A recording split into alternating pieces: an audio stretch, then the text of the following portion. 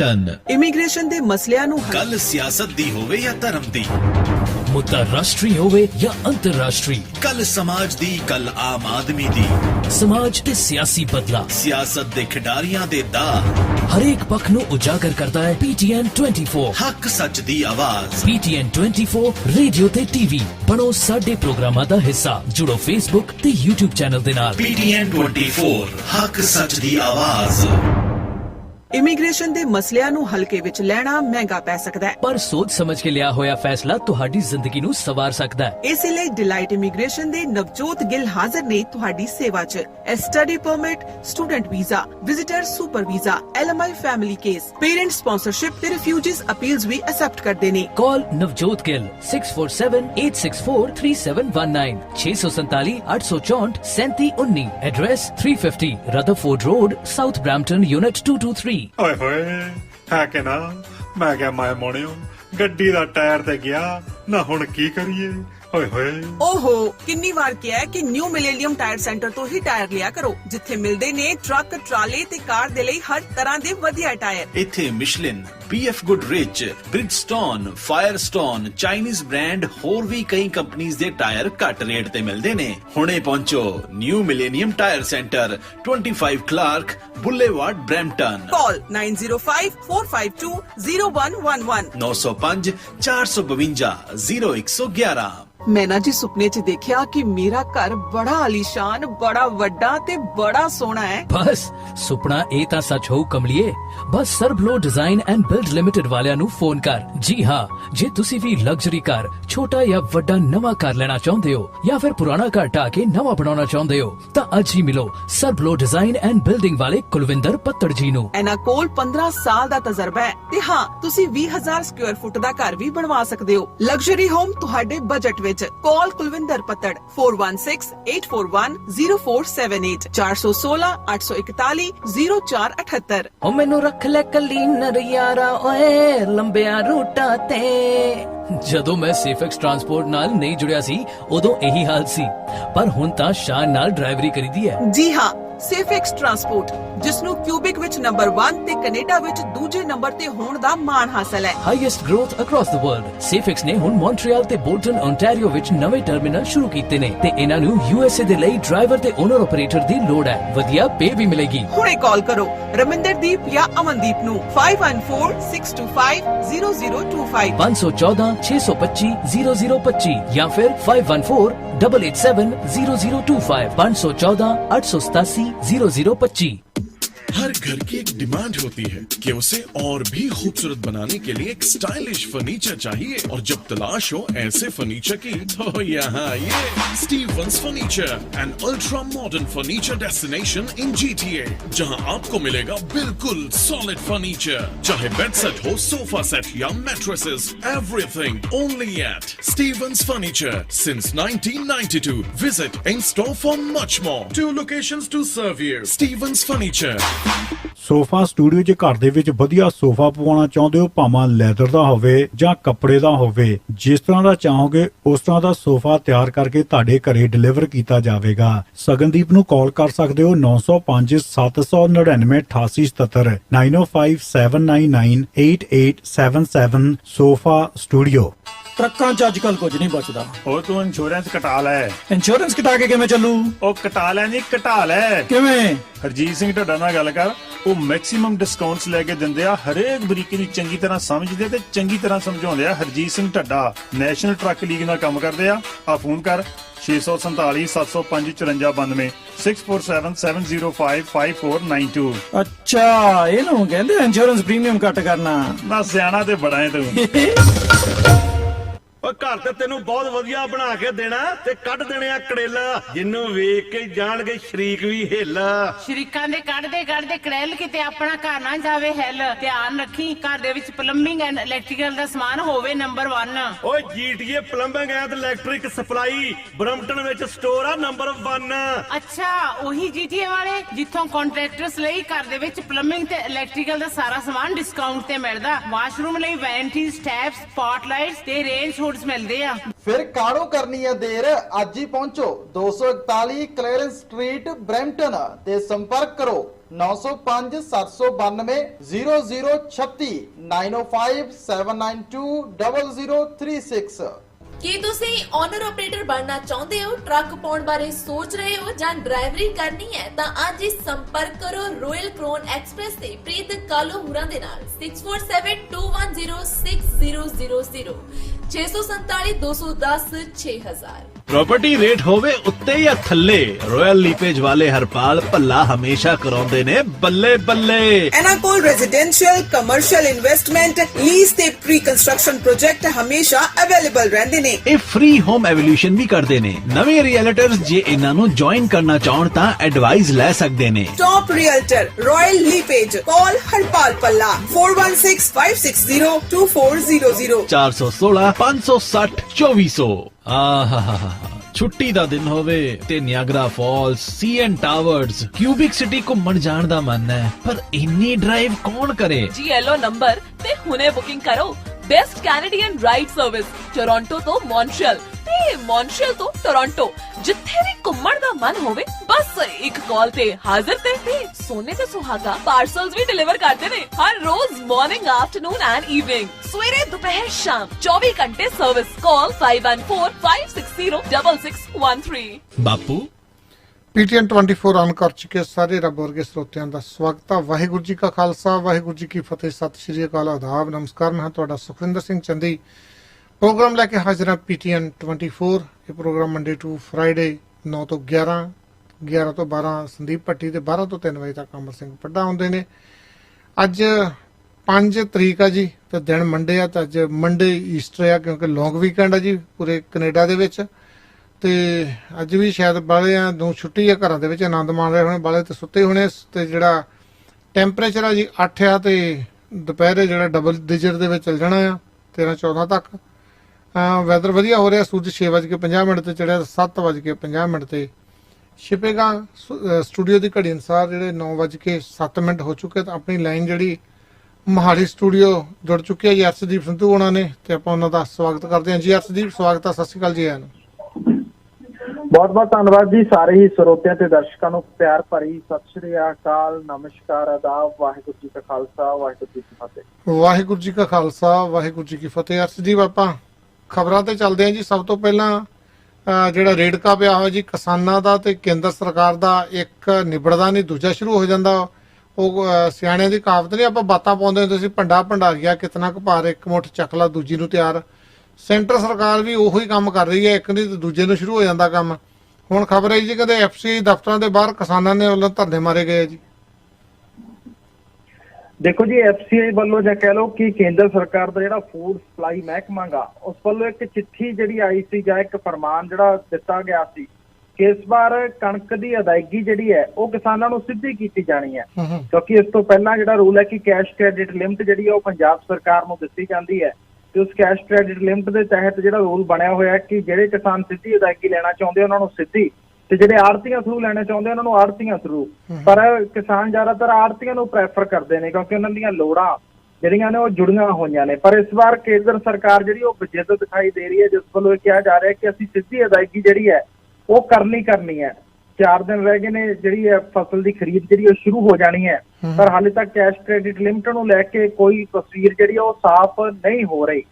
ਤਾਂ ਇਹਨਾਂ ਹਾਲਾਤਾਂ ਦੇ ਵਿੱਚ ਸੰਯੁਕਤ ਕਿਸਾਨ ਮੋਰਚੇ ਵੱਲੋਂ ਇਹ ਪ੍ਰੋਗਰਾਮ ਐਲਾਨਿਆ ਗਿਆ ਸੀ ਕਿ ਅੱਜ ਦੇ ਦਿਨ ਜਿਹੜੇ ਨੇ ਉਹ FCI ਦਫ਼ਤਰਾਂ ਦੇ ਬਾਹਰ ਧਰਨਾ ਪ੍ਰਦਰਸ਼ਨ ਕੀਤਾ ਜਾਊਗਾ, ਘਿਰਾਓ ਜਿਹੜਾ ਉਹ FCI ਦਫ਼ਤਰਾਂ ਦਾ ਕੀਤਾ ਜਾਊਗਾ। ਇਸ ਸੱਦੇ ਨੂੰ ਲੈ ਕੇ ਪੰਜਾਬ ਹਰਿਆਣਾ ਦੇ ਵਿੱਚ ਜਿਹੜਾ ਕਿਸਾਨਾਂ ਵੱਲੋਂ ਪ੍ਰਦਰਸ਼ਨ ਕੀਤੇ ਗਏ, ਪੰਜਾਬ ਦੇ ਵਿੱਚ ਕਾਫੀ ਜ਼ਿਆਦਾ ਵੱਡੇ ਪੱਧਰ ਤੇ ਪ੍ਰਦਰਸ਼ਨ ਦੇਖਣ ਨੂੰ ਮਿਲੇ, ਜਿੱਥੇ ਕਿ ਸਾਰੇ ਹੀ FCI ਗੋਦਾਮਾਂ ਦਾ ਦਫ਼ਤਰਾਂ ਦਾ ਘਿਰਾਓ ਜਿਹੜਾ ਉਹ ਕਿਸਾਨਾਂ ਵੱਲੋਂ ਕੀਤਾ ਗਿਆ ਸੀਗਾ। ਕਿਸਾਨਾਂ ਦਾ ਸਾਫ਼ ਤੌਰ ਤੇ ਕਹਿਣਾ ਹੈ ਕਿ ਜਿਹੜਾ ਸਿੱਧੀ ਅਦਾਇਗੀ ਦਾ ਜਦੋਂ ਮਸਲਾ ਆਉਂਦਾ ਗਾ ਤਾਂ ਸਿੱਧੀ ਅਦਾਇਗੀ ਦੇ ਲਈ ਪੰਜਾਬ ਦਾ ਧਰਾਤਲ ਜਿਹੜਾ ਹੈ ਉਹ ਤਿਆਰ ਨਹੀਂ ਹੈ। ਪੰਜਾਬ ਦੀ ਜ਼ਮੀਨੀ ਹਕੀਕਤ ਜਿਹੜੀ ਹੈ, ਕਿਉਂਕਿ ਛੋਟੀ ਕਿਸਾਨੀ ਹੈ, ਜ਼ਿਆਦਾਤਰ ਕਿਸਾਨੀ ਠੇਕੇ ਤੇ ਜ਼ਮੀਨ ਲੈ ਕੇ ਜੀਵਨ ਬਸਰ ਕਰਦੀ ਹੈ, ਤੇ ਠੇਕਾ ਵੀ ਜਵਾਨੀ ਕਲਾਮੀ ਹੁੰਦਾ, ਕੋਈ ਕਾਗਜ਼ੀ ਕਾਰਵਾਈ ਬਾਹਲੀ ਜਿਹੜੀ ਹੈ ਉਹਦੇ ਵਿੱਚ ਨਹੀਂ ਹੁੰਦੀ। ਤਾਂ ਇਹਨਾਂ ਹਾਲਾਤਾਂ ਦੇ ਵਿੱਚ ਜਦੋਂ ਜ਼ਮੀਨ ਦੀਆਂ ਫਰਦਾਂ ਦੇਣੀਆਂ ਤਾਂ ਕਿਸਾਨ ਜਿਹੜੇ ਆਪਣੀ ਫਸਲ ਦੀ ਅਦਾਇਗੀ ਕਿਸ ਤਰ੍ਹਾਂ ਸਿੱਧੀ ਜਿਹੜੀ ਉਹ ਸਰਕਾਰ ਤੋਂ ਲੈਣਗੇ। ਨਾਲੋਂ ਨਾਲ ਅੱਜ ਕਿਸਾਨਾਂ ਨੇ ਇਹ ਵੀ ਕਿਹਾ ਕਿ ਕਣਕ ਦੀ ਜਿਹੜੀ ਨਮੀ ਦੀ ਗੱਲ ਆਉਂਦੀ ਹੈ, ਜਦੋਂ ਕਿਉਂਕਿ ਨਮੀ ਜਿਹੜੀ ਉਹ 14% ਤੇ ਕਣਕ ਖਰੀਦੀ ਜਾਂਦੀ ਸੀ, ਤੇ ਹੁਣ ਇਸ ਵਾਰ ਕਹਿ ਗਏ ਕਿ 12% ਤੇ ਜਿਹੜੀ ਹੈ ਨਵੀਂ ਤੇ ਕਣਕ ਖਰੀਦੀ ਜਾਊਗੀ। ਕਣਕ ਬੀਜੀ 14% ਨਵੀਂ ਤੇ ਜਾਂਦੀ ਹੈ ਤੇ ਇਸ ਕਰਕੇ ਕਿਸਾਨਾਂ ਨੇ ਕਿਹਾ ਵੀ ਇਹ ਵੀ ਜਿਹੜਾ ਹੈ ਧੱਕਾ ਹੈਗਾ, ਕਿਉਂਕਿ ਪਹਿਲੇ ਦਿਨ ਤੋਂ ਹੀ 14% ਨਵੀਂ ਤੇ ਕਣਕ ਜਿਹੜੀ ਉਹ ਖਰੀਦੀ ਜਾਂਦੀ ਹੈ। ਇਸ ਤੋਂ ਇਲਾਵਾ ਜਿਹੜੇ ਟੁੱਟੇ ਦਾਣਿਆਂ ਦੀ ਮਾਤਰਾ ਹੋਵੇਗੀ, ਟੁੱਟੇ ਦਾਣੇ ਜਿਹੜੇ ਸੀ ਪਹਿਲਾਂ 4% ਟੁੱਟੇ ਦਾਣੇ ਜਿਹੜੇ ਸੀ ਉਹ MSP ਦੇ ਉੱਪਰ ਕਿਸਾਨਾਂ ਦੀ ਫਸਲ ਖਰੀਦੀ ਜਾਂਦੀ ਸੀ, ਉਹ 'ਚ ਕੋਈ ਕਟੌਤੀ ਜਿਹੜੀ ਉਹ ਨਹੀਂ ਹੁੰਦੀ ਸੀ। ਪਰ ਇਸ ਵਾਰ ਟੁੱਟੇ ਦਾਣਿਆਂ ਦੀ ਮਾਤਰਾ ਘਟਾ ਕੇ ਜਿਹੜੀ ਉਹ 2% ਕਰ ਦਿੱਤੀ ਗਈ ਹੈ। ਇਸ ਤੋਂ ਇਲਾਵਾ ਦਾਣਾ ਜਿਹੜਾ ਹੈਗਾ ਦਾਗੀ ਹੋ ਜਾਂਦਾ ਹੈ, ਜਿਵੇਂ ਕਿ ਮੌਸਮ ਸਿੱਲਾ ਚੱਲ ਰਿਹਾ, ਹੁਣ ਵੀ ਪੰਜਾਬ ਦੇ ਵਿੱਚ ਮੀਂਹ ਵਾਲਾ ਮੌਸਮ ਬਣਿਆ ਹੋਇਆ ਹੈਗਾ ਤੇ ਇਹਨਾਂ ਹਾਲਾਤਾਂ ਦੇ ਵਿੱਚ ਜੇ ਕਣਕ ਦੀ ਕਟਾਈ ਸਮੇਂ ਮੀਂਹ ਪੈਂਦਾ ਗਾ ਜ਼ਿਆਦਾ ਤਾਂ ਉਹਦੇ ਨਾਲ ਬਿਮਾਰੀ ਵੀ ਵੱਧ ਫੈਲਦੀ ਹੈ। ਇਸ ਕਰਕੇ ਦਾਣਾ ਕਈ ਵਾਰੀ ਜਿਹੜਾ ਹੈ ਉਹ ਰੰਗ ਕੋਈ ਹੋਰ ਲੈ ਜਾਂਦਾ ਤੇ ਇਸ ਕਰਕੇ ਦਾਣੇ ਦੇ ਜਿਹੜੇ ਖਰਾਬ ਦਾਣੇ ਦੀ ਮਾਤਰਾ ਸੀ ਉਹ ਵੀ 3% ਤੋਂ ਘਟਾ ਕੇ ਜਿਹੜੀ ਹੈ 1.5% ਕੀਤੀ ਗਈ ਹੈ।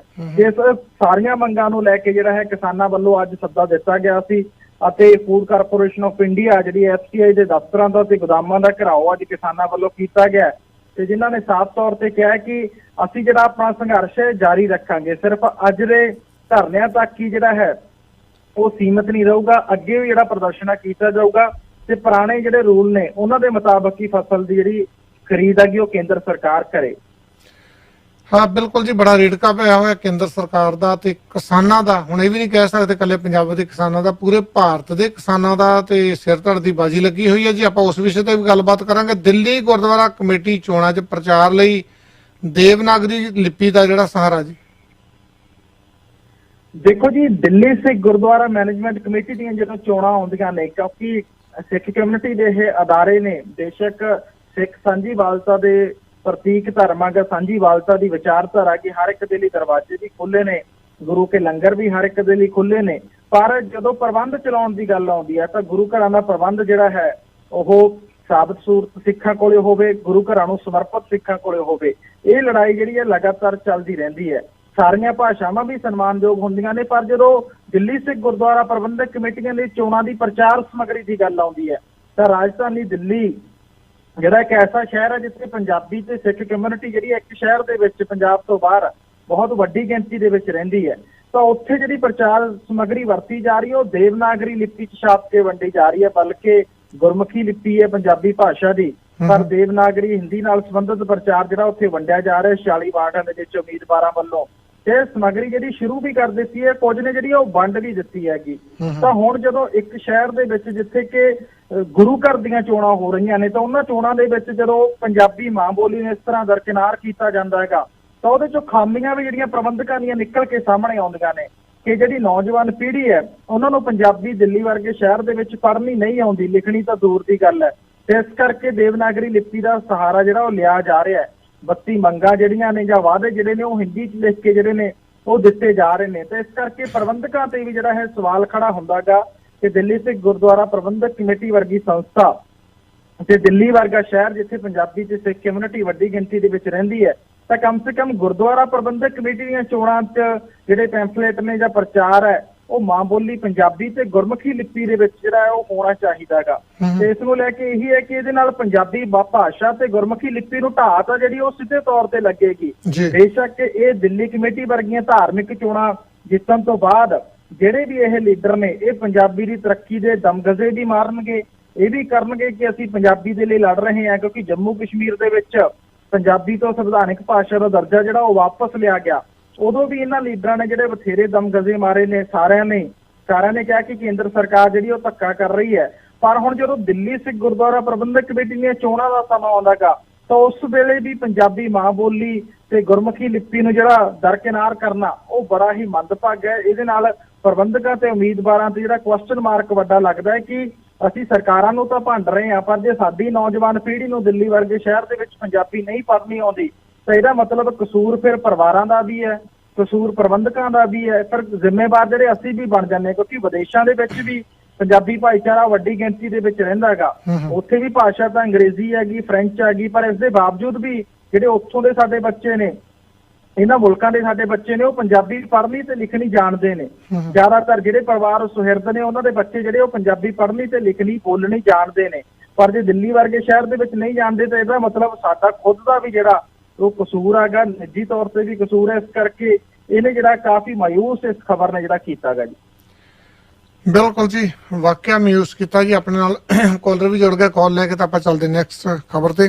ਹਾਂਜੀ 2156 ਸਵਾਗਤ ਹੈ ਚਾਨ ਸਾਹਿਬ। ਹਾਂਜੀ ਸਤਿ ਸ਼੍ਰੀ ਅਕਾਲ ਜੀ। ਸਤਿ ਸ਼੍ਰੀ ਅਕਾਲ ਜੀ। ਜੀ ਆਇਆਂ ਨੂੰ। ਦੇਖੋ ਜੀ ਵਧੀਆ ਜਿਹੜੀ ਪੰਜਾਬੀ ਦੀ ਗੱਲ ਕੀਤੀ ਹੈ ਨਾ ਜੀ, ਉਹ ਪੰਜਾਬੀ ਸਾਡੇ ਧਾਰਮਿਕ ਸਥਾਨਾਂ ਦੇ ਉੱਤੇ ਜਿਹੜੀ ਆ ਇਹਨਾਂ ਨੂੰ ਜ਼ਿਆਦਾ ਪ੍ਰਚਾਰ ਕਰਨਾ ਚਾਹੀਦਾ। ਮੈਂ ਇਹ ਦੇਖਿਆ ਦਿੱਲੀ ਗੁਰਦੁਆਰਿਆਂ ਵਿੱਚ ਅੰਮ੍ਰਿਤ ਵੀ ਛਕਿਆ ਹੋਵੇ, ਉੱਥੇ ਦਾ ਕੋਈ ਵੀ ਕੰਟਰੋਲ ਕਮੇਟੀ ਦਾ ਬੰਦਾ ਹੋਵੇ, ਉਹ ਹਿੰਦੀ ਚ ਬੋਲਦਾ। ਈਵਨ ਉਹ ਹਰਿਮੰਦਰ ਸਾਹਿਬ ਵੀ ਆਏ ਹੋਣ, ਮੈਂ ਕਈ ਦਫਾ ਦੇਖਿਆ ਉਹ ਹਿੰਦੀ ਬੋਲਦੇ ਆ। ਉੱਥੇ ਐਰੇ ਬੰਦੇ ਉਹ ਬਾਦਸ਼ਾਹ ਵਾਲੇ ਖੜੇ ਹੁੰਦੇ ਆ, ਉਹਨਾਂ ਨੂੰ ਹਿੰਦੀ ਬੋਲਣ ਤੋਂ ਰੋਕਦੇ ਨਹੀਂ। ਜੋ ਵੀ ਉਹਨਾਂ ਦਾ ਭਾਸ਼ਣ ਹੁੰਦਾ, ਭਾਵੇਂ ਹਰਿਮੰਦਰ ਸਾਹਿਬ ਵਿੱਚ ਵੀ ਹੋਵੇ ਜਾਂ ਆਮ ਗੱਲ ਵੀ ਕਰਦੇ ਹੋਣ, ਉਹ ਹਿੰਦੀ ਵਿੱਚ ਹੀ ਕਰਦੇ ਆ ਕਿ ਆਮ ਉਹਨਾਂ ਨੂੰ ਦੇਖ ਕੇ ਲੋਕ ਵੀ ਹਿੰਦੀ ਬੋਲਣ ਲੱਗ ਪੈਂਦੇ। ਕਈ ਦਫਾ ਮੈਂ ਦੇਖਦਾ ਉੱਥੇ ਕਈ ਉਹਨਾਂ ਨੇ ਅਚੂ ਵੀ ਕੀਤੀਆਂ ਹੁੰਦੀਆਂ, ਉਹ ਉਸ ਰੌਣਕ ਮੇਲੇ ਦੇ ਦੌਰਾਨ ਮੀਡੀਆ ਵਾਲਿਆਂ ਨੇ ਉਹ ਚ ਹਿੰਦੀ ਬੋਲਦੇ ਸਾਡੇ ਲੋਕ ਉੱਥੇ ਹਰਿਮੰਦਰ ਸਾਹਿਬ ਜਾ ਕੇ ਵੀ। ਜਦ ਧਾਰਮਿਕ ਸਥਾਨਾਂ ਵਾਲੇ ਜੇ ਆਪਣੀ ਭਾਸ਼ਾ ਨੂੰ ਪ੍ਰਫੁੱਲਤ ਨਹੀਂ ਕਰ ਸਕਦੇ, ਉਹਨੂੰ ਆਪਣੀ ਪੰਜਾਬ ਦੀ ਭਾਸ਼ਾ ਵੀ ਸਮਝਦੇ। ਸਭ ਤੋਂ ਪਹਿਲਾਂ ਗੁਰੂਆਂ ਦੀ ਭਾਸ਼ਾ ਆ, ਗੁਰੂਆਂ ਨੇ ਉਹ ਲਿਪੀ ਸ਼ੁਰੂ ਕੀਤੀ ਆ, ਪੰਜਾਬੀ ਲਿਪੀ। ਜੇ ਅਸੀਂ ਹੁਣ ਹਿੰਦੀ ਬੋਲਦੇ ਹਾਂ, ਇਹਦਾ ਮਤਲਬ ਅਸੀਂ ਗੁਰੂਆਂ ਦੇ ਕਈਆਂ ਤੇ ਕਥੜੀ ਔਰ ਕਾਲੀ ਦੇ ਨਾਲ ਸਹਿਮਤ ਨਹੀਂ ਹੈਗੇ, ਅਸੀਂ ਆਪਣੇ ਰੂਲ ਚਲਾਣੇ ਆ। ਜਦ ਗੁਰੂਆਂ ਨੇ ਪੰਜਾਬੀ ਚ ਲਾਈ ਆ, ਪੰਜਾਬੀ ਗੁਰੂ ਗ੍ਰੰਥ ਸਾਹਿਬ ਜੀ ਲਿਖੇ ਆ, ਸਾਡੇ ਪੰਜਾਬੀ ਅੰਮ੍ਰਿਤਧਾਰੀ, ਫਿਰ ਉੱਥੇ ਹਿੰਦੀ ਕਿਉਂ ਬੋਲਦੇ ਆ? ਇਹਨਾਂ ਨੂੰ ਥੋੜੀ ਜਿਹੀ ਇੰਨੀ ਸਮਝ ਚਾਹੀਦੀ ਆ। ਅਸੀਂ ਕਮ ਸੇ ਕਮ ਧਾਰਮਿਕ ਸਥਾਨ ਦੇ ਉੱਤੇ ਤਾਂ ਹਿੰਦੀ ਨਾ ਬੋਲੀਏ, ਆਪਣੀ ਭਾਸ਼ਾ ਬੋਲੀਏ ਜਿਹੜੀ ਗੁਰੂਆਂ ਨੇ ਸਾਨੂੰ ਦਿੱਤੀ ਆ। ਜੇ ਅਸੀਂ ਗੁਰੂਆਂ ਦੀ ਦਿੱਤੀ ਉਹ ਭਾਸ਼ਾ ਦਾ ਸਤਿਕਾਰ ਨਹੀਂ ਕਰਦੇ, ਉਹਨੂੰ ਯੂਜ਼ ਨਹੀਂ ਕਰਦੇ ਲੋਕਾਂ ਦੇ ਵਿੱਚ, ਇਹਦਾ ਮਤਲਬ ਅਸੀਂ ਗੁਰੂਆਂ ਦਾ ਨਿਰਾਦਰ ਕਰਦੇ ਆ, ਗੁਰੂਆਂ ਦੇ ਪਹਿਰੇਦਾਰ ਕਹਾਂਦੇ ਹੋਏ। ਇਹ ਸਭ ਤੋਂ ਵੱਡੇ ਦੁੱਖ ਦੀ ਗੱਲ ਆ। ਆਮ ਬੰਦਾ ਕੋਈ ਗਲਤੀ ਕਰੇ ਤਾਂ ਉਹ ਉਨੀ ਵੱਡੀ ਗਲਤੀ ਨਹੀਂ ਹੁੰਦੀ ਜਿੰਨੀ ਕੋਈ ਸਾਡੀ ਲੀਡਰ ਕਰਨ ਤਾਂ ਉਹ ਵੱਡੀ ਗਲਤੀ ਆ। ਇਹਨਾਂ ਨੂੰ ਰੋਲ ਮਾਡਲ ਬਣਨਾ ਚਾਹੀਦਾ। ਜਾਂ ਸਾਡੇ ਦਿੱਲੀ ਦੇ ਲੀਡਰ ਜਾਂ ਈਵਨ ਹਰਿਮੰਦਰ ਸਾਹਿਬ ਦੇ ਵਿੱਚ ਕਈ ਦਫਾ ਮੈਂ ਉਹਨਾਂ ਨੂੰ ਹਿੰਦੀ ਬੋਲਦੇ ਦੇਖਿਆ ਉੱਥੇ, ਜਦ ਕਿ ਉਹਨਾਂ ਨੂੰ ਇਹ ਨਹੀਂ ਕਰਨਾ ਚਾਹੀਦਾ। ਇਹ ਪਤਾ ਨਹੀਂ ਕਿਉਂ ਕਰਦੇ ਆ। ਜਾਂ ਤਾਂ ਇਹ ਆਪਣੇ ਆਪ ਵਿੱਚ ਇਹ ਗੁਰੂਆਂ ਦੀ ਭਾਸ਼ਾ ਨੂੰ ਖਤਮ ਕਰਨਾ ਚਾਹੁੰਦੇ ਆ, ਇੱਕ ਪਾਸੇ ਮਾਂ ਭਾਸ਼ਾ ਕਹਿੰਦੇ ਆ। ਗੁਰੂਆਂ ਨੇ ਇਹਨਾਂ ਨੂੰ ਪ੍ਰਫੁੱਲਿਤ ਕੀਤਾ, ਭਾਈ ਲਹਿਣਾ ਜੀ ਨੇ ਸ਼ੁਰੂ ਕੀਤੀ ਇਹ ਬੋਲੀ, ਤੇ ਇਹਦਾ ਮਤਲਬ ਇਹ ਗੁਰੂਆਂ ਦਾ ਸਤਿਕਾਰ ਨਹੀਂ ਕਰਦੇ, ਗੁਰਬਾਣੀ ਦਾ ਸਤਿਕਾਰ ਨਹੀਂ ਕਰਦੇ। ਜੇ ਗੁਰੂਆਂ ਨੂੰ ਦਿੱਤੀ ਹੋਈ ਭਾਸ਼ਾ ਨੂੰ ਛੱਡ ਕੇ ਉੱਥੇ ਹਿੰਦੀ ਬੋਲਦੇ ਆ, ਤੇ ਮੈਂ ਤਾਂ ਇਹਦੇ ਬਾਰੇ ਪੁੱਛਣਾ ਚਾਹੁੰਦਾ ਵੀ ਇਹ ਕਿਉਂ ਉੱਥੇ ਹਿੰਦੀ ਬੋਲਦੇ ਆ ਜਦ ਕਿ ਗੁਰੂਆਂ ਦੇ ਸੇਸ਼ਨਾਂ ਦੇ ਪਹਿਰੇਦਾਰ ਕਹਾਂਦੇ ਆ। ਬਿਲਕੁਲ ਜੀ, ਬਿਲਕੁਲ। ਕੀ ਅਸੀਂ ਇਹਨਾਂ ਨੂੰ ਲੀਡਰ ਮੰਨ ਸਕਦੇ ਆ? ਹਾਂ ਬਿਲਕੁਲ, ਪੁੱਛਦੇ ਹਾਂ ਅਰਸ਼ਦੀਪ ਨੂੰ। ਜੀ ਅਰਸ਼ਦੀਪ। ਦੇਖੋ ਜੀ, ਆਪਾਂ ਤਾਂ ਪਹਿਲੇ ਇਹ ਮੁੱਦਾ ਜਿਹੜਾ ਚੁੱਕਿਆ ਹੈਗਾ, ਕਿਉਂਕਿ ਜਿਹੜੀ ਪੰਜਾਬੀ ਭਾਸ਼ਾ ਉਹ ਹਰ ਪੰਜਾਬੀ ਦੀ ਭਾਸ਼ਾ ਕੀ, ਕਿਉਂਕਿ ਜੇ ਅਸੀਂ ਪੰਜਾਬੀ ਆ ਤਾਂ ਸਾਡੀ ਪਹਿਚਾਣ ਹੀ ਤਾਂ ਕਿ ਸਾਡੀ ਮਾਂ ਬੋਲੀ ਜਿਹੜੀ ਉਹ ਪੰਜਾਬੀ ਹੈਗੀ, ਤਾਂ ਕਰਕੇ ਅਸੀਂ ਪੰਜਾਬੀ ਜਿਹੜਾ ਕਹਾਉਣੇ ਆਂਗੇ, ਕਿਉਂਕਿ ਸਾਡੀ ਮਾਂ ਬੋਲੀ ਪੰਜਾਬੀ ਹੈ। ਸਾਡੀ ਗੁਰਮੁਖੀ ਲਿਪੀ ਹੈਗੀ ਜਿਹੜੀ ਕਿ ਬਹੁਤ ਅਮੀਰ ਭਾਸ਼ਾ ਹੈਗੀ। ਦੁਨੀਆ ਦੀਆਂ ਬਹੁਤ ਭਾਸ਼ਾਵਾਂ ਨੇ, ਸਾਰੀਆਂ ਸਤਿਕਾਰਯੋਗ ਨੇ, ਪਰ ਕਈ ਭਾਸ਼ਾਵਾਂ ਕੋਲੇ ਸ਼ਬਦਾਂ ਦੀ ਵੀ ਕਮੀ ਹੈ, ਪਰ ਪੰਜਾਬੀ ਕੋਲੇ ਸ਼ਬਦਾਂ ਦਾ ਵੀ ਜਿਹੜਾ ਭੰਡਾਰ ਹੈਗਾ, ਬਹੁਤ ਅਮੀਰ ਭਾਸ਼ਾ ਜਿਹੜੀ ਉਹ ਪੰਜਾਬੀ ਹੈਗੀ। ਤੇ ਇਸ ਕਰਕੇ ਖਾਸ ਕਰ ਜਿਹੜੇ ਲੀਡਰ ਨੇ ਜਾਂ ਹਰ ਪੰਜਾਬੀ ਨੂੰ ਜਿਹੜੀ ਹੈ ਫਖਰ ਦੇ ਨਾਲ ਭਾਸ਼ਾ ਆਪਣੀ ਬੋਲਣੀ ਚਾਹੀਦੀ ਹੈ। ਸਤਿਕਾਰ ਵੀ ਸਾਰੀਆਂ ਭਾਸ਼ਾਵਾਂ ਦਾ ਕਰਨਾ ਚਾਹੀਦਾ ਤੇ ਸਿੱਖਣੀਆਂ ਵੀ ਸਾਰੀਆਂ ਭਾਸ਼ਾਵਾਂ ਚਾਹੀਦੀਆਂ ਨੇ, ਕਿਉਂਕਿ ਹਰ ਭਾਸ਼ਾ ਜਿਹੜੀ ਸਤਿਕਾਰਯੋਗ ਹੁੰਦੀ ਹੈ। ਪਰ ਜਿਹੜੇ ਧਾਰਮਿਕ ਆਗੂ ਨੇ, ਧਾਰਮਿਕ ਲੀਡਰ ਨੇ, ਜਦੋਂ ਉਹਨਾਂ ਵੱਲੋਂ ਮਾਂ ਬੋਲੀ ਨੂੰ ਵਿਸਾਰਿਆ ਜਾਂਦਾ ਹੈਗਾ ਤਾਂ ਉਹ ਕੀ ਸੰਦੇਸ਼ ਜਿਹੜਾ ਅੱਗੇ ਬੱਚਿਆਂ ਨੂੰ ਦੇਣਗੇ ਜਾਂ ਕੀ ਅੱਗੇ ਉਹ ਪੈਰੋਕਾਰ ਜਿਹੜੇ ਉਹ ਪੰਜਾਬੀ ਦੇ ਬਣਨਗੇ। ਬੇਸ਼ੱਕ ਵੱਡੇ ਵੱਡੇ ਦਾਅਵੇ ਸਟੇਜਾਂ ਤੋਂ ਕੀਤੇ ਜਾਂਦੇ ਨੇ, ਬਹੁਤ ਵੱਡੀਆਂ ਵੱਡੀਆਂ ਗੱਲਾਂ ਜਿਹੜੀਆਂ ਉਹ ਕੀਤੀਆਂ ਜਾਂਦੀਆਂ ਨੇ, ਪਰ ਪੰਜਾਬੀ ਭਾਸ਼ਾ ਦਾ ਮੁਰਾਰ ਜਿਹੜਾ ਉਹ ਲਗਾਤਾਰ ਡਿੱਗਿਆ ਗਿਆ ਹੇਠਾਂ। ਉਹ ਘਟੀਆ ਲੀਡਰਸ਼ਿਪ ਦੀਆਂ ਕਮਜ਼ੋਰੀਆਂ ਕਰਕੇ ਡਿੱਗਿਆ ਗਿਆ, ਕਿਉਂਕਿ ਧਾਰਮਿਕ ਲੀਡਰਸ਼ਿਪ ਨੇ ਵੀ ਆਪਣੀ ਜ਼ਿੰਮੇਵਾਰੀ ਜਿਹੜੀ ਹੈ ਉਹ ਸਹੀ ਢੰਗ ਦੇ ਨਾਲ ਨਹੀਂ ਨਿਭਾਈ। ਸਾਡੀ ਰਾਜਧਾਨੀ ਹੈ ਚੰਡੀਗੜ੍ਹ, ਤਾਂ ਚੰਡੀਗੜ੍ਹ ਦੇ ਵਿੱਚ ਪੰਜਾਬੀ ਭਾਸ਼ਾ ਦਾ ਕੀ ਹਾਲ ਹੈ ਉਹ ਸਭ ਨੂੰ ਪਤਾ ਹੈ। ਬੇਸ਼ੱਕ ਪੰਜਾਬੀ ਦਰਦੀ ਜਿਹੜੇ ਨੇ ਉਹਨਾਂ ਵੱਲੋਂ ਹੁਣ ਹਾਂ ਦਾ ਨਾਰਾ ਮਾਰਿਆ ਗਿਆ, ਇਹਦੇ ਬਾਅਦ ਉੱਥੇ ਬੋਰਡ ਦੇ ਉੱਪਰ ਵੀ ਪੰਜਾਬੀ ਭਾਸ਼ਾ ਜਿਹੜੀ ਉੱਪਰ ਦਿਖਾਈ ਦੇਣ ਲੱਗੀ ਹੈ। ਪੰਜਾਬ ਯੂਨੀਵਰਸਿਟੀ ਦੇ ਵਿੱਚ ਵੀ ਦੁਬਾਰਾ ਤੋਂ ਜਿਹੜੇ ਲਾਏ ਗਏ ਨੇ ਰਾਹ ਦਸੇਰੇ ਬੋਰਡ, ਉਹਨਾਂ ਦੇ ਉੱਪਰ ਪੰਜਾਬੀ ਭਾਸ਼ਾ ਜਿਹੜੀ ਉਹ ਦਿਖਾਈ ਦੇਣ ਲੱਗੀ ਹੈਗੀ। ਪਰ ਜ਼ਰੂਰਤ ਇਹ ਸੀ ਕਿ ਲੀਡਰਸ਼ਿਪ ਆਪਣੀ ਜ਼ਿੰਮੇਵਾਰੀ ਚੰਗੀ ਤਰ੍ਹਾਂ ਨਾਲ ਨਿਭਾਉਂਦੀ, ਪਰ ਲੀਡਰਸ਼ਿਪ ਵੱਲੋਂ ਆਪਣੀ ਜ਼ਿੰਮੇਵਾਰੀ ਜਿਹੜੀ ਹੈ ਪੰਜਾਬੀ ਭਾਸ਼ਾ ਨੂੰ ਲੈ ਕੇ ਨਹੀਂ ਨਿਭਾਈ ਜਾ ਰਹੀ। ਪੰਜਾਬ ਦੇ ਸਰਕਾਰੀ ਦਫ਼ਤਰਾਂ ਦੇ ਵਿੱਚ ਹੀ ਵਿਧਾਨ ਸਭਾ 'ਚ ਪਾਸ ਵੀ ਹੋ ਗਿਆ ਕਿ ਕੰਮਕਾਜ ਜਿਹੜਾ ਪੰਜਾਬੀ ਭਾਸ਼ਾ ਦੇ ਵਿੱਚ ਹੋਵੇਗਾ, ਪਰ ਪੰਜਾਬੀ ਭਾਸ਼ਾ ਦੇ ਵਿੱਚ ਉਹ ਕੰਮਕਾਜ ਜਿਹੜਾ ਉਹ ਅੱਜ ਤੱਕ ਨਹੀਂ ਹੋਣ ਲੱਗਿਆ। ਤੇ ਇਸ ਕਰਕੇ ਲੀਡਰਸ਼ਿਪ ਦਾ ਪੂਰੀ ਤਰ੍ਹਾਂ ਕਮੀ ਹੈਗੀ ਕਿ ਉਹ ਆਪਣੀ ਮਾਂ ਬੋਲੀ ਨੂੰ ਬਚਾਉਣ ਦੇ ਲਈ ਅੱਗੇ ਜਿਹੜਾ ਉਹ ਨਹੀਂ ਵੱਧ ਰਹੇ। ਤਾਂ ਸਾਨੂੰ ਜਿਹੜੇ ਸਾਊਥ ਦੇ ਸੂਬੇ ਨੇ, ਜਿਹੜੇ ਥੱਲੇ ਵਾਲਾ ਪੱਛਮੀ ਭਾਰਤ, ਦੱਖਣੀ ਭਾਰਤ, ਉਹਨਾਂ ਤੋਂ ਸਿੱਖਣ ਦੀ ਜ਼ਰੂਰਤ ਹੈ ਕਿ ਉਹ ਆਪਣੀ ਮਾਂ ਬੋਲੀ ਨੂੰ ਕਿਸ ਹੱਦ ਤੱਕ ਜਿਹੜਾ ਉਹ ਪਿਆਰ ਕਰਦੇ ਨੇ। ਤਾਂ ਸਾਡੀ ਭਾਸ਼ਾ ਤਾਂ ਬੜੀ ਅਮੀਰ ਭਾਸ਼ਾ ਗੀ, ਗੁਰੂਆਂ ਦੀ ਬਖਸ਼ੀ ਹੋਈ ਭਾਸ਼ਾ ਗੀ। ਤਾਂ ਇਸ ਕਰਕੇ ਇਸ ਭਾਸ਼ਾ ਦੇ ਲਈ ਲੀਡਰਸ਼ਿਪ ਜੇ ਐਸੇ ਕੰਮ ਕਰਦੀ ਹੈ ਤਾਂ ਉਹਦੀ ਨਿਖੇਧੀ ਜਿਹੜੀ ਹੋਣੀ ਚਾਹੀਦੀ ਹੈ ਤੇ ਵਿਰੋਧ ਵੀ ਜਿਹੜਾ ਹੋਣਾ ਚਾਹੀਦਾ। ਹਾਂ ਬਿਲਕੁਲ ਜੀ, ਵਾਕਿਆ ਨਿਖੇਧੀ ਹੋਣੀ ਚਾਹੀਦੀ। ਆਪਾਂ ਚੱਲਦੇ ਨੈਕਸਟ ਖਬਰ ਤੇ। ਬੜੇ ਵਿਵਾਦਾਂ ਦੇ ਵਿੱਚ ਰਹਿੰਦੇ ਜੀ ਹਮੇਸ਼ਾ ਹੀ, ਸੁਰਖੀਆਂ ਦੇ ਵਿੱਚ, ਭਾਵੇਂ ਉਹਨਾਂ ਨੂੰ ਕੈਬਨਿਟ ਮੰਤਰੀ ਦਾ ਉਹਨਾਂ ਨੇ ਅਸਤੀਫਾ ਦੇ ਦਿੱਤਾ ਸੀਗਾ, ਮੁੜ ਕੇ ਜੁਆਇਨ ਨਹੀਂ ਕੀਤੀ। ਆਪਾਂ ਗੱਲਬਾਤ ਕਰਦੇ ਜੀ ਨਵਜੋਤ ਸਿੱਧੂ ਦੀ। ਤਾਂ ਉਹਨਾਂ ਨੇ ਪਟਿਆਲਾ ਦੇ ਵਿੱਚ ਕਹਿੰਦੇ ਪੈਰਾਂ ਤੇ ਪਾਣੀ ਨਹੀਂ ਪੈਣ ਦਿੱਤਾ ਜੀ। ਦੇਖੋ ਜੀ, ਨਵਜੋਤ ਸਿੰਘ ਸਿੱਧੂ ਵੱਲੋਂ ਪਟਿਆਲਾ 'ਚ ਪ੍ਰੈਸ ਕਾਨਫਰੰਸ ਰੱਖੀ ਗਈ ਸੀ, ਜਿੱਥੇ ਉਹਨਾਂ ਨੇ ਗਿਣੇ ਚੁਣੇ ਪੱਤਰਕਾਰਾਂ ਨੂੰ ਸੱਦਾ ਜਿਹੜਾ ਉਹ ਦਿੱਤਾ ਸੀ। ਤੇ ਇਸ ਪ੍ਰੈਸ ਕਾਨਫਰੰਸ ਜਦੋਂ ਪਟਿਆਲਾ ਦੇ ਵਿੱਚ ਮੁੱਖ ਮੰਤਰੀ ਦੇ ਸ਼ਹਿਰ ਦੇ ਵਿੱਚ ਦੂਜੀ ਵਾਰੀ ਰੱਖੀ ਨਵਜੋਤ ਸਿੰਘ ਸਿੱਧੂ ਨੇ, ਤਾਂ ਸਰਕਾਰ ਵੀ ਜਿਹੜਾ ਪਤਾ ਕਰਨਾ ਚਾਹੁੰਦੀ ਸੀ ਕਿ ਆਖਰਕਾਰ ਨਵਜੋਤ ਸਿੰਘ ਸਿੱਧੂ ਕਿਹੜਾ ਵੱਡਾ ਐਲਾਨ ਕਰਨਾ ਚਾਹੁੰਦੇ ਆ, ਕਿਉਂਕਿ ਸੋਸ਼ਲ ਮੀਡੀਆ ਤੇ ਕਾਫੀ ਵਾਇਰਲ ਹੋਇਆ ਕਿ ਨਵਜੋਤ ਸਿੰਘ ਸਿੱਧੂ ਅੱਜ ਕੋਈ ਵੱਡਾ ਧਮਾਕਾ ਜਿਹੜਾ ਉਹ ਪਟਿਆਲਾ ਦੇ ਵਿੱਚ ਕਰਨਗੇ। ਪਰ ਸਿੱਧੂ ਸਾਹਿਬ ਆਪਣੇ ਸੁਭਾਅ ਤੇ ਜਿਹੜੇ ਪੂਰੀ ਤਰ੍ਹਾਂ ਕਾਇਮ ਰਹੇ ਤੇ ਉਹਨਾਂ ਨੇ ਪੈਰਾਂ ਤੇ ਪਾਣੀ ਜਿਹੜਾ ਉਹ ਨਹੀਂ ਪੈਣ ਦਿੱਤਾ। ਸਿੱਧੂ ਸਾਹਿਬ ਨੇ ਆਪਣੀ ਗੱਲ ਸੁਣਾਈ, ਜਿਹਦੇ ਵਿੱਚ ਉਹਨਾਂ ਨੇ ਸਿੱਧੀ ਅਦਾਇਗੀ ਦਾ ਵਿਰੋਧ ਕੀਤਾ। ਸਭ ਤੋਂ ਪਹਿਲਾਂ ਕਿ ਜਿਹੜੀ ਸਿੱਧੀ ਅਦਾਇਗੀ ਹੈ ਇਹ ਪੰਜਾਬ ਦੇ ਕਿਸਾਨਾਂ ਤੇ ਵੱਡੀ ਆਰਥਿਕ ਸੱਟ ਜਿਹੜੀ ਉਹ ਮਾਰੇਗੀ, ਪੰਜਾਬ ਦੇ ਅਰਥਚਾਰੇ ਦੇ ਉੱਪਰ ਵੀ ਵੱਡੀ ਆਰਥਿਕ ਸੱਟ ਜਿਹੜੀ ਉਹ ਮਾਰੇਗੀ। ਨਾਲੋਂ ਨਾਲ ਉਹਨਾਂ ਨੇ ਜਿਹੜਾ ਪੰਜਾਬ ਸਰਕਾਰ ਨੂੰ ਵੀ ਉਹ ਸਲਾਹ ਮਸ਼ਵਰੇ ਦਿੱਤੇ ਕਿ ਕਿਸ ਤਰ੍ਹਾਂ ਕਿਸਾਨੀ ਨੂੰ ਆਪਾਂ ਅੱਗੇ ਲਿਜਾ ਸਕਦੇ ਆਂਗੇ। ਪਰ ਉਹਨਾਂ ਨੇ ਆਪਣੀ ਪੂਰੀ ਪ੍ਰੈਸ ਕਾਨਫਰੰਸ ਦੇ ਵਿੱਚ ਮੁੱਖ ਮੰਤਰੀ ਕੈਪਟਨ ਅਮਰਿੰਦਰ ਸਿੰਘ ਦਾ ਨਾਮ ਜਿਹੜਾ ਨਹੀਂ ਲਿਆ, ਉਹਦੇ ਤੋਂ ਗਰੇਜ਼ ਜਿਹੜਾ ਪੂਰੀ ਤਰ੍ਹਾਂ ਕੀਤਾ। ਤੇ ਨਾਲੋਂ ਨਾਲ ਜਦੋਂ ਸਿੱਧੂ ਸਾਹਿਬ ਤੇ ਉਹ ਸਵਾਲ ਆਏ ਕਿ ਕੀ ਪਾਰਟੀ ਬਦਲਣ ਜਾ ਰਹੇ ਹੋ, ਕੀ ਰਣਨੀਤੀ ਹੈ ਕਾਂਗਰਸ ਦੇ ਵਿੱਚ, ਕੀ ਪੋਸਟ ਤੁਹਾਨੂੰ ਮਿਲਣ ਜਾ ਰਹੀ ਹੈ, ਕਾਂਗਰਸ ਛੱਡੋਗੇ ਜਾਂ ਰਹੋਗੇ, ਪਟਿਆਲਾ ਤੋਂ ਚੋਣ ਲੜੋਗੇ, ਪਟਿਆਲਾ 'ਚ ਸਰਗਰਮੀਆਂ ਵਧਾ ਰਹੇ ਹੋ, ਤਾਂ ਸਿੱਧੂ ਸਾਹਿਬ ਨੇ ਪੈਰਾਂ ਤੇ ਪਾਣੀ ਜਿਹੜਾ ਉਹ ਨਹੀਂ ਪੈਣ ਦਿੱਤਾ। ਉਹਨਾਂ ਨੇ ਇਹਨਾਂ ਸਵਾਲਾਂ ਦਾ ਜਵਾਬ ਦੇਣ ਤੋਂ ਪੂਰੀ ਤਰ੍ਹਾਂ ਟਾਲਾ ਜਿਹੜਾ ਉਹ ਵੱਟ ਕੇ ਰੱਖਿਆ। ਉਹਨਾਂ ਨੇ ਕਿਸੇ ਵੀ ਸਵਾਲ ਦਾ ਜਵਾਬ ਦੇਣਾ ਮੁਨਾਸਿਬ ਨਹੀਂ ਸਮਝਿਆ। ਨਾਲੋਂ ਨਾਲ ਉਹਨਾਂ ਨੇ ਇਹ ਕਿਹਾ ਕਿ ਮੇਰੇ ਬਾਰੇ ਤਾਂ ਬਹੁਤ ਅਫਵਾਹਾਂ ਜਿਹੜੀਆਂ ਪਹਿਲਾਂ ਵੀ ਉੱਡਦੀਆਂ ਰਹਿੰਦੀਆਂ ਨੇ, ਤਾਂ ਕੋਈ ਗੱਲ ਨਹੀਂ, ਇਹ ਵੀ ਉੱਡ ਰਹੀਆਂ ਨੇ। ਪਰ ਉਹਨਾਂ ਨੇ ਪੱਤੇ ਜਿਹੜੇ ਆ ਸਿਆਸੀ ਤੌਰ ਤੇ ਆਪਣੇ ਨਹੀਂ ਖੋਲੇ। ਤਾਂ ਇਸ ਕਰਕੇ ਸਿੱਧੂ ਸਮਰਥਕਾਂ ਨੂੰ ਜਾਂ ਸਿੱਧੂ ਵਿਰੋਧੀਆਂ ਨੂੰ ਜਿਹੜੀਆਂ ਆਸਾਂ ਇਸ ਪ੍ਰੈਸ ਕਾਨਫਰੰਸ ਤੋਂ ਸੀ ਕਿ ਸਿੱਧੂ ਸਾਹਿਬ ਸ਼ਾਇਦ ਕੋਈ ਵੱਡਾ ਧਮਾਕਾ ਪਟਿਆਲਾ 'ਚ ਕਰਨਗੇ, ਕਿਤੇ ਮੁੱਖ ਮੰਤਰੀ ਕੈਪਟਨ ਅਮਰਿੰਦਰ ਸਿੰਘ ਦੇ ਵਿਰੁੱਧ ਚੋਣ ਲੜਨ ਦਾ ਐਲਾਨ ਇਹਨਾਂ ਕਰਦੇ ਨੇ, ਇੱਥੋਂ ਤੱਕ ਕਿ ਆਸਰਾਈਆਂ ਜਿਹੜੀਆਂ ਉਹ ਲੱਗ ਰਹੀਆਂ ਸੀ। ਪਰ ਸਿੱਧੂ ਸਾਹਿਬ ਨੇ ਪੱਤੇ ਆਪਣੇ ਲੁਕੋ ਕੇ ਰੱਖੇ, ਉਹ ਆਪਣੇ ਸੁਭਾਅ ਤੇ ਪਹਿਲਾਂ ਦੀ ਤਰ੍ਹਾਂ ਕਾਇਮ ਰਹੇ। ਉਹਨਾਂ ਨੇ ਕੋਈ ਵੀ ਪੱਤਾ ਜਿਹੜਾ ਉਹ ਨਹੀਂ ਖੋਲਿਆ, ਆਪਣੀ ਗੱਲ ਸੁਣਾਈ ਤੇ ਜੋ ਪੱਤਰਕਾਰਾਂ ਨੇ ਪੁੱਛਿਆ ਉਹਦਾ ਜਵਾਬ ਜਿਹੜਾ ਉਹਨਾਂ ਨੇ ਇੱਕ ਵਾਰ ਮੁੜ ਤੋਂ ਨਹੀਂ ਦਿੱਤਾ ਕਿ ਉਹਨਾਂ ਦੀ ਸਿਆਸੀ ਰਣਨੀਤੀ, ਭਵਿੱਖੀ ਰਣਨੀਤੀ ਆਖਰਕਾਰ ਹੈ ਕੀ। ਪਰ ਜਿਸ ਤਰ੍ਹਾਂ ਮੁੱਖ ਮੰਤਰੀ ਕੈਪਟਨ ਅਮਰਿੰਦਰ ਸਿੰਘ ਦਾ ਨਾਮ ਲੈਣ ਤੋਂ ਉਹਨਾਂ ਨੇ ਗਰੇਜ਼ ਕੀਤਾ ਤੇ ਪਟਿਆਲਾ ਦੇ ਵਿੱਚ ਉਹ ਆਪਣੀਆਂ ਸਰਗਰਮੀਆਂ ਜਿਸ ਤਰ੍ਹਾਂ ਵਧਾ ਰਹੇ ਹੈ ਕਿ ਦੂਜੀ ਪ੍ਰੈਸ ਕਾਨਫਰੰਸ ਲਗਾਤਾਰ ਉਹਨਾਂ ਨੇ ਪਟਿਆਲਾ ਦੇ ਵਿੱਚ ਕੀਤੀ ਹੈ। 1 ਮਹੀਨੇ ਬਾਅਦ ਦੁਬਾਰਾ ਤੋਂ ਪਟਿਆਲਾ ਗਏ ਨੇ, ਤਾਂ ਲੱਗਦਾ ਹੈ ਕਿ ਨਵਜੋਤ ਸਿੰਘ ਸਿੱਧੂ ਸ਼ਾਇਦ ਦਬਾਅ ਦਿਖਾਉਣ ਦੀ ਰਾਜਨੀਤੀ ਤੇ ਵੀ ਆਏ ਹੋਣ ਕਿ ਮੈਂ ਪਟਿਆਲਾ ਤੋਂ ਵੀ ਜਿਹੜੀ ਚੋਣ ਲੜ ਸਕਦਾ, ਕਿਉਂਕਿ ਉਹਨਾਂ ਦਾ ਪਰਿਵਾਰਕ ਪਿਛੋਕੜ ਜੇ ਕਹੀਏ ਤਾਂ ਉਹ ਜੰਮੇ ਪਲੇ ਪਟਿਆਲਾ ਸ਼ਹਿਰ ਦੇ ਵਿੱਚ ਹੀ ਨੇ। ਬੇਸ਼ੱਕ ਉਹਦੇ ਬਾਅਦ ਸਿਆਸੀ ਸਰਗਰਮੀਆਂ ਉਹਨਾਂ ਨੇ ਆਪਣੀਆਂ ਅੰਮ੍ਰਿਤਸਰ ਤੋਂ ਸ਼ੁਰੂ ਕੀਤੀਆਂ। ਤਾਂ ਇਹਨਾਂ ਹਾਲਾਤਾਂ ਦੇ ਵਿੱਚ ਇਹ ਹੈ ਕਿ ਸ੍ਰੀ ਅੰਮ੍ਰਿਤਸਰ ਸਾਹਿਬ ਤੋਂ ਸਿੱਧੂ ਸਾਹਿਬ ਦੁਬਾਰਾ ਪਟਿਆਲੇ ਆਏ ਨੇ ਤੇ ਆਸ ਉਮੀਦ ਸੀ ਕਿ ਕੋਈ ਨਾ ਕੋਈ ਕੜੀ ਉਹ ਖੋਲਣਗੇ, ਕੋਈ ਨਾ ਕੋਈ ਜਵਾਬ ਦੇਣਗੇ।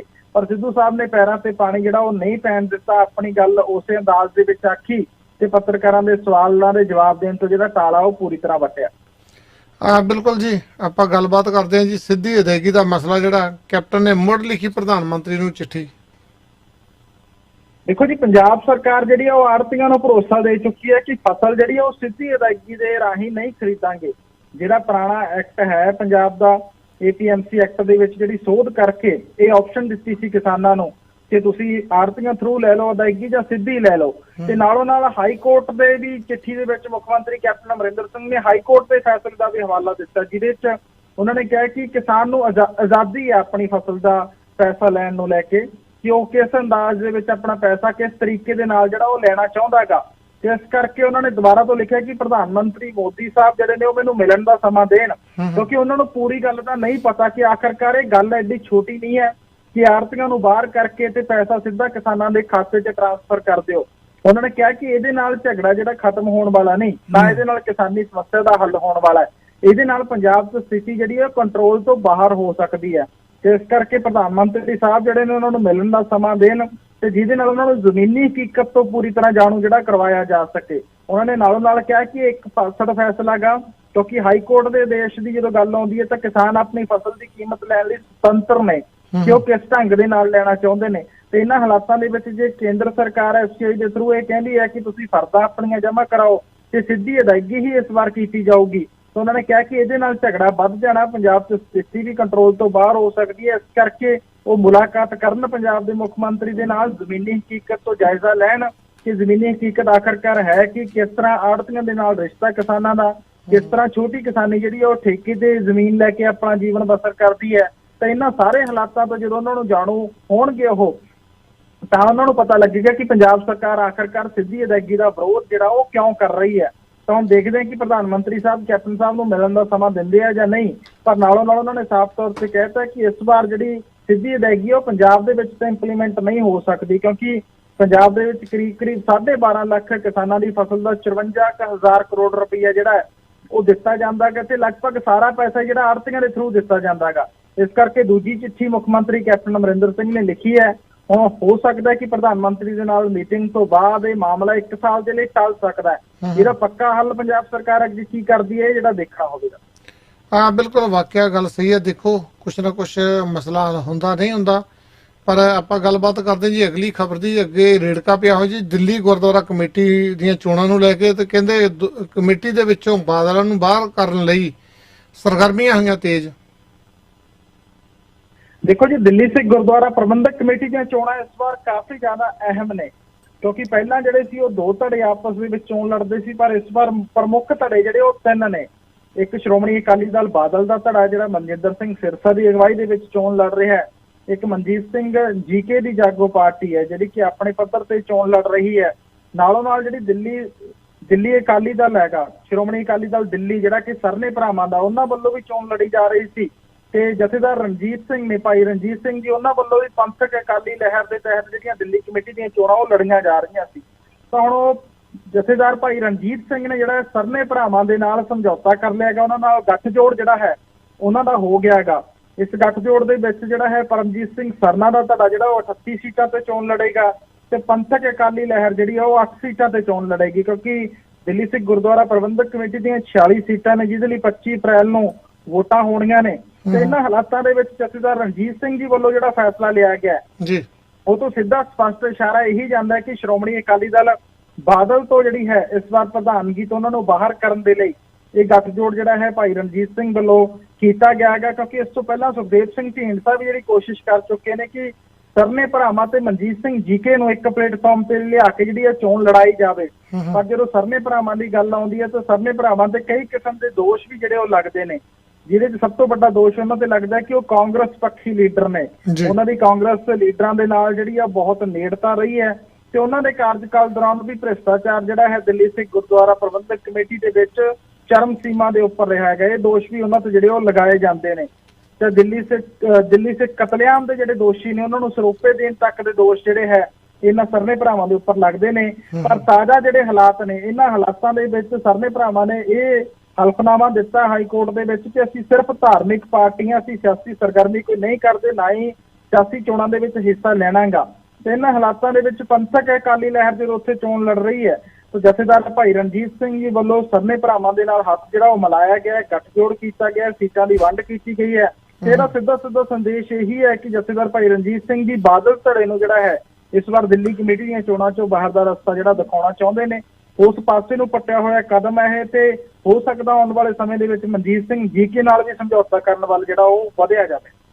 ਹਾਂ ਬਿਲਕੁਲ ਜੀ, ਜੇ ਇਕੱਠੇ ਹੋ ਜਾਣਗੇ ਤੇ ਠੀਕ ਆ, ਨਹੀਂ ਤਾਂ ਫਿਰ ਤੁਹਾਨੂੰ ਪਤਾ ਹੀ ਹੈ ਜੋ ਹੋਣਾ। ਆਪਾਂ ਚੱਲਦੇ ਹਾਂ ਨੈਕਸਟ ਕਾਲ ਤੇ। ਹਾਂਜੀ 3331 ਸਵਾਗਤ ਹੈ ਵੀਰ ਜੀ।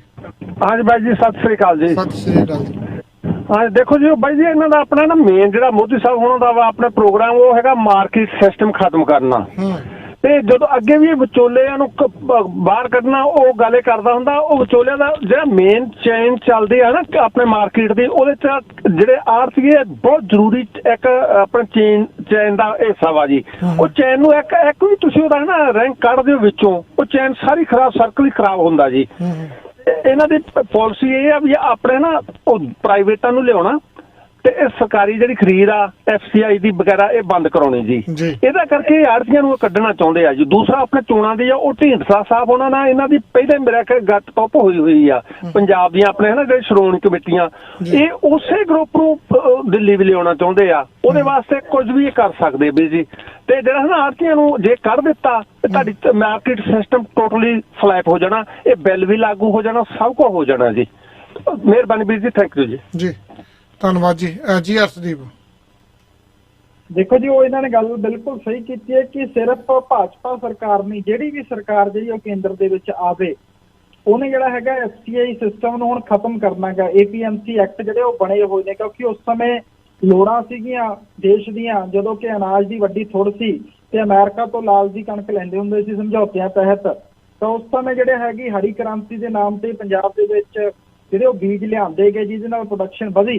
ਪਰ ਹੁਣ ਜਦੋਂ ਲੋੜਾਂ ਪੂਰੀਆਂ ਹੋ ਗਈਆਂ ਤੇ ਕਿਸਾਨੀ ਉਹ ਤੇ ਨਿਰਭਰ ਹੋ ਗਈ, ਤਾਂ ਉਹਦੇ ਬਾਅਦ ਪਿੱਠ ਦਿਖਾਉਣਾ ਕਿਸਾਨਾਂ ਨੂੰ ਇਹ ਵੀ ਕੋਈ ਚੰਗੀ ਗੱਲ ਨਹੀਂ, ਖਾਸ ਕਰਕੇ ਲੋਕਤੰਤਰੀ ਸਰਕਾਰਾਂ ਦੇ ਲਈ ਇਹ ਚੰਗੀ ਗੱਲ ਨਹੀਂ। ਪਰ ਜਿਹੜੇ ਕਾਨੂੰਨ ਨੇ ਉਹ ਇੱਕੋ ਕਿਤਾਬਾਂ ਦੇ ਵਿੱਚੋਂ ਆਉਂਦੇ ਨੇ, ਸਰਕਾਰ ਜਿਹਦੀ ਮਰਜ਼ੀ ਹੋਵੇ। ਇਸ ਵਾਰ ਭਾਜਪਾ ਮੈਜੋਰਟੀ ਦੇ ਵਿੱਚ ਹੈ ਤੇ ਇਸ ਕਰਕੇ ਕਿਸਾਨਾਂ ਵੱਲੋਂ ਭਾਜਪਾ ਦੇ ਵਿਰੁੱਧ ਜਿਹੜੇ ਰੋਸ ਪ੍ਰਦਰਸ਼ਨ ਨੇ ਉਹ ਭਾਰਤ ਦੇ ਵਿੱਚ ਕੀਤੇ ਜਾ ਰਹੇ ਨੇ। ਕਿਉਂਕਿ ਪ੍ਰਾਈਵੇਟਾਈਜੇਸ਼ਨ ਦੀ ਜਦੋਂ ਗੱਲ ਆਉਂਦੀ ਹੈ ਤਾਂ ਪ੍ਰਾਈਵੇਟ ਕਰਨ ਦੇ ਲਈ ਸਾਰੀਆਂ ਸਰਕਾਰਾਂ ਜਿਹੜੀਆਂ ਤਤਪਰ ਨੇ ਤੇ ਉਸ ਪਾਸੇ ਵੱਲ ਨੂੰ ਵੱਧ ਰਹੀਆਂ ਨੇ, ਕਿਉਂਕਿ FCI ਨੂੰ ਖਤਮ ਕਰਕੇ ਪ੍ਰਾਈਵੇਟ ਵਪਾਰੀਆਂ ਨੂੰ ਲਿਆਂਦਾ ਜਾ ਰਿਹਾ। ਕਿਉਂਕਿ ਸਿਰਫ ਪ੍ਰੋਡਕਸ਼ਨ ਹੀ ਹੈਗੀ ਜਿੱਥੇ ਪ੍ਰਾਈਵੇਟ ਵਪਾਰੀਆਂ ਦਾ ਪੂਰੀ ਤਰ੍ਹਾਂ ਕੰਟਰੋਲ ਨਹੀਂ ਹੈਗਾ, ਕਿਉਂਕਿ ਪੰਜਾਬ, ਹਰਿਆਣਾ ਤੇ ਵੈਸਟਰਨ UP ਤੇ ਰਾਜਸਥਾਨ ਦੇ ਜਿਹੜੇ ਪੰਜਾਬ ਨਾਲ ਲੱਗਦੇ ਇਲਾਕੇ ਨੇ ਉਹ ਸਭ ਤੋਂ ਜ਼ਿਆਦਾ ਪ੍ਰੋਡਕਸ਼ਨ ਕਰਦੇ ਨੇ। ਫੂਡਬਾਲ ਆ ਜਿਹੜੀ ਇੰਡੀਆ ਦੀ, ਉਹ 'ਚ ਸਭ ਤੋਂ ਜ਼ਿਆਦਾ ਹਿੱਸਾ ਜਿਹੜਾ ਇੱਥੋਂ ਪੈਂਦਾ ਹੈਗਾ। ਤੇ ਇੱਥੇ ਜਿਹੜਾ ਮੰਡੀਕਰਨ ਸਿਸਟਮ ਹੈਗਾ APMC ਐਕਟਾਂ ਦੇ ਅਧੀਨ, ਉਹ ਮੰਡੀਕਰਨ ਸਿਸਟਮ ਸਰਕਾਰੀ ਹੈਗਾ, ਯਾਨੀ ਕਿ ਉੱਥੇ ਪ੍ਰੋਡਕਸ਼ਨ ਤੇ ਜਿਹੜਾ ਸਰਕਾਰ ਦਾ ਕੰਟਰੋਲ ਹੈਗਾ। ਤਾਂ ਉਹ ਪ੍ਰੋਡਕਸ਼ਨ ਤੋਂ ਸਰਕਾਰ ਦਾ ਕੰਟਰੋਲ ਜਿਹੜਾ ਹਟਾਉਣ ਦੇ ਲਈ ਇਹ ਕਦਮ ਜਿਹੜੇ ਉਹ ਚੁੱਕੇ ਜਾ ਰਹੇ ਨੇ। ਤੇ ਆੜਤੀਆਂ ਦੇ ਜੋ ਬਾਹਰ ਹੁੰਦੇ ਨੇ ਜਦੋਂ ਇਸ ਸਿਸਟਮ ਦੇ ਵਿੱਚੋਂ, ਤਾਂ ਆੜਤੀਆਂ ਦੇ ਬਾਹਰ ਹੋਣ ਦੇ ਨਾਲ ਇਹ ਸਿਸਟਮ ਦੀ ਟੁੱਟ ਭੱਜ ਵੀ ਹੋਊਗੀ, ਨਾਲੋਂ ਨਾਲ ਜਿਹੜਾ ਹੈ ਕਿਸਾਨਾਂ ਦਾ ਆਰਥਿਕ ਤੌਰ ਤੇ ਵੱਡਾ ਨੁਕਸਾਨ ਜਿਹੜਾ ਹੋਊਗਾ। ਕਿਸਾਨ ਜਾਣਗੇ ਕਿੱਧਰ, ਕਿਸਾਨ ਕਦੋਂ ਲੇਬਰ 'ਚ ਕਨਵਰਟ ਹੋ ਜਾਣਗੇ ਉਹਨਾਂ ਨੂੰ ਪਤਾ ਹੀ ਨਹੀਂ ਲੱਗਣਾ। ਹਾਂ ਬਿਲਕੁਲ ਜੀ, ਆਪਣਾ ਸਮਾਂ ਇੱਕ ਕਮਰਸ਼ੀਅਲ ਬ੍ਰੇਕ ਦਾ, ਤੇ ਬ੍ਰੇਕ ਤੋਂ ਬਾਅਦ ਆਪਾਂ ਫੇਰ ਜੁੜਦੇ ਹਾਂ ਅਰਸ਼ਦੀਪ ਤੁਹਾਡੇ ਨਾਲ। ਤੇ ਹਰਜਿੰਦਰ ਸਿੰਘ ਧਨੋਆ ਹੁਣੇ ਥੋੜਾ ਜਿਹਾ ਆਪਣੇ ਨਾਲ ਲੇਟ ਜੁੜਨਗੇ। ਪਹਿਲਾਂ ਆਪਾਂ ਗੱਲਾਂ ਬਾਤਾਂ ਕਰਦੇ ਹਾਂ, ਤੇ ਤੁਸੀਂ ਵੀ ਸਟੂਡੀਓ ਦੇ ਵਿੱਚ ਕਾਲ ਕਰ ਸਕਦੇ ਹੋ 905 405 0002 ਤੇ, ਜਾਂ ਦੁਨੀਆ ਦੇ ਵਿੱਚੋਂ ਕਿਤੇ ਵੀ +1 ਲਾ ਕੇ 905 405 002 ਜਾਂ 905 860 2770 ਤੇ।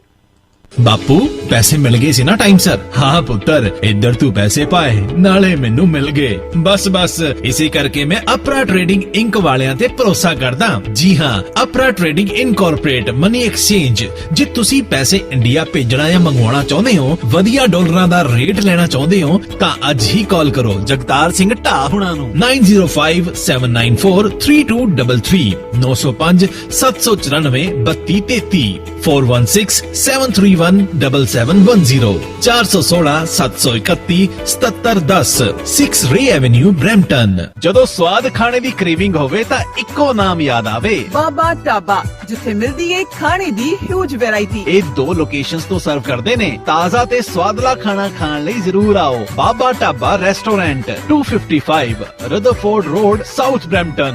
Service 2 location. Call Mahavir Bhat 905 499 4314 905 499 4314। ਕਿਆ ਬਾਤ ਬਈ, ਗੱਡੀ ਤਾਂ ਨਵੀਂ ਕਢਾਈ ਲੱਗਦੀ। ਉਹ ਨਾ ਉਹ ਆ ਬਸ ਰਿਪੇਅਰ ਕਰਾਈ ਆ। ਉਹ ਕਿੱਥੋਂ? ਪੀਲ ਆਟੋ ਕਲੀਜਨ ਵਾਲਿਆਂ ਕੋਲੋਂ। ਜੀ ਹਾਂ, ਜੇ ਤੁਸੀਂ ਵੀ ਗੱਡੀ ਦੀ ਰਿਪੇਅਰ, ਡੈਂਟਿੰਗ, ਪੇਂਟਿੰਗ ਕਰਾਉਣੀ ਹੋਵੇ, GTA ਵਿੱਚ ਕੋਈ ਵੀ ਐਕਸੀਡੈਂਟ ਹੋਵੇ ਤਾਂ ਗੱਡੀ ਨੂੰ ਰਿਪੇਅਰ ਕਰਦੇ ਨੇ। ਹਰ ਇੱਕ ਇੰਸ਼ੋਰੈਂਸ ਕੰਪਨੀ ਦੇ ਨਾਲ ਇਹਨਾਂ ਦਾ ਟਾਈ ਅਪ ਹੈ। ਹੁਣ ਗੱਡੀ ਦੀ ਨੋ ਮੋਰ ਟੈਨਸ਼ਨ, ਕਿਉਂਕਿ ਬਸ ਅੱਜ ਹੀ ਆਓ peel auto ਕਲੀਜਨ, 14 Hill Road, Brampton. Call Darbara Singh 905 459 1300 905 459 1300। ਬਸ ਤੂੰ ਹੁਣ ਤਿਆਰੀ ਖਿੱਚ, ਛੇਤੀ ਇੱਥੇ ਆਉਣ ਦੀ। ਅੱਛਾ, ਨਾਲੇ ਕਹਿੰਦੇ ਬੜਾ ਹੀ ਔਖਾ ਹੈ। ਉਹ ਬ੍ਰੈਂਪਟਨ ਇਮੀਗ੍ਰੇਸ਼ਨ ਕੰਸਲਟੈਂਸੀ ਦੇ ਹੁੰਦਿਆਂ ਕੋਈ ਔਖਾ ਨਹੀਂ। Brampton immigration consultancy for student visa, visitor visa, LMI refugees case appeals, family case sponsorship. Call Sandeep Singh 647 786 2012 647 786 2012। ਜੇਕਰ ਤੁਸੀਂ ਟਰੱਕ ਦਾ ਲਾਇਸੈਂਸ ਲੈਣ ਬਾਰੇ ਸੋਚ ਰਹੇ ਹੋ ਤਾਂ ਦੇਰ ਨਾ ਕਰੋ, ਅੱਜ ਹੀ ਪਹੁੰਚੋ ਫਸਟ ਕੈਨੇਡੀਅਨ ਡਰਾਈਵਿੰਗ ਸਕੂਲ 7050 ਚੈਲਫੋਰਡ ਵੇ, ਯੂਨਿਟ 11, ਮਿਸੀਸਾਗਾ। ਚੰਗੇ ਡਰਾਈਵਰ ਬਣਨ ਲਈ ਯਾਦ ਰੱਖੋ ਇੱਕੋ ਨਾਂ, ਫਸਟ ਕੈਨੇਡੀਅਨ ਡਰਾਈਵਿੰਗ ਸਕੂਲ। ਸੰਪਰਕ ਕਰੋ 905 678 9191 905 678 9191 ਤੇ।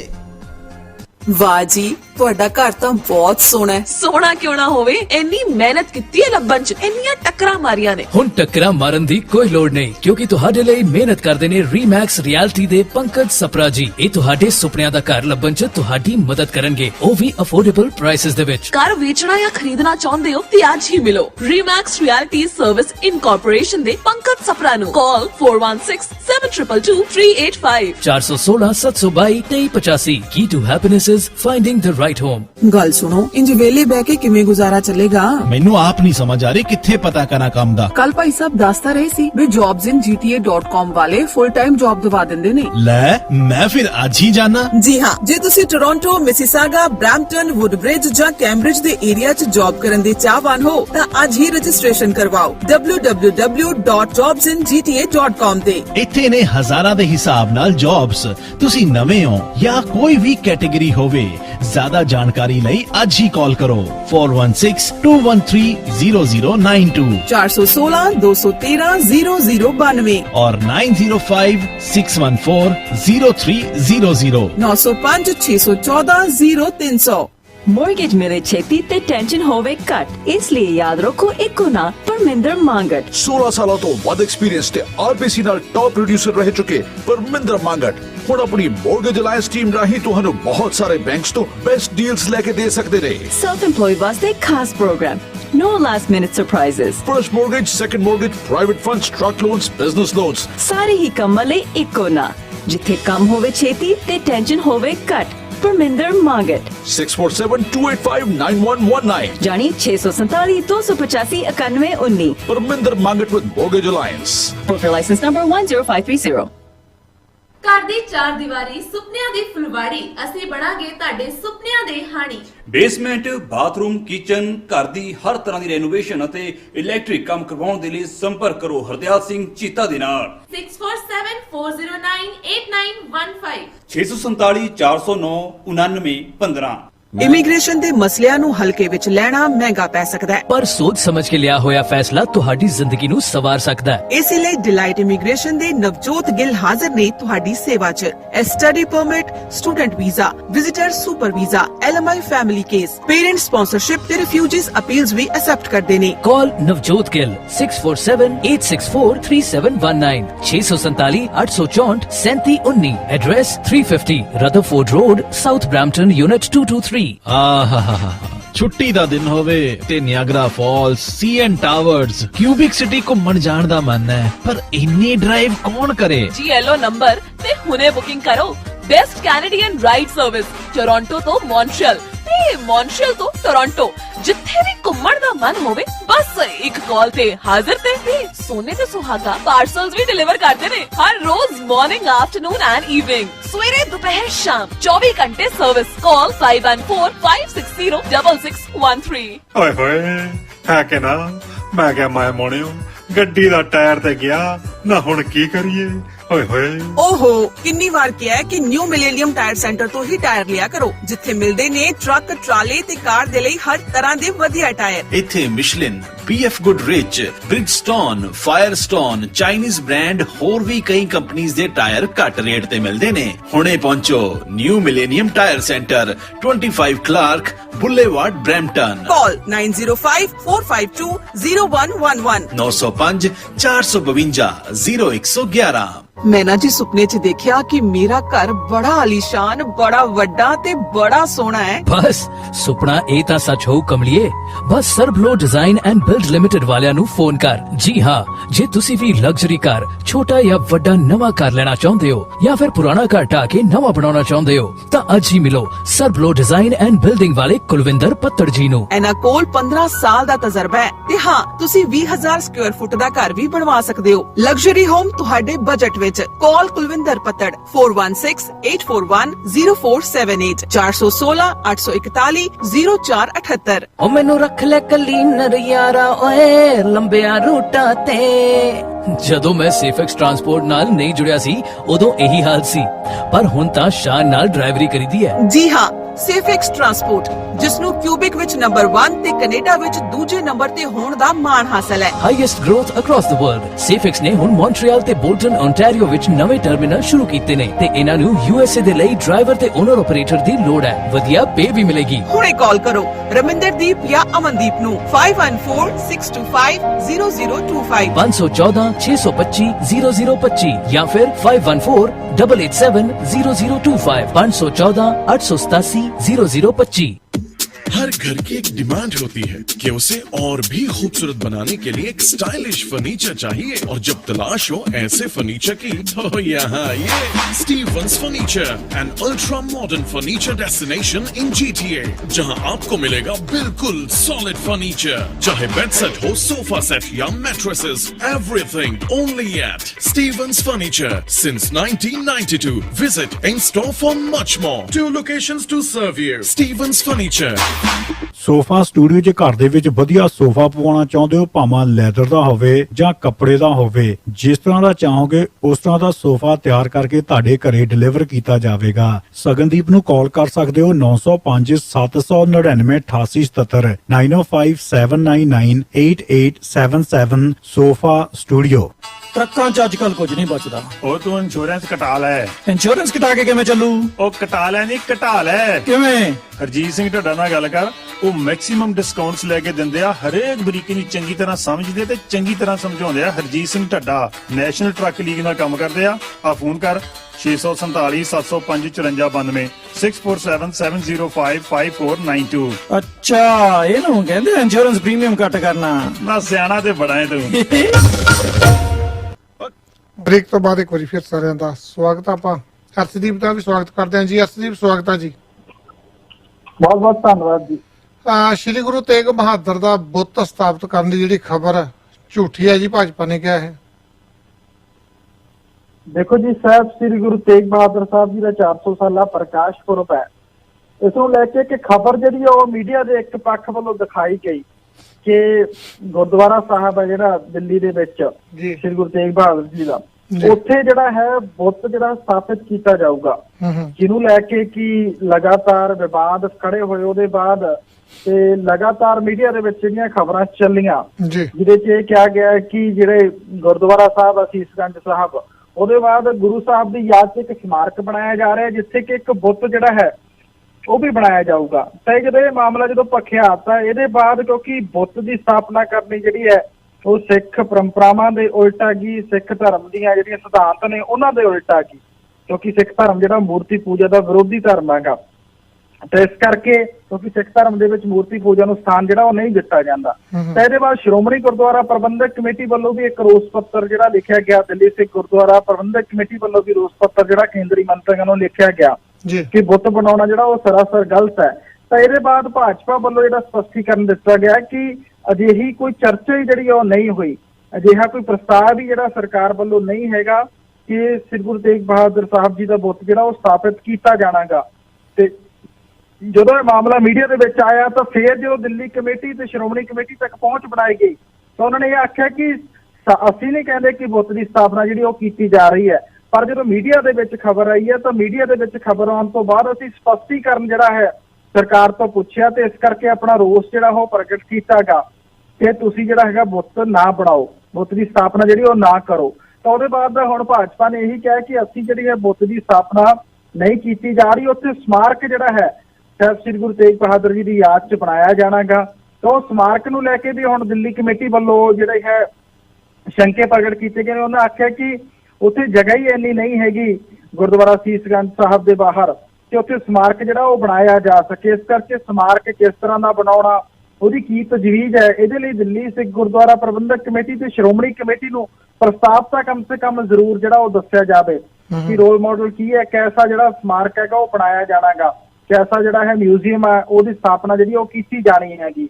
ਤਾਂ ਇਹਨਾਂ ਹਾਲਾਤਾਂ ਦੇ ਵਿੱਚ ਹੁਣ ਇਹ ਮਾਮਲਾ ਇੱਕ ਵਾਰ ਮੁੜ ਤੋਂ ਜਿਹੜਾ ਉਹ ਭੱਗ ਗਿਆਗਾ, ਕਿਉਂਕਿ ਦਿੱਲੀ ਦੇ ਭਾਜਪਾ ਦੇ ਲੀਡਰ ਨੇ ਜਿਹੜੇ ਅਹੁਦਿਆਂ ਤੇ ਬੈਠੇ ਨੇ ਉਹਨਾਂ ਦਾ ਇਹੀ ਕਹਿਣਾ ਹੈ ਕਿ ਬੁੱਤ ਦੀ ਸਥਾਪਨਾ ਜਿਹੜੀ ਉਹ ਨਹੀਂ ਕੀਤੀ ਜਾ ਰਹੀ, ਇੱਥੇ ਮਿਊਜ਼ੀਅਮ ਬਣਾਉਣ ਦਾ ਜਿਹੜਾ ਹੈ ਉਹ ਪ੍ਰੋਵੀਜ਼ਨ ਆ ਗਿਆ। ਇੱਥੇ ਸ਼੍ਰੋਮਣੀ ਗੁਰਦੁਆਰਾ ਪ੍ਰਬੰਧਕ ਕਮੇਟੀ ਨੇ ਵੀ ਇਹੀ ਕਿਹਾ ਕਿ ਸੋਸ਼ਲ ਮੀਡੀਆ ਤੇ ਖਬਰ ਲਗਾਤਾਰ ਚੱਲ ਰਹੀ ਹੈ, ਇਸ ਕਰਕੇ ਅਸੀਂ ਇਤਰਾਜ਼ ਜਿਹੜਾ ਉਹ ਪ੍ਰਗਟਾਇਆਗਾ ਤੇ ਨਾਲੋਂ ਨਾਲ ਜੇ ਮਿਊਜ਼ੀਅਮ ਬਣਾਉਣਾਗਾ ਯਾਦਗਾਰ ਤਾਂ ਉਹ ਵਿਰਾਸਤ-ਏ ਖਾਲਸਾ ਦੀ ਤਰਜ਼ ਤੇ ਜਿਹੜਾ ਉਹ ਬਣਾਇਆ ਜਾਵੇ, ਜਿਸ ਤਰ੍ਹਾਂ ਵਿਰਾਸਤ-ਏ ਖਾਲਸਾ ਸ੍ਰੀ ਅਨੰਦਪੁਰ ਸਾਹਿਬ ਵਿਖੇ ਬਣਾਇਆ ਗਿਆ ਤਾਂ ਉਸ ਤਰ੍ਹਾਂ ਦਾ ਬਣਾਇਆ ਜਾਵੇ ਜਿਹਦੇ ਨਾਲ ਆਉਣ ਵਾਲੀਆਂ ਪੀੜ੍ਹੀਆਂ ਨੂੰ ਜਿਹੜਾ ਹੈ ਇਸ ਮਹਾਨ ਕੁਰਬਾਨੀ ਬਾਰੇ ਵੀ ਪਤਾ ਲੱਗੇ ਸਿੱਖ ਫਲਸਫੇ ਬਾਰੇ ਵੀ ਜਿਹੜਾ ਹੈ ਪਤਾ ਲੱਗੇ, ਉਹਨਾਂ ਨੂੰ ਜਾਣਕਾਰੀ ਮਿਲੇ ਤੇ ਨਾਲੋਂ ਨਾਲ ਉਹ ਇਤਿਹਾਸ ਤੇ ਜਿਹੜਾ ਮਾਣ ਮਹਿਸੂਸ ਕਰਨ। ਤਾਂ ਇਹ ਰੇੜਕਾ ਜਿਹੜਾ ਹੁਣ ਲਗਾਤਾਰ ਬਣਿਆ ਗਿਆ ਹੈ ਤੇ ਭਾਜਪਾ ਦੀ ਲੀਡਰਸ਼ਿਪ ਨੇ ਇਹੀ ਕਿਹਾ ਕਿ ਬੁੱਤ ਸਥਾਪਿਤ ਕਰਨ ਦੀ ਜਿਹੜੀ ਤਜਵੀਜ਼ ਹੈਗੀ ਉਹ ਬਿਲਕੁਲ ਵੀ ਨਹੀਂ ਹੈਗੀ। ਇਹ ਸੋਸ਼ਲ ਮੀਡੀਆ ਤੇ ਸਿਰਫ ਅਫਵਾਹ ਜਿਹੜੀ ਉਹ ਫੈਲਾਈ ਜਾ ਰਹੀ ਹੈ। ਪਰ ਦਿੱਲੀ ਕਮੇਟੀ ਤੇ ਸ਼੍ਰੋਮਣੀ ਕਮੇਟੀ ਨੇ ਇਹੀ ਕਿਹਾ ਕਿ ਜੋ ਵੀ ਤਜਵੀਜ਼ ਹੈਗੀ ਉਹ ਕਮ ਸੇ ਕਮ ਸਾਡੇ ਨਾਲ ਸਾਂਝੀ ਜਿਹੜੀ ਹੈ ਉਹ ਜ਼ਰੂਰ ਕੀਤੀ ਜਾਵੇ। ਸ਼੍ਰੋਮਣੀ ਗੁਰਦੁਆਰਾ ਪ੍ਰਬੰਧਕ ਕਮੇਟੀ ਦੇ ਨਾਲ ਸਾਂਝੀ ਜਿਹੜੀ ਉਹ ਜ਼ਰੂਰ ਕੀਤੀ ਜਾਵੇ ਤਾਂ ਜੋ ਉਹਨੂੰ ਦੇਖਿਆ ਜਾਵੇ ਕਿ ਇਹ ਸਿੱਖ ਫਲਸਫਿਆਂ ਦੇ ਉਲਟ ਤਾਂ ਨਹੀਂ ਇੱਥੇ ਜਿਹੜਾ ਹੈ ਕੁਝ ਹੋ ਰਿਹਾ, ਸਿੱਖ ਸਿਧਾਂਤਾਂ ਦੇ ਉਲਟ ਤਾਂ ਨਹੀਂ ਕੁਝ ਹੋ ਰਿਹਾ। ਤੇ ਇਸ ਕਰਕੇ ਹੁਣ ਰੋਸ ਜਿਹੜਾ ਹੈ ਪੱਤਰ ਦੇ ਰਾਹੀਂ ਪ੍ਰਗਟਾਇਆ ਗਿਆ ਹੈਗਾ। ਇਸ ਮਾਮਲੇ ਨੂੰ ਲੈ ਕੇ ਹੁਣ ਸੈਂਟਰ ਸਰਕਾਰ ਅੱਗੇ ਕੀ ਫੈਸਲਾ ਕਰਦੀ ਹੈ ਜਿਹੜਾ ਦੇਖਣਾ ਹੋਵੇਗਾ।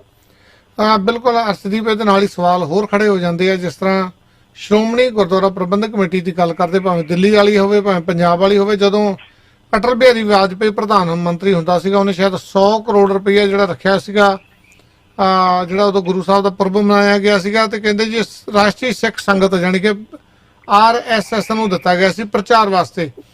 ਉਹਨੇ ਹਿੰਦੀ ਦੇ ਵਿੱਚ ਕਿਤਾਬਾਂ ਲਿਖੀਆਂ ਜੀ, ਗੁਰੂ ਤੇਗ ਬਹਾਦਰ ਨੂੰ, ਹੋਰ ਗੁਰੂਆਂ ਨੂੰ, ਕਿਸੇ ਨੂੰ ਚੋਰ ਦਿਖਾਇਆ ਗਿਆ, ਕਿਸੇ ਨੂੰ ਲੁਟੇਰਾ, ਕਿਸੇ ਨੂੰ ਡਾਕੂ।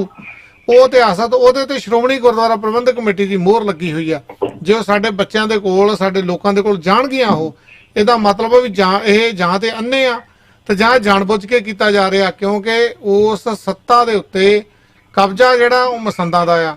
ਉਦੋਂ ਤਾਂ ਗੁਰੂ ਸਾਹਿਬ ਨੇ ਸਾੜ ਦਿੱਤੇ ਸੀ, ਹੁਣ ਮਸੰਦ ਜਿਹੜੇ ਬਾਲੇ ਪਾਵਰਫੁਲ ਆ, ਉਦੋਂ ਇਹਨੇ ਪਾਵਰਫੁਲ ਨਹੀਂ ਸੀ ਹੁੰਦੇ, ਹੁਣ ਸੱਤਾ ਦੇ ਵਿੱਚ ਆ। ਤੇ ਇਸ ਕਰਕੇ ਜੇ ਉਹਨਾਂ ਨੂੰ ਬਾਹਰ ਕੱਢਣਾ ਤਾਂ ਕੱਢਣਾ ਕਿੱਦਾਂ ਆ? ਕਿਉਂਕਿ ਸਾਡੇ ਜਿਹੜੇ ਡੱਡੂਆਂ ਦੀ ਪਸੇਰੀ ਆ, ਮਾਫ ਕਰਨਾ ਮੈਂ ਸ਼ਬਦ ਉਦਾਂ ਦੇ ਵਰਤਣ ਡਿਆ, ਜਿਹੜੇ ਇੰਨੇ ਲੀਡਰ ਬਣੇ ਹੋਏ ਆ, ਇੰਨੇ ਜ਼ਿਆਦਾ ਲੀਡਰ ਆ, ਉਹ ਇਕੱਠੇ ਤਾਂ ਹੁੰਦੇ ਹੀ ਨਹੀਂ ਗੇ।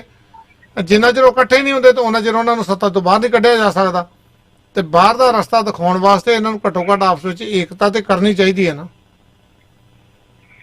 ਦੇਖੋ ਜੀ, ਜਦੋਂ ਸ਼੍ਰੋਮਣੀ ਗੁਰਦੁਆਰਾ ਪ੍ਰਬੰਧਕ ਕਮੇਟੀ ਦਾ ਜ਼ਿਕਰ ਆਉਂਦਾਗਾ, ਆਪਾਂ ਦੇਖਦੇ ਹਾਂ ਕਿ ਸਾਡੇ ਜਿਹੜੇ ਇਤਿਹਾਸਿਕ ਗੁਰੂ ਘਰ ਨੇ ਜਾਂ ਸਾਹਿਬਜ਼ਾਦਿਆਂ ਦੇ ਸ਼ਹੀਦੀ ਸਥਾਨ ਨੇ ਜਾਂ ਗੜੀ ਹੈ ਚਮਕੌਰ ਦੀ, ਤਾਂ ਉੱਥੇ ਦੀ ਕਾਰ ਸੇਵਾ ਦੇ ਨਾਮ ਤੇ ਕੀ ਕੁਝ ਕੀਤਾ ਗਿਆ ਇਹ ਸਭ ਨੂੰ ਪਤਾ ਗਾ। ਕਿਉਂਕਿ ਸ਼੍ਰੋਮਣੀ ਗੁਰਦੁਆਰਾ ਪ੍ਰਬੰਧਕ ਕਮੇਟੀ ਦਾ ਪ੍ਰਬੰਧ ਜਿਹੜਾ ਹੈ ਗੁਰੂ ਘਰਾਂ ਦੀ ਸੇਵਾ ਸੰਭਾਲ ਕਰਨਾ ਹੈਗਾ। ਤਾਂ ਜੇ ਕਾਰ ਸੇਵਾ ਕਰਨੀ ਵੀ ਹੈ ਤਾਂ ਜਿਹੜਾ ਸਾਡਾ ਇਤਿਹਾਸ ਹੈਗਾ ਤਾਂ ਉਹ ਇਤਿਹਾਸ ਨੂੰ ਅਸੀਂ ਜਿਹੜਾ ਉਹ ਸਾਂਭ ਕੇ ਰੱਖੀਏ, ਉਹ ਸਾਰੇ ਕੁਝ ਨੂੰ ਸਾਂਭ ਕੇ ਰੱਖੀਏ। ਪਰ ਸੰਗਮਰਮਰ ਚੜਾ ਦੇਣਾ ਜਿਹੜਾ ਹਰ ਜਗ੍ਹਾ ਤੇ, ਇਹ ਵੀ ਕੋਈ ਕਿਸਮ ਦੀ ਕਾਰ ਸੇਵਾ ਨਹੀਂ ਹੈ। ਇਹ ਵੀ ਇੱਕ ਤਰ੍ਹਾਂ ਦਾ ਇਤਿਹਾਸ ਨੂੰ ਜਿਹੜਾ ਹੈ ਮਲੀਆ ਮੇਟ ਹੀ ਕੀਤਾ ਜਾ ਰਿਹਾ। ਕਿਉਂਕਿ ਜਦੋਂ ਜਾਣਗੇ ਛੋਟੇ ਸਾਹਿਬਜ਼ਾਦਿਆਂ ਦੀ ਸ਼ਹਾਦਤ ਬਾਰੇ, ਉਹ ਪ੍ਰਤੱਖ ਅੱਖਾਂ ਦੇ ਨਾਲ ਬੱਚੇ ਜਦੋਂ ਦੇਖਣਗੇ ਉਹ ਸਭ ਕੁਝ ਨੂੰ, ਤਾਂ ਉਹਦਾ ਜਿਹੜਾ ਇਫੈਕਟ ਹੈ ਉਹਨਾਂ ਤੇ ਜੋ ਪਊਗਾ ਉਹ ਸਾਨੂੰ ਸਭ ਨੂੰ ਪਤਾ ਹੈ ਕਿ ਉਹ ਇਤਿਹਾਸ ਨਾਲ ਜੁੜਨਗੇ ਵੀ, ਪੜ੍ਹਨਗੇ ਵੀ, ਉਹਨਾਂ ਨੂੰ ਮਾਣ ਵੀ ਮਹਿਸੂਸ ਹੋਊਗਾ ਕਿ ਅਸੀਂ ਕਿਹਨਾਂ ਦੇ ਵਾਰਸ ਹਾਂ, ਕਿੰਨੀਆਂ ਵੱਡੀਆਂ ਕੁਰਬਾਨੀਆਂ ਜਿਹੜੀਆਂ ਉਹ ਦਿੱਤੀਆਂ ਗਈਆਂ ਨੇ। ਪਰ ਜਦੋਂ ਉੱਥੇ ਅਸੀਂ ਸੰਗਮਰਮਰ ਦੇ ਨਾਲ, ਮਾਫ ਕਰਨਾ, ਅਲੀਸ਼ਾਨ ਬਿਲਡਿੰਗ ਜਿਹੜੀ ਉਹ ਬਣਾ ਦਿਆਂਗੇ, ਗੁਰੂ ਘਰ ਬਣਾ ਦਿਆਂਗੇ, ਤਾਂ ਉਹ ਫੀਲਿੰਗ ਜਿਹੜੀ ਆ ਉਹ ਬੱਚਿਆਂ ਨੂੰ ਨਹੀਂ ਆਊਗੀ। ਉਹ ਇਤਿਹਾਸ ਦੇ ਨਾਲ ਉਸ ਹਿਸਾਬ ਦੇ ਨਾਲ ਨਹੀਂ ਜੁੜਨਗੇ ਜਿਸ ਹਿਸਾਬ ਦੇ ਨਾਲ ਉਹ ਪ੍ਰਤੱਖ ਅੱਖਾਂ ਦੇ ਨਾਲ ਦੇਖ ਕੇ ਜਿਹੜਾ ਉਹ ਜੁੜ ਸਕਦੇ ਸੀਗੇ। ਤੇ ਇਸ ਕਰਕੇ ਵਿਰਾਸਤੀ ਇਮਾਰਤਾਂ ਜਾਂ ਸਾਡੇ ਇਤਿਹਾਸਕ ਜਿਹੜੇ ਗੁਰੂ ਘਰ ਨੇ ਉਹਨਾਂ ਨੂੰ ਵੀ ਮਲੀਆ ਮੇਟ ਜਿਹੜਾ ਕਾਰ ਸੇਵਾ ਦੇ ਨਾਮ ਤੇ ਕੀਤਾ ਗਿਆ, ਉਹ ਵੀ ਜਿਹੜਾ ਸਰਾਸਰ ਗਲਤ ਸੀਗਾ। ਤਾਂ ਜਦੋਂ ਗੁਰੂ ਘਰਾਂ ਦੇ ਪ੍ਰਬੰਧ ਸੁਧਾਰਨ ਦੀ ਅਸੀਂ ਗੱਲ ਕਰਦੇ ਆਂਗੇ ਤਾਂ ਗੁਰੂ ਘਰਾਂ ਦੇ ਪ੍ਰਬੰਧ ਜਿਹੜੇ ਉਹ ਤਾਂ ਹੀ ਸੁਧਾਰੇ ਜਾ ਸਕਦੇ ਆ ਜੇ ਗੁਰੂ ਨੂੰ ਸਮਰਪਿਤ ਜਿਹੜੇ ਨੇ ਲੋਕ ਉਹ ਪ੍ਰਬੰਧ ਤੇ ਕਾਬਜ ਹੋਣ। ਪਰ ਜਿਹੜੇ ਵਿਦਵਾਨ ਨੇ, ਬੁੱਧੀਜੀਵੀ ਨੇ ਜਾਂ ਸਮਰਪਿਤ ਲੋਕ ਨੇ, ਉਹ ਜਿਹੜੇ ਉਹ ਅੱਗੇ ਨਹੀਂ ਆ ਰਹੇ।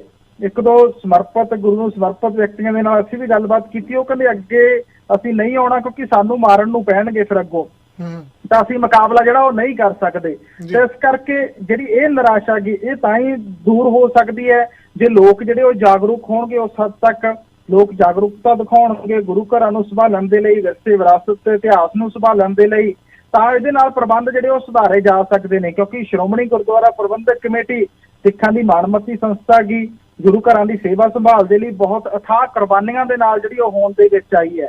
ਪਰ ਉਸੇ ਸ਼੍ਰੋਮਣੀ ਗੁਰਦੁਆਰਾ ਪ੍ਰਬੰਧਕ ਕਮੇਟੀ ਦੇ ਪ੍ਰਬੰਧ ਦੇ ਵਿੱਚ ਜਦੋਂ ਇਹ ਖਬਰ ਆਉਂਦੀ ਹੈ ਕਿ 300 ਤੋਂ ਉੱਪਰ ਸ੍ਰੀ ਗੁਰੂ ਗ੍ਰੰਥ ਸਾਹਿਬ ਜੀ ਦੇ ਸਰੂਪ ਜਿਹੜੇ ਉਹ ਗਾਇਬ ਨੇ, ਉਹ ਰਿਕਾਰਡ 'ਚ ਹੀ ਨਹੀਂ ਹੈਗੇ, ਪਤਾ ਨਹੀਂ ਕਿੱਥੇ ਨੇ, ਤੇ ਨਾਲੋਂ ਨਾਲ ਜਦੋਂ ਪ੍ਰਾਤਨ ਹੱਥ ਲਿਖਤ ਗੁਰੂ ਗ੍ਰੰਥ ਸਾਹਿਬ ਦੀਆਂ ਬੀੜਾਂ ਦੀ ਗੱਲ ਆਉਂਦੀ ਹੈ ਤਾਂ ਉੱਥੇ ਵੀ ਜਿਹੜਾ ਹੈ ਘਪਲੇ ਸਾਹਮਣੇ ਆਉਂਦੇ ਨੇ ਕਿ ਉਹ ਬੀੜਾਂ ਦਾ ਰਿਕਾਰਡ ਪਤਾ ਨਹੀਂ, ਉਹਦੇ ਲਈ ਕਮੇਟੀ ਬਣਾ ਦਿੱਤੀ ਜਾਂਦੀ ਹੈ। ਫਿਰ ਸਾਲ ਡੇਢ ਸਾਲ ਬਾਅਦ ਖਬਰ ਜਿਹੜੀ ਉਹ ਦਬ ਜਾਂਦੀ ਹੈਗੀ, ਫਿਰ ਕੋਈ ਆਵਾਜ਼ ਜਿਹੜੀ ਉਹ ਬੁਲੰਦ ਨਹੀਂ ਕਰਦਾ। ਤਾਂ ਇਸ ਕਰਕੇ ਜੇ ਸਿੱਖ ਸੰਗਤਾਂ ਆਵਾਜ਼ ਜਿਹੜੀ ਉਹ ਬੁਲੰਦ ਕਰਨਗੀਆਂ ਉਸ ਚੀਜ਼ ਨੂੰ ਲੈ ਕੇ, ਗੁਰੂ ਘਰਾਂ ਨੂੰ ਸੰਭਾਲਣ ਨੂੰ ਲੈ ਕੇ, ਤਾਂ ਹੀ ਜਿਹੜਾ ਹੈ ਪ੍ਰਬੰਧ ਸੁਧਾਰੇ ਜਾ ਸਕਦੇ ਨੇ। ਜੇ ਗੁਰੂ ਨੂੰ ਸਮਰਪਿਤ, ਸ੍ਰੀ ਗੁਰੂ ਗ੍ਰੰਥ ਸਾਹਿਬ ਨੂੰ ਸਮਰਪਿਤ ਲੋਕ ਜਿਹੜੇ ਨੇ ਉਹ ਅੱਗੇ ਆਉਣਗੇ ਤਾਂ ਨਹੀਂ ਤਾਂ ਫਿਰ ਜਦੋਂ ਸਿਆਸੀ ਗੱਲ ਆਉਂਦੀ ਹੈ, ਮੀਰੀ ਪੀਰੀ ਦੇ ਸਿਧਾਂਤ ਦੀ ਅਸੀਂ ਗੱਲ ਜ਼ਰੂਰ ਕਰਦੇ ਹਾਂ ਕਿ ਛੇਵੇਂ ਪਾਤਸ਼ਾਹ ਸਾਹਿਬ ਸ੍ਰੀ ਗੁਰੂ ਹਰਗੋਬਿੰਦ ਸਾਹਿਬ ਵੱਲੋਂ ਜਿਹੜਾ ਮੀਰੀ ਪੀਰੀ ਦਾ ਸਿਧਾਂਤ ਦਿੱਤਾ ਗਿਆ ਸਿੱਖੀਜ਼ਮ ਦੇ ਵਿੱਚ, ਪਰ ਜਦੋਂ ਮੀਰੀ ਪੀਰੀ ਦੇ ਸਿਧਾਂਤ ਦੀ ਗੱਲ ਅਸੀਂ ਅੱਜ ਦੀ ਲੀਡਰਸ਼ਿਪ ਦੇ ਵਿੱਚ ਦੇਖਦੇ ਹਾਂ ਤੇ ਉਹ ਹਵਾਲਾ ਤਾਂ ਜਿਹੜਾ ਹੈ ਸਾਹਿਬ ਸ੍ਰੀ ਗੁਰੂ ਹਰਗੋਬਿੰਦ ਸਾਹਿਬ ਤੋਂ ਦਿੰਦੇ ਨੇ, ਪਰ ਜਦੋਂ ਗੁਰੂ ਦੇ ਫਲਸਫੇ ਤੇ ਚੱਲਣ ਦੀ ਗੱਲ ਆਉਂਦੀ ਹੈ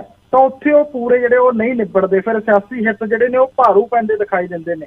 ਤੇ ਇਸ ਕਰਕੇ ਸਮਰਪਿਤ ਲੋਕਾਂ ਦੀ ਜ਼ਰੂਰਤ ਹੈ, ਉਹ ਅੱਗੇ ਤਾਂ ਹੀ ਆ ਸਕਦੇ ਆ ਜੇ ਸੰਗਤਾਂ ਜਿਹੜੀਆਂ ਉਹ ਜਾਗਰੂਕ ਹੋਣਗੀਆਂ। ਬਿਲਕੁਲ ਜੀ, ਗੁਰੂ ਸਾਹਿਬ ਨੇ ਕਿਹਾ ਸੀ ਜਬੇ ਬਾਣ ਲੱਗਿਓ ਤਵੇ ਰੋਸ ਜਾਗਿਓ। ਜੇ ਸਾਹਿਬ ਸ੍ਰੀ ਗੁਰੂ ਗ੍ਰੰਥ ਸਾਹਿਬ ਦੀ ਬੇਅਦਬੀ ਹੋਈ ਆ, ਪੂਰੀ ਜਿਹੜੀ ਕੌਮ ਆ ਦੇਸ਼ਾਂ ਵਿਦੇਸ਼ਾਂ ਤੱਕ ਸਾਰਿਆਂ ਦੇ ਹਿਰਦੇ ਵਿਲੁੰਦਰੇ ਗਏ, ਸਾਰਾ ਕੁਝ ਹੀ ਹੋਇਆ, ਲੋਕਾਂ ਨੂੰ ਪਤਾ ਲੱਗ ਗਿਆ ਵੀ ਇਹ ਕਿਹਨਾਂ ਨੇ ਕਰਾਇਆ। ਪਰ ਹੁਣ ਉਸ ਤੋਂ ਬਾਅਦ ਜਿਹੜੇ ਸਰਬੱਤ ਖਾਲਸਾ ਹੋਇਆ, ਸਰਬੱਤ ਖਾਲਸੇ ਦੇ ਵਿੱਚੋਂ ਜਿਹੜੇ 3 ਜਥੇਦਾਰ ਨਿਕਲੇ ਆ, ਉਹ ਕਿੱਧਰ ਗਏ ਜਥੇਦਾਰ ਜੀ? ਕੋਈ ਹਰਿਆਣਾ ਕਮੇਟੀ ਦਾ ਪ੍ਰਧਾਨ ਬਣ ਕੇ ਬਹਿ ਗਿਆ, ਕੋਈ ਕੁਛ 3600 ਇਲਜ਼ਾਮ ਲੱਗਾ ਉਹਨਾਂ ਤੇ, ਉਹ ਵੀ ਥੋੜੇ ਜਿਹੇ ਪੈਸਿਆਂ 'ਚ ਵਿਕ ਗਏ। ਇਹੋ ਜਿਹੇ ਬੰਦਿਆਂ ਤੇ ਆਪਾਂ ਕਿੱਦਾਂ ਯਕੀਨ ਕਰ ਸਕਦੇ ਆ? ਸਭ ਤੋਂ ਵੱਡਾ ਤਾਂ ਵਿਵਾਦ ਇੱਥੇ ਹੀ ਖੜਾ ਹੋ ਜਾਂਦਾ ਨਾ ਵੀ ਇਹ ਅਸੀਂ ਲਿਆਈਏ ਕਿਹਨੂੰ ਮੂਹਰੇ। ਜੇ ਹੁਣ ਇਸ ਟਾਈਮ ਜਿਨ੍ਹਾਂ ਨੇ ਸਾਰਾ ਕੁਝ ਕੀਤਾ, ਹੁਣ ਉਸ ਟਾਈਮ ਤੇ ਲੋਕਾਂ ਨੇ ਉਹਨਾਂ ਨੂੰ ਪਛਾੜ ਦਿੱਤਾ, ਪਰ ਹੁਣ ਜਿੱਥੇ ਵੀ ਰੈਲੀ ਹੁੰਦੀ ਆ ਤੇ ਭੇਡਾਂ ਵਾਂਗੂ ਲੋਕ ਕਿੱਦਾਂ ਇਕੱਠੇ ਹੁੰਦੇ ਆ, ਸ਼ਾਇਦ ਉਹਨਾਂ ਨੂੰ ਚੇਤਾ ਭੁੱਲ ਗਏ ਸਾਡੇ ਪਿਤਾ ਨਾਲ, ਸਾਡੇ ਗੁਰੂ ਨਾਲ ਇਹਨਾਂ ਨੇ ਕੀ ਕੀਤਾ। ਜਿੱਦਾਂ ਭੇਡਾਂ ਬੜੀਆਂ ਹੁੰਦੀਆਂ ਇਦਾਂ ਉੱਥੇ ਲੋਕ ਜਾਂਦੇ ਆ, ਜਾਂ ਤਾਂ ਲੋਕਾਂ ਦੀ ਅਣਖ ਮਰ ਗਈ, ਗੈਰਤ ਹੀ ਹੈ ਨਹੀਂ ਬਿਲਕੁਲ। ਹੁਣ ਦੇਖੋ ਜੀ, ਜਿਹੜੇ ਸਰਬੱਤ ਖਾਲਸਾ ਜਦੋਂ ਬੁਲਾਇਆ ਗਿਆ, ਕਿਉਂਕਿ ਸਰਬੱਤ ਖਾਲਸਾ ਵੀ ਜਦੋਂ ਬੁਲਾਇਆ ਗਿਆ ਤਾਂ ਉਹਦੇ ਵੀ ਜਿਹੜੇ ਉਹ ਸਿਆਸੀ ਕਾਰਨ ਜ਼ਿਆਦਾ ਨੇ, ਕਿਉਂਕਿ ਲੈ ਦੇ ਕੇ ਗੱਲ ਜਿਹੜੀ ਉਹ ਸ਼੍ਰੋਮਣੀ ਗੁਰਦੁਆਰਾ ਪ੍ਰਬੰਧਕ ਕਮੇਟੀ ਦੀ ਪ੍ਰਧਾਨਗੀ ਤੇ ਹਰ ਇੱਕ ਦੀ ਮੁੱਕ ਜਾਂਦੀ ਹੈ ਤੇ ਹਰ ਇੱਕ ਇਹ ਕਹਿੰਦਾ ਕਿ ਸ਼੍ਰੋਮਣੀ ਗੁਰਦੁਆਰਾ ਪ੍ਰਬੰਧਕ ਕਮੇਟੀ ਦਾ ਪ੍ਰਬੰਧ ਜਦੋਂ ਸਾਡੇ ਹੱਥਾਂ ਦੇ ਵਿੱਚ ਆਇਆ ਤਾਂ ਅਸੀਂ ਇਸ ਨੂੰ ਜਿਹੜਾ ਹੈ ਗੁਰੂ ਮਰਿਆਦਾ ਅਨੁਸਾਰ ਚਲਾਵਾਂਗੇ। ਗੁਰੂ ਦੀ ਗੋਲਕ ਤੇ ਗਰੀਬ ਦਾ ਮੂੰਹ ਦੀ ਜਿਹੜੀ ਗੱਲ ਕਰਦੇ ਆ ਉਹਦੇ 'ਚ ਅਸੀਂ ਪੂਰੇ ਸੁਰੇ ਉਤਰਾਂਗੇ। ਤਾਂ ਉੱਥੇ ਇਹ ਲੱਗਦਾ ਕਿ ਵਿਅਕਤੀ ਜਿਹੜੇ ਨੇ ਬਹੁਤ ਨੇ ਸਿੱਖ ਕਮਿਊਨਿਟੀ ਵਿੱਚ ਵੀ ਜਿਨ੍ਹਾਂ ਨੂੰ ਅੱਗੇ ਜਿਹੜਾ ਲਿਆਂਦਾ ਜਾ ਸਕਦਾਗਾ, ਪਰ ਉਹ ਅੱਗੇ ਆਉਣ ਨੂੰ ਤਿਆਰ ਨਹੀਂ ਹੈਗੇ, ਕਿਉਂਕਿ ਉਹਨਾਂ ਦਾ ਵੀ ਕਹਿਣਾ ਕਿ ਜਿਹੜਾ ਸਿਸਟਮ ਚੱਲ ਰਿਹਾ ਉਸ ਸਿਸਟਮ ਦੇ ਵਿੱਚ ਅਸੀਂ ਢਲ ਨਹੀਂ ਸਕਦੇ। ਨੰਬਰ 2 ਤੇ ਸਾਡੇ ਲਈ ਸਪੇਸ ਉਹਦੇ ਵਿੱਚ ਜਿਹੜਾ ਹੈ ਉਹ ਨਹੀਂ ਹੈਗਾ। ਤੇ ਇਹਨਾਂ ਹਾਲਾਤਾਂ ਦੇ ਵਿੱਚ ਲੋਕਾਂ ਕੋਲੇ ਆਪਸ਼ਨ ਦੀ ਗੱਲ ਆ ਜਾਂਦੀ ਹੈ। ਆਪਸ਼ਨ ਤਾਂ ਹੀ ਪੈਦਾ ਹੋ ਸਕਦੀ ਹੈ ਜੇ ਬੁੱਧੀਜੀਵੀ ਤਬਕਾ, ਸਮਰਪਿਤ ਤਬਕਾ ਜਿਹੜਾ ਉਹ ਇਕੱਠਾ ਹੋਵੇ, ਇਕੱਠਾ ਹੋ ਕੇ ਉਹ ਪ੍ਰਬੰਧ ਚਲਾਉਣ ਦੇ ਲਈ ਚੋਣਾਂ ਦੇ ਵਿੱਚ ਉਤਰੇ। ਪਰ ਇਹ ਸਾਰਾ ਕੁਝ ਜਿਹੜਾ ਉਹ ਨਹੀਂ ਹੁੰਦਾ ਤੇ ਲੈ ਦੇ ਕੇ ਲੋਕਾਂ ਕੋਲੇ ਆਪਸ਼ਨਾਂ ਜਿਹੜੀਆਂ ਉਹੀ ਹੁੰਦੀਆਂ ਨੇ ਤੇ ਜਦੋਂ ਉਹੀ ਆਪਸ਼ਨਾਂ ਨੇ, ਉਹਨਾਂ ਆਪਸ਼ਨਾਂ ਦੇ ਵਿੱਚ ਜਦੋਂ ਲੋਕ ਚੁਣਦੇ ਨੇ ਤਾਂ ਫਿਰ ਪ੍ਰਬੰਧ ਜਿਹੜਾ ਜਿਸ ਤਰ੍ਹਾਂ ਦਾ ਹੈ ਉਸ ਤਰ੍ਹਾਂ ਦਾ ਹੀ ਉਹ ਨਿਰੰਤਰ ਚੱਲਦਾ ਰਹਿੰਦਾ ਹੈਗਾ। ਤੇ ਸ਼੍ਰੋਮਣੀ ਗੁਰਦੁਆਰਾ ਪ੍ਰਬੰਧਕ ਕਮੇਟੀ ਦੇ ਵਿੱਚ ਵੀ ਭ੍ਰਿਸ਼ਟਾਚਾਰ ਦੀਆਂ ਖਬਰਾਂ ਅਜਿਹੀ ਸੰਸਥਾ ਦੇ ਵਿੱਚੋਂ ਸਾਹਮਣੇ ਆਉਣੀਆਂ, ਨਾਲੋਂ ਨਾਲ ਜਿਹੜਾ ਹੈ ਸਿਆਸੀ ਮਨਸੂਬਿਆਂ ਨੂੰ ਪੂਰਾ ਕਰਨ ਦੇ ਦੋਸ਼ ਜਿਹੜੇ ਅਜਿਹੀ ਸੰਸਥਾ ਦੇ ਉੱਪਰ ਲੱਗਣੇ, ਤਾਂ ਇਹ ਮੰਦਭਾਗੇ ਨੇ, ਇਹ ਬਹੁਤ ਹੀ ਜ਼ਿਆਦਾ ਮੰਦਭਾਗੇ ਨੇ। ਸੁਧਾਰ ਤਾਂ ਹੀ ਹੋ ਸਕਦਾ ਜੇ ਲੋਕ ਜਿਹੜੇ ਉਹ ਜਾਗਰੂਕ ਹੋਣਗੇ। ਜਿੱਥੋਂ ਤੱਕ ਰੈਲੀਆਂ 'ਚ ਇਕੱਠਾਂ ਦੀ ਗੱਲ ਹੈ ਤਾਂ ਕਿਸਾਨ ਅੰਦੋਲਨ ਜਿਹੜਾ ਉਹ ਚੱਲ ਰਿਹਾ ਹੈਗਾ, ਕਿਸਾਨ ਅੰਦੋਲਨ ਦੇ ਵਿੱਚ ਸਿਆਸੀ ਪਾਰਟੀਆਂ ਵੱਲੋਂ ਜਿਹੜੀਆਂ ਸਰਗਰਮੀਆਂ ਉਹ ਆਪਣੀਆਂ ਕੀਤੀਆਂ ਜਾ ਰਹੀਆਂ ਨੇ, ਬੇਸ਼ੱਕ ਉਹ ਅਕਾਲੀ ਦਲ ਹੋਵੇ ਜਾਂ ਆਮ ਆਦਮੀ ਪਾਰਟੀ ਹੋਵੇ। ਕਾਂਗਰਸ ਵੱਲੋਂ ਹਲੇ ਸਿਆਸੀ ਰੈਲੀ ਜਿਹੜੀ ਉਹ ਨਹੀਂ ਕੀਤੀ ਗਈ, ਕਰਨਗੇ ਉਹ ਵੀ ਜ਼ਰੂਰ, ਕਿਉਂਕਿ ਚੋਣਾਂ ਲੜਨਾ ਹੀ ਉਹਨਾਂ ਦਾ ਵੀ ਮਕਸਦ ਹੈ 2022 ਦੇ ਵਿੱਚ, ਕਿਉਂਕਿ ਸਾਰੀਆਂ ਪਾਰਟੀਆਂ ਦਾ ਮਕਸਦ 2022 ਦੇ ਵਿੱਚ ਸੱਤਾ ਦੀ ਕੁਰਸੀ ਹੈ। ਸ਼੍ਰੋਮਣੀ ਅਕਾਲੀ ਦਲ, ਬਾਦਲ ਤੇ ਆਮ ਆਦਮੀ ਪਾਰਟੀ ਜਿਹੜੀ ਉਹ ਮੈਦਾਨ 'ਚ ਆ ਗਈ ਹੈ ਤੇ ਲੋਕ ਜਿਹੜੇ ਉੱਥੇ ਵੀ ਪਹੁੰਚ ਰਹੇ ਨੇ, ਕਿਉਂਕਿ ਭੀੜ ਜਿਹੜੀ ਹੈ ਉਹ ਇਕੱਠੀ ਹੋ ਜਾਂਦੀ ਹੈ, ਕਿਉਂਕਿ ਆਰਥਿਕ ਤੌਰ ਤੇ ਵੀ ਲੋਕ ਬਹੁਤ ਕਮਜ਼ੋਰ ਨੇ, ਬਹੁਤ ਸਾਰੇ ਕਾਰਨ ਨੇ ਜ਼ਮੀਨੀ ਪੱਧਰ ਤੇ ਜਿਹਦੇ ਕਰਕੇ ਲੋਕ ਜਿਹੜੇ ਉਹ ਰੈਲੀਆਂ ਦੇ ਵਿੱਚ ਪਹੁੰਚਦੇ ਨੇ। ਤੇ ਇਸ ਕਰਕੇ ਜੇ ਸਿਆਸੀ ਹਕੀਕਤ ਬਦਲਣੀ ਹੈ ਉਹਦੇ ਲਈ ਵੀ ਖੇਤਰੀ ਪਾਰਟੀ ਚਾਹੀਦੀ ਹੈ, ਜਿਹਦੇ ਲਈ ਇਕਜੁੱਟਤਾ ਕਿਸੇ 'ਚ ਦਿਖਾਈ ਨਹੀਂ ਦੇ ਰਹੀ। ਜੇ ਧਾਰਮਿਕ ਪੱਖ ਤੋਂ ਗੱਲ ਕਰੀਏ ਤਾਂ ਕੌਮ ਨੂੰ ਸਮਰਪਿਤ ਲੋਕ ਜਿਹੜੇ ਉਹ ਅੱਗੇ ਆਉਣੇ ਚਾਹੀਦੇ ਨੇ, ਜਿਨ੍ਹਾਂ ਦੀਆਂ ਕੁਰਬਾਨੀਆਂ ਹੋਣ। ਜਿਸ ਤਰ੍ਹਾਂ ਜਥੇਦਾਰ ਰਣਜੀਤ ਸਿੰਘ ਜੀ ਅੱਗੇ ਆਏ ਸੀ, ਹੁਣ ਸ਼੍ਰੋਮਣੀ ਗੁਰਦੁਆਰਾ ਪ੍ਰਬੰਧਕ ਕਮੇਟੀ ਦੀਆਂ ਚੋਣਾਂ ਉਹਨਾਂ ਨੇ ਪਹਿਲਾਂ ਵੀ ਲੜੀਆਂ, ਤਾਂ ਹੁਣ ਉਹ ਗੱਠਜੋੜ ਬਣਾ ਕੇ ਲੜਨ ਵੱਲ ਵੱਧ ਰਹੇ ਨੇ। ਇਸ ਕਰਕੇ ਪ੍ਰਬੰਧਾਂ 'ਚ ਸੁਧਾਰਨ ਲਈ ਸਮਰਪਿਤ ਲੋਕਾਂ ਦੀ ਜ਼ਰੂਰਤ ਹੈ। ਉਹ ਦੇਖਦੇ ਆ ਕਿ ਕਦੋਂ ਵੱਡੇ ਬਦਲਾਅ ਜਿਹੜੇ ਉਹ ਦਿਖਾਈ ਦਿੰਦੇ ਨੇ। ਚੱਲਦੇ ਜੀ ਆਪਾਂ ਨੈਕਸਟ ਕਾਲ ਤੇ। ਹਾਂਜੀ 8782 ਸਵਾਗਤ ਹੈ ਵੀਰ।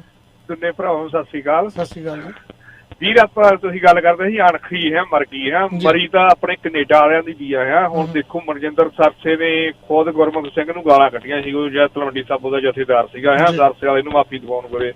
ਅਸੀਂ ਹੁਣ ਸਰਸੇ ਦੇ ਵੀ ਗੁਣ ਗਾਈ ਜਾਂਦੇ ਆ ਜੀ, ਬਹੁਤ ਚੰਗਾ ਕੰਮ ਕਰਦਾ ਆ, ਤੇ ਉਹ ਤਾਂ ਵੋਟਾਂ ਦੀ ਖਾਤਰ ਕੰਮ ਕਰਦਾ ਵਾ, ਕਿਉਂਕਿ ਉੱਥੇ ਦਿੱਲੀ 'ਚ ਵੋਟਾਂ ਪੈਣੀਆਂ ਗੁਰੂ ਘਰ ਦੀਆਂ ਆ, ਤੇ ਉਹਨੂੰ ਆਇਆ ਵੀ ਕਿਵੇਂ ਦੀ ਕਿਵੇਂ ਮਾੜਾ ਮੋਟਾ ਚੰਗਾ ਕੰਮ ਕਰਕੇ ਤੇ ਅਸੀਂ ਕਹਿੰਦੇ ਆ ਜੀ ਆਹ ਗੁਰਦੁਆਰੇ ਯਾਦ ਕਰਾ ਲਈਏ।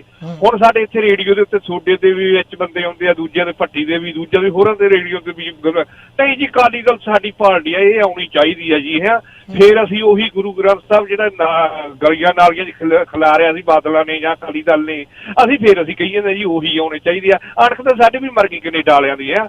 ਇੱਥੇ ਮਾੜੀ ਜੀ ਗੱਲ ਕਰ ਲਓ ਚੰਦੀਵੀਰ, ਜੇ ਆਪਾਂ ਕਹਿ ਦਈਏ ਢੰਡਰੀਆਂ ਵਾਲੇ ਨੇ ਇਹ ਗੱਲ ਕਹੀ ਇੱਥੇ ਹੁਣੇ ਆ ਜਾਣਗੇ 20 ਬੰਦੇ, ਇਹ ਢੰਡੀ ਆ, ਇਹ ਧੁੰਡੀ ਆ, ਭੁੰਡੀ ਆ, ਇਹ 20 ਗੱਲਾਂ ਕਰਨਗੇ ਜੀ। ਇਹ ਜੀ ਗੋਲ ਗੱਪੇ ਆਏ ਖਾਂਦਾ ਜੀ, ਇਹ ਕੁੜੀਆਂ ਵਰਗਾ ਜੀ, ਇਹ ਦੂਜਾ 2 ਨੰਬਰ ਉਹਨੂੰ ਟੈਂਪੂ ਨੂੰ ਵੀ ਸ਼ੋਅ ਕਰਨ ਦੀ ਕੋਸ਼ਿਸ਼ ਕਰਦੇ ਆ ਆਪਾਂ ਇਹ ਲੋਕ ਆ। ਪਰ ਇੱਕ ਗੱਲ ਮੈਨੂੰ ਦੱਸਾਂ, ਤੇ ਜਿਹੜੇ ਬੰਦੇ ਇਹ ਗੱਲਾਂ ਕਰਦੇ ਢੰਡੀ ਆ ਢੁੰਡੀ, ਮੈਂ ਉਹਨਾਂ ਨੂੰ ਦੱਸਣਾ ਚਾਹੁੰਦਾ, ਇੱਕ ਕਰਨ ਮੋਹਰੀ ਆਇਆ ਹਰਿਆਣੇ ਦਾ, ਉਹ ਕਹਿੰਦਾ ਮੈਂ ਭਿੰਡਰਾਂ ਵਾਲੇ ਦਾ ਜੀਜਾ, ਖਾਲਸਤਾਨੀਆਂ ਦਾ ਜੀਜਾ, ਤੇ ਉਹਨੂੰ ਉਹ ਜੀਜੇ ਨੂੰ ਕੋਈ ਜੀਜੂ ਨੂੰ ਕੋਈ ਟੱਕਰਦਾ ਹੀ ਨਹੀਂਗਾ। ਤੇ ਢੰਡਰੀਆਂ ਵਾਲੇ ਨੂੰ ਗਾਲਾਂ ਕਢਾ ਲਓ, ਨੇਕੀ ਨੂੰ ਗਾਲਾਂ ਕਢਾ ਲਓ, ਜਿੰਨੀਆਂ ਮਰਜ਼ੀ ਕਢਾ ਲਓ। ਇਹ ਲੋਕ ਸਾਡੇ ਬੰਦੇ ਆ। ਜੇ ਕੋਈ ਬੰਦੇ ਆਪਦੇ ਬੰਦੇ ਨੂੰ, ਹੁਣ ਤੁਸੀਂ ਦੇਖ ਲਿਓ, ਮੈਂ ਗੱਲ ਕੀਤੀ ਮੈਨੂੰ 20 ਗਾਲਾਂ ਕੱਢਣ ਆ ਜਾਣਗੇ, ਤੇ ਉਹ ਦੇਖ ਲਓ ਸ਼ਰੇਆਮ ਉਹ ਟਿਕਟੌਕ ਦੇ ਉੱਤੇ ਕਹਿੰਦਾ ਮੈਂ ਖਾਲਸਤਾਨੀਆਂ ਦਾ ਵੀ ਜੀਜਾ, ਮੈਂ ਭਿੰਡਰਾਂ ਵਾਲੇ ਦਾ ਵੀ ਜੀਜਾ। ਉਹ ਆਪਣੇ ਗੁਰੂਆਂ ਬਾਰੇ ਵੀ ਗਲਤ ਚੰਗਾ ਮਾੜਾ ਬੋਲਦਾ ਹੈ ਵੀ ਆਪਾਂ ਕੋਈ ਬੰਦਾ ਗੱਲ ਕਰਦਾ ਵੀ ਅਸੀਂ ਹਿੰਦੂਆਂ ਦੀ ਰਾਖੀ ਕੀਤੀ ਆ, ਉਹ ਸਾਡੇ ਗੁਰੂਆਂ ਬਾਰੇ ਵੀ ਮਾੜਾ ਚੰਗਾ ਬੋਲਦਾ। ਇਹ ਆਪਣਿਆਂ ਨੂੰ ਗਾਲਾਂ ਕੱਢਣ ਲੱਗੇ ਮਿੰਟ ਲਾਉਂਦੇ ਆ ਫੇਸਬੁੱਕ ਦੇ ਉੱਤੇ ਜਾਂ ਯੂਟਿਊਬ ਦੇ ਉੱਤੇ ਜਾਂ ਰੇਡੀਓ ਦੇ ਉੱਤੇ ਆ ਕੇ। ਉਹ ਜੀਜੂ ਨੂੰ ਕੋਈ ਜਾ ਕੇ ਟੱਕਰਦਾ ਹੀ ਨਹੀਂ ਬਈ। ਅਣਖ ਤਾਂ ਸਾਡੀ ਮਾਰੀ ਗਈ ਫਿਰ। ਬਿਲਕੁਲ ਸਹੀ ਭਾਜੀ, ਆਪਾਂ ਤਾਂ ਹੀ ਤੇ ਕਿਹਾ ਅਣਖ ਮਾਰੀ ਗਈ, ਇੱਥੇ ਗੱਲਾਂ ਕਰਨ ਜੋਗੇ ਹੀ ਅਸੀਂ। ਬਿਲਕੁਲ ਬਸ ਰੇਡੀਓ ਤੇ ਇੱਥੇ ਗਾਲਾਂ ਹੁਣ ਕੱਢ ਦਿਓ 10, ਮੈਂ ਕਹਿੰਦਾ 20 ਕੱਢ ਦਿਓ, 50 ਨੂੰ ਕੱਢ ਦਿਓ ਬਈ। ਟੱਕਰਦਾ ਇੱਥੇ ਕੋਈ ਨਹੀਂ ਇੱਕ ਦੂਜੇ ਨੂੰ। ਹੁਣ ਚੰਦੀ ਮੈਨੂੰ ਕਹਿੰਦੇ ਫਲਾਣੇ ਦਾ ਤੇ ਆਇਆ ਟੱਕਰ ਜਾ, ਮੈਂ ਪਾਗਲ ਹੀ ਯਾਰ, ਕੰਮ ਛੱਡ ਕੇ ਆ ਜਾ। ਜੇ ਮੈਨੂੰ ਟੱਕਰਦਾ ਮੇਰੇ ਗੈਰ ਘਰੀ ਰਹਿੰਦਾ, ਮੈਨੂੰ ਟੱਕਰਾ ਆ ਜਾਓ। ਮੈਨੂੰ ਇੱਕ ਵਾਰੀ ਆਇਆ ਵੀ ਸੀ ਰਾਤ ਨੂੰ ਮੇਰਾ ਬੰਦਾ, ਮੁੜ ਕੇ ਲੱਭਿਆ ਹੋਈ ਹੈ। ਇਹ ਲੋਕੀ ਇੱਕ ਦੂਜੇ ਨੂੰ ਫੁੱਦੂ ਧਮਕੀਆਂ ਦੇਣ ਨੂੰ ਰੇਡੀਓ ਦੇ ਉੱਤੇ ਲੜਾਈਆਂ ਦੇ ਉਹਦੇ ਨੂੰ ਬਹਿੰਦੇ ਹੀ ਵਿੱਢ ਲੈਂਦੇ ਆ। ਜਿਹੜੀ ਸੱਚੀ ਗੱਲ ਕਹਿਣੀ ਹੁੰਦੀ ਆ ਉਹ ਕਹਿੰਦੇ ਨਹੀਂ ਵੀ ਗੁਰੂ ਗ੍ਰੰਥ ਸਾਹਿਬ ਦੀ ਬੇਇੱਜ਼ਤੀ ਹੋਈ। ਅਸੀਂ ਕਾਲੀਆਂ ਨੂੰ ਫੇਰ ਕਹਿੰਦੇ ਜੀ ਕਾਲੀ ਆ ਯਾਰ, ਚੰਗੀ ਗੱਲ ਆ, ਕਾਂਗਰਸ ਨੇ ਕੁਛ ਨਹੀਂ ਕੀਤਾ। ਅਸੀਂ ਤੀਜੇ ਬੰਦੇ ਦੀ ਤਾਂ ਗੱਲ ਹੀ ਨਹੀਂ ਕਰਦੇ ਵੀ ਤੀਜਾ ਆ ਜੇ, ਚੌਥਾ ਆ ਜੇ। ਜੇ ਤੀਜਾ ਆਊਗਾ ਇਹ ਵੀ ਕੁਛ ਕਰਨ ਲੱਗਣਗੇ, ਜਿਹੜੇ ਪਹਿਲੇ ਮਾੜੇ ਆ ਇਹ ਵੀ ਚੰਗੇ ਰਾਹ ਨੂੰ ਬਹਿਣਗੇ ਜੇ ਤੀਜਾ ਨਵਾਂ ਆਊਗਾ। ਬਿਲਕੁਲ ਜੀ, ਬਿਲਕੁਲ ਵੀਰ, ਤੁਹਾਡੀ ਗੱਲ ਦੇ ਵਿੱਚ ਵਜਨ ਆ। ਤਾਂ ਆਪਾਂ ਹਰਜਿੰਦਰ ਧੰਨਵਾਦ ਦੀਆਂ ਖਬਰਾਂ ਤੋਂ ਬਾਅਦ ਅੱਜ ਇਸ ਵਿਸ਼ੇ ਤੇ ਗੱਲਬਾਤ ਕਰਦੇ ਦੇਖਦੇ ਆ ਸਾਡੇ ਵੀਰ ਕਿੰਨਾ ਇਸ ਗੱਲ ਨੂੰ ਸਹੀ ਕਹਿੰਦੇ ਆ। ਢੱਡਰੀਆਂ ਵਾਲੇ ਨੂੰ ਤੇ ਨੇਕੀ ਨੂੰ ਉਹਦੀ ਚੱਕ ਲੈਣਗੇ। ਨੇਕੀ ਨੇ ਐ ਕੀਤਾ ਜੀ, ਨੇਕੀ ਨੇ ਗੁਰੂਆਂ ਨੂੰ, ਮੈਂ ਕਹਿੰਦਾ ਠੀਕ ਹੈ ਨੇਕੀ ਬਾਅਦ ਦੇ ਵਿੱਚ ਗੁਰੂਆਂ ਨੂੰ ਗਲਤ ਬੋਲਿਆ, ਕਿਸਾਨ ਜੂਨੀਅਰ ਬਾਰੇ ਗਲਤ ਬੋਲਿਆ। ਜੋ ਪਹਿਲਾਂ ਬੋਲਦਾ ਸੀਗਾ ਉਹਦੀਆਂ ਸਾਰੀਆਂ ਗੱਲਾਂ ਸੁਣੋ, ਮੈਂ ਉਹਨਾਂ ਨਾਲ ਸਹਿਮਤ ਸੀਗਾ। ਜੋ ਬਾਅਦ ਦੇ ਵਿੱਚ ਗਲਤ ਬੋਲਿਆ, ਜੋ ਸਰਵਿਸ ਹੋਈ ਆ ਉਦੋਂ ਹੋਣੀ ਚਾਹੀਦੀ ਸੀਗੀ ਵੀ ਅਸੀਂ ਯਾਰ ਇੱਕ ਬੰਦੇ ਦੇ ਇਹ ਨਾ ਮੰਨ ਲਓ ਵੀ ਉਹਨੂੰ ਹੀਰੋ ਮੰਨ ਲਓ। ਜੇ ਉਹ ਬੰਦਾ ਆ ਜਿੱਥੇ ਉਹ ਗਲਤੀ ਕਰਦਾ ਉਹਨੂੰ ਗਲਤ ਕਹਿ ਦੋ। ਹੁਣ ਢੱਡਰੀਆਂ ਵਾਲੇ ਨੇ 21 ਲੱਖ ਰੁਪਇਆ ਦਿੱਤਾ, ਮੈਂ ਕਹਿੰਦਾ ਬਹੁਤ ਵਧੀਆ। ਬਾਅਦ ਦੇ ਵਿੱਚ ਲਾਲ ਕਿਲੇ ਦੇ ਉੱਤੇ ਬੰਦੇ ਗਏ ਆਏ, ਉਦੋਂ ਗਲਤ ਬੋਲਿਆ, ਉਹਨੂੰ ਕਹਿੰਦੇ ਭਾਈ ਇਹ ਗਲਤ ਬੋਲਿਆ, ਇਹਨੂੰ ਇਹ ਗੱਲ ਕਰਨੀ ਨਹੀਂ ਸੀ ਚਾਹੀਦੀ। ਜੇ ਪ੍ਰਚਾਰਕ ਸੀ ਜਾਂ ਕੁਛ ਵੀ ਸੀ, ਜੇ ਇਹਨੇ 21 ਲੱਖ ਦੇਤਾ ਸੀ, ਚੰਗੀ ਗੱਲ ਕੀਤੀ, ਵਧੀਆ ਕੀਤੀ ਹੈ। ਤੇ ਜਦੋਂ ਇਹਨੂੰ ਪਤਾ ਹੀ ਨਹੀਂ ਵੀ ਉੱਥੇ ਲਾਲ ਕਿਲੇ ਤੇ ਗਏ ਕਿਵੇਂ ਆ, ਕਿਹਨੇ ਉਹਨਾਂ ਨੂੰ ਲੋਕਾਂ ਨੂੰ ਕਿਹਾ ਵੀ ਆਜੋ ਅਸੀਂ ਮੋਦੀ ਦੀ ਹਿੱਕ ਤੇ ਟਰੈਕਟਰ ਚੜਾਉਣਾ, ਅਸੀਂ ਲਾਲ ਕਿਲੇ ਦੇ ਝੰਡੇ ਚੜਾਉਣਾ। ਇਹ ਤਾਂ ਲੀਡਰਾਂ ਨੇ ਗੱਲਾਂ ਕੀਤੀਆਂ ਸੀਗੀਆਂ, ਨੌਜਵਾਨ ਉਹਦੇ ਪਿੱਛੇ ਲੱਗ ਕੇ ਚਲੇ ਗਏ। ਇਹ ਉਦੋਂ ਇਹ ਢੰਡਰੀਆਂ ਵਾਲਾ ਗਲਤ ਸੀਗਾ। ਇਹ ਜੇ ਮੈਂ ਕਹਿੰਦਾ ਜੀ ਨਹੀਂ ਜੀ ਇਹ ਢੰਡਰੀਆਂ ਵਾਲੇ ਨੂੰ ਕੋਈ ਮੇਰੇ ਬੰਦੇ ਨੂੰ ਕਿਵੇਂ ਗਲਤ ਕਹੂਗਾ, ਮੈਂ ਤਾਂ ਐ ਕਰ ਦੂੰ, ਉਹਨੂੰ ਉਹਦੀ ਟੁੱਟ ਕੇ ਪੈ ਜਾਂਦੇ ਆ ਇਹ। ਬਿਲਕੁਲ ਜੀ, ਬਿਲਕੁਲ। ਧੰਨਵਾਦ ਵੀਰ ਜੀ, ਧੰਨਵਾਦ ਜੀ। ਓਕੇ ਜੀ, ਇੱਕ ਕਾਲ ਆਪਾਂ ਲੈ ਕੇ ਤੇ ਨਾਲ ਹੀ ਹਰਜਿੰਦਰ ਧੰਨਵਾਦ ਨਾਲ ਜੁੜਦੇ ਹਾਂ ਜੀ। 1816 ਸਵਾਗਤ ਹੈ ਵੀਰ। ਹਾਂਜੀ ਚੰਦੀਵੀਰ, ਸਤਿ ਸ਼੍ਰੀ ਅਕਾਲ ਜੀ। ਗਗਨ ਸੰਧੂ ਬੋਲ ਰਿਹਾ ਜੀ। ਚੰਦੀਵੀਰ, ਮੈਂ ਗੱਲ ਇਹ ਕਹਿਣੀ ਆ, ਦਿਸ ਇਜ਼ ਕਾਲ ਆਫ ਦਾ ਡੇ ਯਾਰ। ਮੈਂ ਸਲੂਟ ਆਫ ਭਾਜੀ ਯਾਰ ਤੁਹਾਨੂੰ, ਜਿਹੜੇ ਹੁਣੇ ਕਾਲਰ ਆਏ ਆ, ਬਹੁਤ ਬਹੁਤ ਧੰਨਵਾਦ ਜੀ ਤੁਹਾਡਾ। ਮੈਂ ਇਹ ਗੱਲ ਤਾਂ ਕਹਿ ਰਿਹਾ, ਵਾਕਈ ਬੰਦੇ ਜਾਗਰਤ ਬੈਠੇ ਆ ਜੀ ਆਪਣੇ।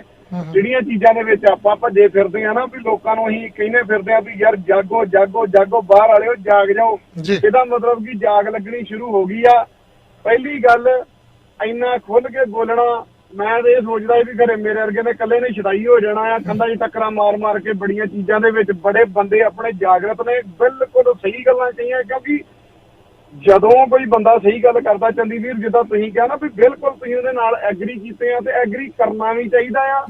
ਫਿਰ ਤਾਂ ਹੀ ਚੰਗੇ ਕਾਲਰ ਵੀ ਆ ਕੇ ਆਪਾਂ ਨੂੰ ਚੰਗੀਆਂ ਗੱਲਾਂ ਕਰਨਗੇ। ਬਾਕੀ ਧਨੋਆ ਸਾਹਿਬ ਨੂੰ ਤੁਸੀਂ ਲੈ ਲਓ ਮਾੜਾ ਜਿਹਾ ਪਲੀਜ਼ ਨਾਲ। ਮੈਂ ਇੱਕ ਦੋ ਜੇ ਨਾਲ ਇੱਧਰਲੇ ਪਾਸੇ ਕਾਲ ਜੇ ਹੋਲਡ ਤੇ ਰਹਿ ਸਕਦੀ ਆ ਤੇ ਵਧੀਆ ਗੱਲ, ਨਹੀਂ ਤਾਂ ਮੈਂ ਦੁਬਾਰੇ ਕਾਲ ਲਾ ਲੂੰਗਾ। ਕਈ ਵਾਰੀ ਧਨੋਆ ਸਾਹਿਬ ਨਾਲ ਗੱਲ ਨਹੀਂ ਹੋ ਸਕਦੀ। ਮੈਂ ਲੋਕਲ ਮੁੱਦੇ ਦੇ ਇੱਕ ਦੋ ਨਿੱਕੀਆਂ ਨਿੱਕੀਆਂ ਗੱਲਾਂ ਕਰਨੀਆਂ, ਪਰ ਪਹਿਲਾਂ ਆਪਾਂ ਉਹਨਾਂ ਦੀਆਂ ਖਬਰਾਂ ਲਵਾਂਗੇ। ਹਾਂ ਬਿਲਕੁਲ ਜੀ, ਆਪਾਂ ਧਨੋਆ ਸਾਹਿਬ ਨਾਲ ਤੁਹਾਡੀ ਗੱਲ ਕਰਾਉਣੀ, ਹੋਲਡ ਹੀ ਰੱਖਿਓ, ਕੋਈ ਗੱਲ ਨਹੀਂ। ਤੇ ਆਪਣੇ ਨਾਲ ਧਨੋਆ ਸਾਹਿਬ ਹੁਣੀ ਜੁੜ ਚੁੱਕੇ ਆ, ਖਬਰਾਂ ਨੂੰ ਤੁਹਾਡੇ ਤੱਕ ਪਹੁੰਚਾਉਣ ਲਈ ਸਾਥ ਦਿੱਤਾ ਜੀ ਸਾਡਾ ਜੌਬ ਐਂਡ ਜੀਟੀਏ ਨੇ। ਤੁਸੀਂ ਕੋਈ ਵੀ ਤਰ੍ਹਾਂ ਦੀ ਜੌਬ ਚਾਹੁੰਦੇ ਹੋ ਤੇ ਜੌਬ ਐਂਡ ਜੀਟੀਏ 416 213 0092।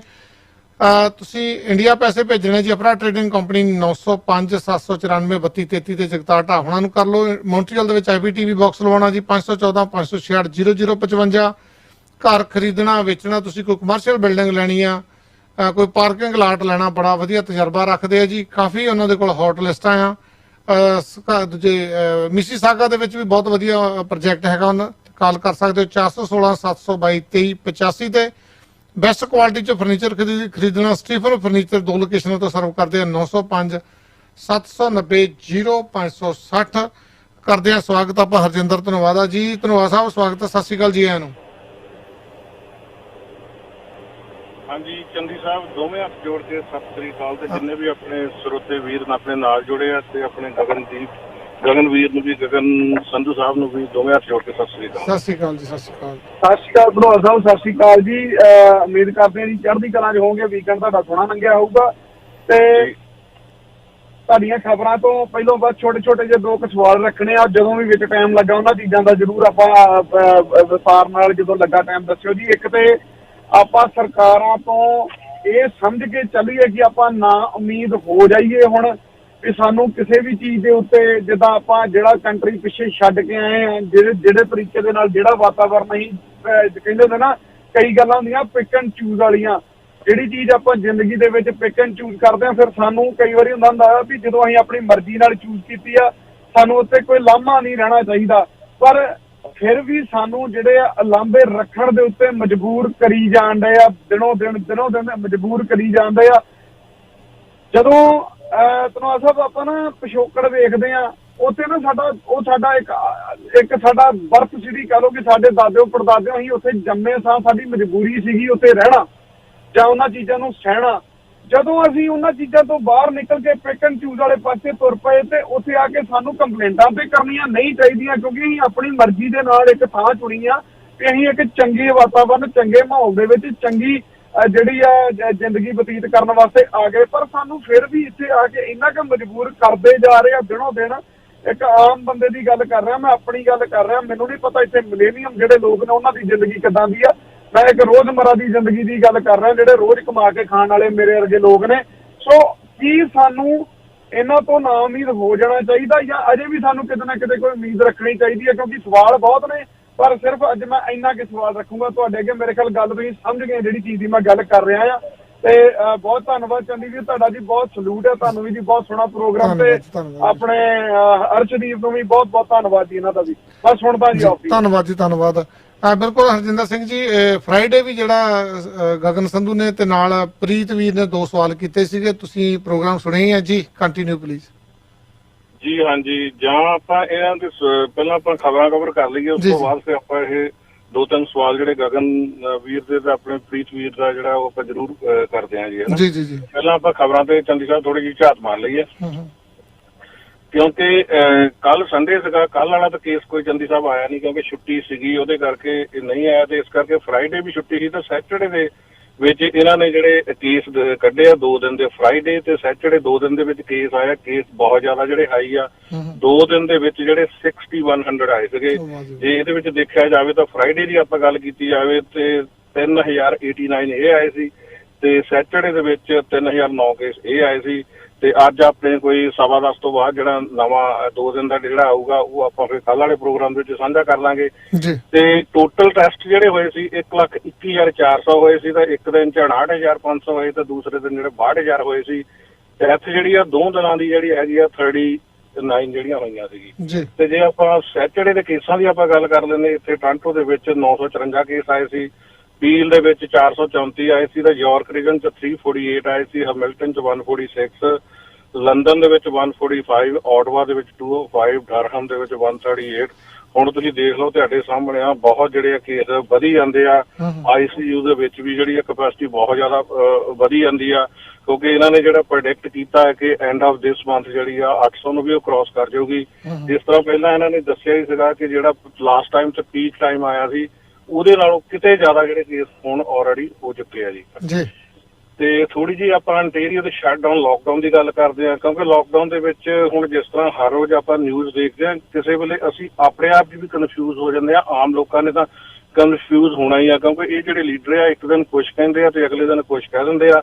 ਮੈਂ ਥੋੜੀ ਆਲਮੋਸਟ ਤਾਂ ਸਾਰਾ ਕੁਝ ਸੇਮ ਆ, ਮਾੜੀ ਝਾਤ ਮਾਰ ਦਿੰਦਾ ਕਿਹੜੀਆਂ ਕਿ ਚੇਂਜਸ ਇਹਨਾਂ ਨੇ ਜਿਹੜੀਆਂ ਲਾਕਡਾਊਨ ਦੇ ਵਿੱਚ ਜਿਹੜੀਆਂ ਇਹ ਕੀਤੀਆਂ ਜੀ। ਇਹ ਜਿਹੜੇ 34 of unit public health unit ਆ ਤੇ ਡਗਫੂਡ ਨੇ ਕਿਹਾ ਆ ਕਿ ਇਹ 1 ਮਹੀਨੇ ਵਾਸਤੇ 4 ਵੀਕ ਲਈ ਇਹਨਾਂ ਨੇ ਅਨਾਉਂਸ ਕੀਤਾ, ਪ੍ਰੋਬਬਲੀ 1 ਮਹੀਨਾ ਵੀ ਹੋ ਸਕਦਾ ਜਾਂ ਅੰਟਲ ਮਈ 3 ਤੱਕ ਵੀ ਹੋ ਸਕਦਾ।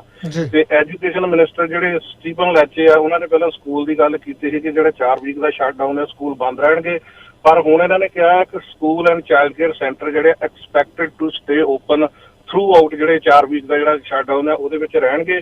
ਡੇ ਕੈਂਪਸ ਜਿਹੜੇ ਆ ਉਹ ਬੰਦ ਰਹਿਣਗੇ। ਜੇ ਅਪ੍ਰੈਲ ਬ੍ਰੇਕ ਦੀ ਆਪਾਂ ਗੱਲ ਕਰਦੇ, ਪਹਿਲਾਂ ਆਪਾਂ ਮਾਰਚ ਬ੍ਰੇਕ ਸੀਗੀ, ਉਹਨੂੰ ਪੋਸਟਪੋਨ ਕਰਕੇ, ਇਹਨਾਂ ਦਾ ਕਾਰਨ ਇਹੀ ਸੀਗਾ ਕਿ ਜੇ ਸਕੂਲ ਖੁੱਲੇ ਰਹਿਣ ਤਾਂ ਉਹਦੇ ਨਾਲ ਬੱਚੇ ਸਕੂਲ ਵਿੱਚ ਆਉਂਦੇ ਜਾਂਦੇ ਰਹਿਣਗੇ ਤੇ ਜਿਹੜੇ ਪੇਰੈਂਟਸ ਆ ਉਹ ਬਾਹਰ ਬੱਚਿਆਂ ਨੂੰ ਛੱਡ ਕੇ ਕਿਤੇ ਘੁੰਮਣ ਫਿਰਨ ਨਹੀਂ ਜਾਣਗੇ। ਇਹੀ ਕਾਰਨ ਸੀਗਾ ਕਿ ਜਿਹੜੇ ਕੇਸ ਇਸ ਤਰ੍ਹਾਂ ਇਹ ਘਟਾਏ ਜਾਣ, ਪਰ ਕੇਸ ਫਿਰ ਵੀ ਨਹੀਂ ਘਟੇ। ਤਾਂ ਫਿਰ ਇਹਨਾਂ ਨੇ ਸੋਚਿਆ ਸੀਗਾ ਕਿ ਜਿਹੜੀ ਅਪ੍ਰੈਲ ਦੇ ਵਿੱਚ ਜਿਹੜੀ ਅਪ੍ਰੈਲ ਬ੍ਰੇਕ ਆ ਉਹਨੂੰ ਵੀ ਪੋਸਟਪੋਨ ਕਰ ਦਿੱਤਾ ਜਾਵੇ, ਪਰ ਜਿਹੜੇ ਆਪਣੇ ਸਟੀਫਨ ਲੈਚੇ ਉਹਨਾਂ ਨੇ ਕਿਹਾ ਵੀ ਜਿਹੜਾ ਸਾਡਾ ਆਲਰੇਡੀ ਪਲਾਨ ਬਣਿਆ ਉਹਦੇ ਮੁਤਾਬਕ ਅਸੀਂ ਸਕੂਲ ਜਿਹੜੇ 1 ਵੀਕ ਲਈ ਜ਼ਰੂਰ ਬੰਦ ਕਰਾਂਗੇ। ਤਾਂ ਸਟੇ ਐਟ ਹੋਮ ਨੂੰ ਗੱਲ ਲੈ ਕੇ ਪਹਿਲਾਂ ਇਹਨਾਂ ਨੇ ਕਿਹਾ ਸੀ ਸਟੇ ਐਟ ਹੋਮ, ਪਰ ਇਹਨਾਂ ਨੇ ਕਿਉਂਕਿ ਕਿਸੇ ਵੇਲੇ ਕਰਨਾ ਤਾਂ ਲੋਕਾਂ ਨੇ ਉਹੀ ਹੈ ਜੋ ਉਹਨਾਂ ਦੇ ਦਿਲ ਵਿੱਚ ਹੈਗਾ, ਕਿਸੇ ਵੇਲੇ ਇੱਕ ਸ਼ਬਦ ਹੀ ਇਹੋ ਜਿਹਾ ਹੁੰਦਾ ਸਟੇ ਐਟ ਹੋਮ, ਪਤਾ ਨਹੀਂ ਵੀ ਸਾਨੂੰ ਖਰੇ ਫਾਂਸੀ ਲੱਗਣ ਲੱਗੀ ਹੈ ਜਾਂ ਕੀ ਹੋਣ ਲੱਗਾ, ਅਸੀਂ ਇਸ ਲਫ਼ਜ਼ ਤੋਂ ਡਰ ਜਾਂਦੇ ਹਾਂ। ਪਰ ਉਹਨਾਂ ਨੇ ਹੁਣ ਇਹੀ ਕਿਹਾ ਆ ਕਿ we not issue any order of like that ਕਿ ਜਿਹਦੇ ਨਾਲ ਤੁਹਾਨੂੰ ਕੋਈ ਹੋਵੇ, ਪਰ ਉਹਨਾਂ ਨੇ ਡਿਊਰਿੰਗ ਦ ਸ਼ਟਡਾਊਨ ਉਹਨਾਂ ਨੇ ਕਿਹਾ ਆ we encourage the people, we encourage the residents ਹੈ ਜਿਹੜੇ ਉਹਨਾਂ ਨੂੰ with not go outside without any essential reason। essential reason ਤੋਂ ਬਿਨਾਂ ਤੁਸੀਂ ਕਿਤੇ ਵੀ ਨਹੀਂ ਜਾਣਾ, ਸਿਰਫ ਆਪਣਾ ਫੂਡ ਬਾਏ ਕਰਨ ਜਾਣਾ ਜਾਂ ਮੈਡੀਕੇਸ਼ਨ ਕਰਨ ਜਾਣਾ ਜਾਂ ਮੈਡੀਕਲ ਅਪੁਆਇੰਟਮੈਂਟ ਹੈ ਉਹਨਾਂ ਤੇ ਜਾਓ, ਹੋਰ ਕੋਈ ਜਿਹੜੀ ਆ ਆਊਟਿੰਗ ਜਿਹੜੀ ਤੁਸੀਂ ਨਾ ਕਰੋ। ਇਸ ਤਰ੍ਹਾਂ ਫਿਰ ਜੇ ਆਪਾਂ ਜ਼ਿਆਦਾ ਹੀ ਕਰਨ ਲੱਗ ਜਾਂਦੇ ਫਿਰ ਸਰਕਾਰਾਂ ਨੂੰ ਵੀ ਸਟੇ ਐਟ ਹੋਮ ਦਾ ਜਿਹੜਾ ਆਰਡਰ ਉਹ ਕਰਨਾ ਹੀ ਪੈਂਦਾ। ਇਸ ਵੇਲੇ stay at home the order ਨਹੀਂ ਗਾ, ਇਹ ਲੋਕਾਂ ਤੇ ਆ ਉਹਨਾਂ ਨੇ ਕੀ ਕਰਨਾ। ਬਾਕੀ ਆਪਾਂ ਜੇ ਇਨਡੋਰ ਦੀ ਗੱਲ ਕਰ ਦਿੰਦੇ, ਇੱਕ ਦੂਸਰੇ ਦੇ ਘਰ ਤੁਸੀਂ ਨਹੀਂ ਜਾ ਸਕਦੇ, ਸਿਰਫ ਕਿਸੇ ਵੇਲੇ 2 ਫੈਮਲੀਆਂ ਰਲ ਕੇ ਰਹਿੰਦੀਆਂ ਹੁੰਦੀਆਂ, ਉਹ ਤਾਂ ਚਲੋ ਲਾਕਡਾਊਨ ਤੋਂ ਪਹਿਲਾਂ ਵੀ ਰਹਿੰਦੀਆਂ ਸੀ, ਉਹੀ ਲੋਕ ਜਿਹੜੇ ਇਕੱਠੇ ਰਹਿ ਸਕਦੇ। ਅਦਰ ਦੈਨ ਦੈਟ ਤੁਸੀਂ ਕਿਸੇ ਦੇ ਘਰੇ ਜਿਹੜੇ ਵਿਜ਼ਿਟ ਨਹੀਂ ਕਰ ਸਕਦੇ। ਹਾਂ, ਆਊਟਡੋਰ ਜਿਹੜੀ ਹੈ ਗੈਦਰਿੰਗ ਹੈ ਸਿਰਫ 5 ਲੋਕਾਂ ਦੀ ਆ, ਕਿਤੇ ਵੀ ਹੋ ਸਕਦੀ ਆ, ਪਾਰਕ 'ਚ ਹੋ ਸਕਦੀ ਆ ਜਾਂ ਬੈਕਯਾਰਡ ਦੇ ਵਿੱਚ ਹੋ ਸਕਦੀ ਆ। ਤੇ ਵੈਡਿੰਗ ਤੇ ਫਿਊਨਰਲ ਹੋਮ ਤੇ ਰਿਲੀਜੀਅਸ ਸਰਵਿਸ ਜਿਹੜੀ ਆ ਉਹਨਾਂ ਦੀ ਕਪੈਸਿਟੀ ਜਿਹੜੀ ਉਹਨਾਂ ਨੇ 15% ਰੱਖੀ ਆ। ਮੰਨ ਲਓ ਕਿ ਕਿਤੇ 100 ਦੀ ਕਪੈਸਿਟੀ ਆ ਤਾਂ ਉੱਥੇ 15 ਲੋਕ ਹੀ ਅੰਦਰ ਜਿਹੜੇ ਜਾ ਸਕਦੇ ਆ ਜੀ। ਤੇ ਲੰਡਨ ਦੇ ਵਿੱਚ ਇੱਕ ਬੜੀ ਮਾੜੀ ਘਟਨਾ ਹੋਈ ਆ ਕਿ 17 ਸਾਲ ਲੜਕੀ ਦੀ ਮੌਤ ਹੋਈ ਆ। ਇਹ ਕਾਰਨ ਇਸ ਤਰ੍ਹਾਂ ਹੋਇਆ ਕਿ ਇਹਨਾਂ ਦੇ ਆਪਣੇ ਡੌਗ ਜਿਹੜੇ ਰੱਖੇ ਹੋਏ ਸੀ, 3 ਡੌਗ ਸੀ, ਉਹਨਾਂ ਨੇ ਇਸ ਲੜਕੀ ਦੇ ਉੱਤੇ ਇਹਨਾਂ ਦੀ ਪ੍ਰਾਪਰਟੀ ਦੇ ਵਿੱਚ ਅਟੈਕ ਕੀਤਾ। ਇਹ ਮਿਡਲ ਸੈਕਸ ਕਾਉਂਟੀ ਆ ਆਪਣੇ ਲੰਡਨ ਦੇ ਵਿੱਚ। ਤੇ ਜਿਹੜੇ 3 ਡੌਗ ਆ ਹੁਣ ਸ਼ੈਲਟਰ ਦੇ ਵਿੱਚ ਭੇਜੇ ਗਏ ਆ ਅੰਡਰ ਇਹ ਪਬਲਿਕ ਹੈਲਥ ਕੁਆਰੰਟਾਈਨ ਜਿਹੜੇ ਆਰਡਰ ਲਾਏ ਆ। ਤੇ ਪੁਲਿਸ ਜਿਹੜੀ ਕਹਿੰਦੇ ਆ ਵੀ ਇਨਵੈਸਟੀਗੇਸ਼ਨ ਸਟਿਲ ਗੋਇੰਗ ਔਨ ਆ ਵੀ ਕੀ ਇਹਦਾ ਹੈਪਨ ਹੋਇਆ। ਤੇ ਜਿਹੜਾ ਹੁਣ 3rd ਲਾਕਡਾਊਨ ਜਿਹੜਾ ਹੁਣ ਚੱਲ ਰਿਹਾ, ਜਿਹੜੇ ਐਸੈਂਸ਼ੀਅਲ ਵਰਕਰ ਆ ਦੇ ਆਰ ਵੈਰੀ ਵਰੀਡ, ਬੜੇ ਚਿੰਤਾ ਦੇ ਵਿੱਚ ਆ। ਉਹ ਕਹਿੰਦੇ ਵੀ COVID-19 ਦੇ ਕਰਕੇ ਸ਼ਟਡਾਊਨ ਤਾਂ ਹੋ ਗਿਆ, ਪਰ ਸਾਡੀ ਪ੍ਰੋਟੈਕਸ਼ਨ ਕੀ ਆ? ਅਸੀਂ ਕੰਮ ਤਾਂ ਸਮਾਂ ਤੇ ਸਾਡੇ ਜਿਹੜੇ ਕੰਮ ਬਿਜ਼ੀ ਹੋ ਜਾਂਦੇ, ਜ਼ਿਆਦਾ ਆਵਰਸ ਕਰਦੇ ਆ, ਉਹ ਆਪਣੇ ਆਪ ਦੇ ਵਿੱਚ ਬੜੇ ਚਿੰਤਾ ਦੇ ਵਿੱਚ ਆ ਵੀ ਸਾਡੀ ਪ੍ਰੋਟੈਕਸ਼ਨ ਕੌਣ ਕਰੂਗਾ। ਤੇ ਪ੍ਰੀਮੀਅਰ ਡਰੱਗ ਫੂਡ ਨੇ ਉਹਨਾਂ ਦੇ ਜਵਾਬ ਦਿੰਦਿਆਂ ਕਿਹਾ ਆ ਵੀ don't worry, we protect you guys, ਜਿਹੜੇ ਫਰੰਟ ਲਾਈਨ ਵਰਕਰ ਆ, ਐਸੈਂਸ਼ੀਅਲ ਵਰਕਰ ਆ। ਤੇ ਟੋਰਾਂਟੋ ਡਾਊਨਟਾਊਨ ਦੇ ਵਿੱਚ ਯੰਗ ਐਂਡ ਚਾਰਲਸ ਦੇ ਉੱਤੇ ਵੀਕਐਂਡ ਤੇ ਸਟੈਬਿੰਗ ਹੋਈ ਹੈ, ਜਿੱਥੇ 18 ਸਾਲਾਂ ਦਾ ਵਿਅਕਤੀ ਬੜਾ ਬੁਰੀ ਤਰ੍ਹਾਂ ਜ਼ਖਮੀ ਹੋਇਆ। ਦ ਮੈਨ ਟਰਾਂਸਪੋਰਟਡ ਟੂ ਦਾ ਹਸਪੀਟਲ। ਤੇ ਪੁਲਿਸ ਨੇ ਕਿਹਾ ਹੈ ਸਸਪੈਕਟ ਜਿਹੜਾ ਉੱਥੋਂ ਭੱਜ ਗਿਆ ਸੀ ਸਾਊਥ ਬਾਉਂਡ ਆਫ ਜੰਗ ਸਟਰੀਟ, ਪਰ ਉਹਦੀ ਕੋਈ ਹੋਰ ਫਰਦਰ ਡਿਟੇਲ ਪੁਲਿਸ ਦੇ ਕੋਲ ਨਹੀਂ ਗਈ ਜੀ। ਤੇ ਵਾਨ ਦੇ ਵਿੱਚ ਇੱਕ ਰੈਸਟੋਰੈਂਟ ਆ, ਜਿਹੜੇ $1000 ਉਹਨਾਂ ਨੂੰ ਫਾਈਨ ਕੀਤਾ ਗਿਆ। ਕਾਰਨ ਇਹ ਸੀਗਾ ਨਾਟ ਹੈਵਿੰਗ ਏ ਸੇਫਟੀ ਪਲਾਨ। ਇਹ ਆਪਣੇ ਬਾਥਰਸ ਐਂਡ ਰਦਰਫੋਰਡ ਤੇ ਸੀਗਾ 9340 ਬਾਥਰਸ ਦੇ ਉੱਤੇ, ਬਾਥਰਸ ਐਂਡ ਰਦਰਫੋਰਡ ਦੇ ਉੱਤੇ। ਤੇ ਟੋਰਾਂਟੋ ਦੇ ਵਿੱਚ ਹਸਪੀਟਲ ਆ, ਉਹਨਾਂ ਨੇ lower the age of eligibility for COVID-19 vaccine the priority list ਦੇ ਵਿੱਚ ਆ। ਜਿਹੜੇ ਆਪਣੇ ਮਾਈਕਲ ਗੈਰਨ ਹਸਪੀਟਲ ਆ, ਉਹਨਾਂ ਨੇ 50 ਸਾਲ ਜਾਂ ਉਹਦੇ ਉੱਤੇ ਦੇ ਜਿਹੜੇ ਲੋਕ ਆ ਪ੍ਰਾਇੋਰਟੀ ਲਿਸਟ ਦੇ ਵਿੱਚ ਆ। ਤੇ ਇੱਕ ਇਹਨਾਂ ਨੇ ਪੋਸਟਲ ਕੋਡ ਵੀ 7-8 ਤਰ੍ਹਾਂ ਦੇ ਹੈਗੇ ਆ, ਉਹ ਇਸ਼ੂ ਕੀਤੇ ਆ ਕਿ ਜਿਹੜੇ ਹਾਈ ਰਿਸਕ ਹੌਟ ਸਪੌਟ ਜਿਹੜੇ ਏਰੀਏ ਆ ਉਹਨਾਂ ਦੇ। ਇਹਨਾਂ ਨੂੰ ਦੇਖਦਾ ਤੇ 2 ਹਸਪੀਟਲ ਨੇ ਵੀ ਇਸ ਤਰ੍ਹਾਂ ਦਾ ਕੀਤਾ ਜੀ, 50+ ਦੇ ਹੈਗੇ ਆ। ਤੇ ਉਹ ਆਪਣੀ 50 ਆਪਣੀਆਂ ਅਪੁਆਇੰਟਮੈਂਟ ਬਣਾ ਕੇ ਆਪਣੀ ਵੈਕਸੀਨ ਵਗੈਰਾ ਉਹ ਲੈ ਸਕਦੇ ਆ ਜੀ। ਨਾਰਥ ਕੈਰੋਲਾਈਨਾ ਦੇ ਵਿੱਚ ਬਲਮਿੰਗਟਨ ਆ ਜੀ, ਉੱਥੇ ਹਾਊਸ ਪਾਰਟੀ ਹੋਈ ਆ। ਹਾਊਸ ਪਾਰਟੀ ਦੇ ਵਿੱਚ ਲੜਾਈ ਝਗੜਾ ਹੋਇਆ, ਸ਼ੂਟਿੰਗ ਹੋਈ ਆ, 3 ਲੋਕਾਂ ਦੀ ਮੌਤ ਤੇ 4 ਜਿਹੜੇ ਬਹੁਤ ਬੁਰੀ ਤਰ੍ਹਾਂ ਜ਼ਖਮੀ ਹੋਏ ਆ, ਇੰਜਰਡ ਹੋਏ ਆ। ਤੇ ਅਗਲੀ ਖਬਰ ਆਪਣੇ ਅਮਰੀਕਾ ਤੋਂ ਆ ਜੀ, ਊਬਰ ਦੀ। ਊਬਰ ਤਾਂ ਹੁਣ ਸਾਰੇ ਲੋਕ ਯੂਜ਼ ਕਰਦੇ ਹੀ ਆ। ਤੇ ਇਹ ਰਾਈਡ ਸ਼ੇਅਰ ਕੰਪਨੀਆਂ ਕੈਲੀਫੋਰਨੀਆ ਦੀ ਗੱਲ ਆ। ਤੇ ਇੱਕ ਔਰਤ ਨੇ ਕੰਪਲੇਂਟ ਕੀਤੀ ਆ, ਉਹਦਾ ਨਾਂ ਹੈਗਾ ਲੀਸਾ ਇਰਵਿਨ। ਉਹ ਬਲਾਈਂਡ ਔਰਤ ਸੀਗੀ ਤੇ ਉਹਦੇ ਕੋਲ ਦੇਖਿਆ ਹੋਣਾ ਤੁਸੀਂ ਵੀ ਕਿ ਜਿਹੜਾ ਬਲਾਈਂਡ ਬੰਦਾ ਕਿ ਜੇ ਉਹ ਨਹੀਂ ਚੰਗੀ ਤਰ੍ਹਾਂ ਦੇਖ ਸਕਦਾ ਉਹਦੇ ਕੋਲ ਗਾਈਡ ਡੌਗ ਹੁੰਦਾ। ਇਹਦੀ ਕੰਪਲੇਂਟ ਇਹੀ ਆ ਕਿ ਜਦੋਂ ਇਹ ਊਬਰ ਨੂੰ ਕਾਲ ਕਰਦੀ ਸੀ ਜਾਂ ਤਾਂ ਜਦੋਂ ਬੁਕਿੰਗ ਕੀਤੀ ਜਾਂਦੀ ਸੀਗੀ ਉਸ ਵੇਲੇ ਇਹਨੂੰ ਜਦੋਂ ਗਾਈਡ ਡੌਗ ਇਹ ਵਿੱਚ ਭਰਦੀ ਸੀ ਕਿ ਮੈਨੂੰ ਦੀਦਾ ਨਹੀਂ, ਮੈਨੂੰ ਦਿਖਦਾ ਨਹੀਂਗਾ, ਮੇਰੇ ਕੋਲ ਗਾਈਡ ਡੌਗ ਆ, ਤੇ ਜਾਂ ਉਸ ਵੇਲੇ ਇਹਦੀ ਬੁਕਿੰਗ ਉਹ ਜਿਹੜੀ ਲੈ ਕੇ ਕੈਂਸਲ ਕੀਤੀ ਜਾਂਦੀ ਸੀ ਜਾਂ ਉਹਦੀ ਬੁਕਿੰਗ ਲਈ ਨਹੀਂ ਸੀ ਜਾਂਦੀ, ਜਾਂ ਜੇ ਕਿਤੇ ਡਰਾਈਵਰ ਆ ਵੀ ਜਾਂਦਾ ਉਹਨੂੰ ਡੋਰ ਦੇ ਉੱਤੇ ਰਿਫਿਊਜ਼ ਕੀਤਾ ਜਾਂਦਾ ਸੀ। ਕਿਉਂਕਿ ਇਹ ਲੇਡੀ ਜਿਹੜੀ ਆ ਬੜੀ ਪਰੇਸ਼ਾਨ ਸੀ ਤਾਂ ਇਹਨੇ ਦੱਸਣ ਦੇ ਮੁਤਾਬਕ 14 ਵਾਰੀ ਇਹਦੇ ਨਾਲ ਊਬਰ ਨੇ ਇਸ ਤਰ੍ਹਾਂ ਕੀਤਾ। ਇਹ 2016 ਤੋਂ ਲੱਗ ਕੇ 2018 ਇਸ ਤਰ੍ਹਾਂ ਹੀ ਚੱਲਦਾ ਰਿਹਾ। ਫਿਰ ਇਹ ਲੇਡੀ ਕੋਰਟ ਦੇ ਵਿੱਚ ਗਈ ਆ। ਕੋਰਟ ਨੇ ਹੁਣ ਫੈਸਲਾ ਕੀਤਾ ਕਿ ਇਸ ਔਰਤ ਨੂੰ ਜਿੰਨਾ ਤੁਸੀਂ ਖੱਜਲ ਖਰਾਬ ਕੀਤਾ ਇਹਦਾ ਹੋਰ ਜੋ ਵੀ ਡੈਮੇਜ ਹੋਇਆ $1.1 ਮਿਲੀਅਨ ਜਿਹੜਾ ਊਬਰ ਨੂੰ ਹੁਣ ਇਸ ਔਰਤ ਨੂੰ ਦੇਣਾ ਪਊਗਾ। ਤੇ ਊਬਰ ਦੇ ਜਿਹੜੀ ਮੈਨੇਜਮੈਂਟ ਆ ਉਹਨੇ ਅਪੋਲੋਜਾਈਜ਼ ਕੀਤੀ ਹੈ ਜੀ। ਇਹ ਮੈਂ ਇੱਥੇ ਥੋੜਾ ਜਿਹਾ ਐਡ ਅਪ ਕਰ ਦਿੰਦਾ ਕਿਉਂਕਿ ਇਹ ਜੇ ਇੱਥੇ ਆਪਾਂ ਟੋਰਾਂਟੋ ਦੀ ਵੀ ਟੈਕਸੀ ਇੰਡਸਟਰੀ ਦੀ ਗੱਲ ਕਰਦੇ ਆ, ਜਿਹੜੇ ਵੀ ਟੈਕਸੀ ਚਲਾਉਂਦੇ ਆ ਉਹਨਾਂ ਨੂੰ ਪਤਾ ਹੀ ਹੈ ਜਦੋਂ ਵੀ ਆਪਾਂ ਲਾਇਸੈਂਸ ਲੈਂਦੇ ਆ ਇਹਨਾਂ ਚੀਜ਼ਾਂ ਦੀ ਤੁਹਾਨੂੰ ਉਹ ਪਹਿਲਾਂ ਸਟੱਡੀ ਕਰਾਉਂਦੇ ਆ ਜੀ। ਉਹ ਕਿ ਤੁਸੀਂ ਜੇ ਕੋਈ ਬਲਾਈਂਡ ਬੰਦਾ ਉਹਦੇ ਕੋਲ ਜੇ ਡੌਗ ਹੈਗਾ, ਗਾਈਡ ਡੌਗ ਹੈਗਾ, ਤੁਸੀਂ ਉਹਨੂੰ ਰਿਫਿਊਜ਼ ਨਹੀਂ ਕਰ ਸਕਦੇ। ਜੇ ਉਹ ਕੰਪਲੇਂਟ ਕਰਦੇ ਆ ਤਾਂ ਉਹਨਾਂ ਦਾ ਜਿਹੜਾ ਰਾਈਟ ਵੇ ਲਾਇਸੈਂਸ ਕੈਂਸਲ ਹੋ ਜਾਂਦਾ। ਕਿਉਂਕਿ ਜਦੋਂ ਵੀ ਤੁਸੀਂ ਇੱਥੇ ਵੀ ਟੈਕਸੀ ਲੈਂਦੇ ਆ ਥੋੜੇ ਜਿਹੇ ਸਿਟੀ ਦੇ ਰੂਲ ਐਂਡ ਰੈਗੂਲੇਸ਼ਨ ਜਿਹੜੇ ਤੁਹਾਨੂੰ ਪੜ੍ਹ ਲੈਣੇ ਚਾਹੀਦੇ। ਇਸ ਤਰ੍ਹਾਂ ਜੇ ਮੈਂ ਕ੍ਰੈਡਿਟ ਕਾਰਡ ਦੀ ਵੀ ਕਰਾਂ ਕਿ ਕੋਈ ਡਰਾਈਵਰ ਜਿਹੜੇ ਆ ਕ੍ਰੈਡਿਟ ਕਾਰਡ ਵੀ ਰਿਫਿਊਜ਼ ਕਰ ਦਿੰਦੇ, ਉਹ ਵੀ ਬਾਈ ਲਾ ਦੇ ਵਿੱਚ ਲਿਖਿਆ ਨਹੀਂ ਕਰ ਸਕਦੇ। ਕਿਉਂਕਿ ਟੋਰਾਂਟੋ ਦੇ ਵਿੱਚ ਤਾਂ ਇਹ ਸਾਰੀ ਕੁਝ ਸਟੱਡੀ ਜਿਹੜੀ ਆ ਕਰਾਈ ਜਾਂਦੀ ਆ ਜਾਂ ਹੋਰਾਂ ਸਿਟੀਆਂ ਤੇ ਵੀ ਕੈਨੇਡਾ ਦੇ ਵਿੱਚ ਕਰਾਈ ਜਾਂਦੀ ਆ। ਪਹਿਲਾਂ ਜੇ 20 and 30 years ਗੋ ਬੈਕ ਉਸ ਵੇਲੇ ਥੋੜੀ ਪ੍ਰੋਬਲਮ ਆਉਂਦੀ ਸੀ, ਪਰ ਇਹਨਾਂ ਦਿਨਾਂ ਦੇ ਵਿੱਚ ਜਾਂ ਪਿਛਲੇ 20 ਸਾਲ ਤੋਂ ਬਾਅਦ ਦੀ ਆਪਾਂ ਗੱਲ ਕਰੀਏ ਜਾਂ ਹੁਣ ਦੀ ਆਪਾਂ ਗੱਲ ਕਰੀਏ ਕੋਈ ਇਸ ਤਰ੍ਹਾਂ ਦੀ ਕੰਪਲੇਂਟ ਨਹੀਂ ਹੁੰਦੀ। ਕਿਉਂਕਿ ਜਿਹੜਾ ਬੰਦਾ ਪਹਿਲਾਂ ਹੀ ਬਲਾਈਂਡ ਆ ਉਹ ਤਾਂ ਪਹਿਲਾਂ ਹੀ ਰੱਬ ਦਾ ਮਾਰਿਆ ਆ ਵੀ ਇਹ ਜੇ ਕਿਸੇ ਨੂੰ ਨਹੀਂ ਵੀ ਪਤਾ ਉਹਨੂੰ ਵੈਸੇ ਆਪਣੇ ਦਿਮਾਗ ਦੇ ਨਾਲ ਸੋਚ ਲੈਣਾ ਚਾਹੀਦਾ ਜੀ। ਤੇ ਅਗਲੀ ਖਬਰ ਆਪਾਂ ਚੱਲਦੇ ਆ। US ਕੈਪੀਟਲ ਬਿਲਡਿੰਗ ਦੇ ਵਿੱਚ ਵੀ ਇੱਕ ਆਦਮੀ ਨੇ ਕਾਰ ਲਿਜਾ ਕੇ ਬੈਰੀਕੇਡ ਤੋਂ ਭੰਨ ਕੇ 2 ਪੁਲਿਸਮੈਨ ਨੂੰ ਉੱਤੇ ਹਿੱਟ ਕੀਤਾ। ਉਸ ਕਾਰ ਚੋਂ ਨਿਕਲ ਕੇ ਉਹਨਾਂ ਤੇ ਅਟੈਕ ਕੀਤਾ ਗਿਆ ਤੇ ਇੱਕ ਆਫੀਸਰ ਦੀ ਜਿਹੜੀ ਆ ਉੱਥੇ ਮੌਤ ਹੋ ਗਈ ਆ ਤੇ ਸੈਕੰਡ ਆਫੀਸਰ ਹੈ ਜਿਹੜਾ ਉਹਨੂੰ ਹਸਪੀਟਲ ਪਹੁੰਚਾਇਆ ਗਿਆ। ਤੇ ਅਥਾਰਟੀ ਨੇ ਜਿਹੜਾ ਇਹ ਸਸਪੈਕਟ ਨੂੰ ਜੀ ਗੋਲੀ ਮਾਰੀ ਤੇ ਇਸ ਨੂੰ ਫਿਰ ਹਸਪੀਟਲ ਲਿਜਾਇਆ ਗਿਆ ਜਿੱਥੇ ਇਹਦੀ ਵੀ ਸਸਪੈਕਟ ਦੀ ਵੀ ਉੱਥੇ ਮੌਤ ਹੋ ਗਈ ਆ। ਇਹ ਸੈਕੰਡ ਆਫੀਸਰ ਆ ਲਾਈਨ ਆਫ ਡਿਊਟੀ ਜਿਹਦੀ ਡੈਥ ਹੋਈ ਆ। ਇਸ ਤੋਂ ਪਹਿਲਾਂ ਜਨਵਰੀ 6 ਨੂੰ ਹੋਈ ਸੀਗੀ ਇਹ ਜੀ।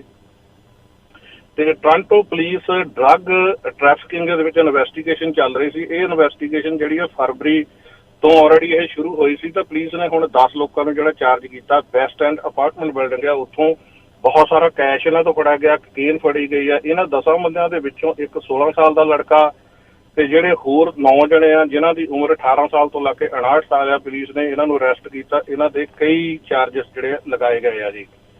ਆਪਣੇ ਫਾਰਮਰ ਪ੍ਰੈਜ਼ੀਡੈਂਟ ਜਿਹੜੇ ਆ ਬਰਾਕ ਓਬਾਮਾ ਉਹਨਾਂ ਨੇ ਕਾਂਗਰਸ ਕੀਤਾ MLB ਨੂੰ for taking A stand against Georgia election ਲਾ। ਤੇ ਜਿਹੜੇ ਆਪਣੇ ਮਿਸਟਰ ਟਰੰਪ ਸੀ ਉਹਨਾਂ ਨੇ ਕਾਲ ਕੀਤਾ ਸੀ ਕਿ ਇਹਨੂੰ ਬਾਈਕਾਟ ਕੀਤਾ ਜਾਵੇ ਜੀ। Jordan royal family member and farmer head of the royal ਜੀ ਕੋਰਟ ਨੇ ਇਹਨਾਂ ਨੂੰ ਅਰੈਸਟ ਕੀਤਾ ਹੈ। ਅਰੈਸਟ ਕਰਨ ਜਿਹੜਾ ਕਾਰਨ ਹੈ ਇਹੀ ਹੈ due to the security reason. ਤੇ ਮਿਆਂਮਾਰ ਦੇ ਵਿੱਚ ਪਤਾ ਹੀ ਆ ਕਿ ਮਿਲਟਰੀ ਨੇ ਜਿਹੜਾ ਟੇਕ ਓਵਰ ਕਰ ਲਿਆ ਸੀਗਾ ਤੇ ਲੋਕ ਜਿਹੜੇ ਪ੍ਰੋਟੈਸਟ ਕਰ ਰਹੇ ਆ। ਤੇ ਹੁਣ ਤੱਕ ਜਿਹੜਾ ਆਪਾਂ ਗੱਲ ਕੀਤੀ ਜਾਵੇ ਫਰਵਰੀ ਤੋਂ ਲੈ ਕੇ ਹੁਣ ਤੱਕ 550 550 ਲੋਕ ਜਿਹੜੇ ਆ ਮਿਲਟਰੀ ਦੇ ਵੱਲੋਂ ਜਿਹੜੇ ਆ ਉਹ ਮਾਰੇ ਗਏ ਆ ਜੀ। ਤੇ ਈਟੋਬੀਕੋ ਦੇ ਵਿੱਚ ਆ ਵੀਕਐਂਡ ਤੇ ਬਹੁਤ ਸਾਰੀਆਂ ਸਟੈਬਿੰਗ ਤੇ ਜਿਹੜੀਆਂ ਸ਼ੂਟਿੰਗ ਵਗੈਰਾ ਬਹੁਤ ਜ਼ਿਆਦਾ ਹੋਈਆਂ।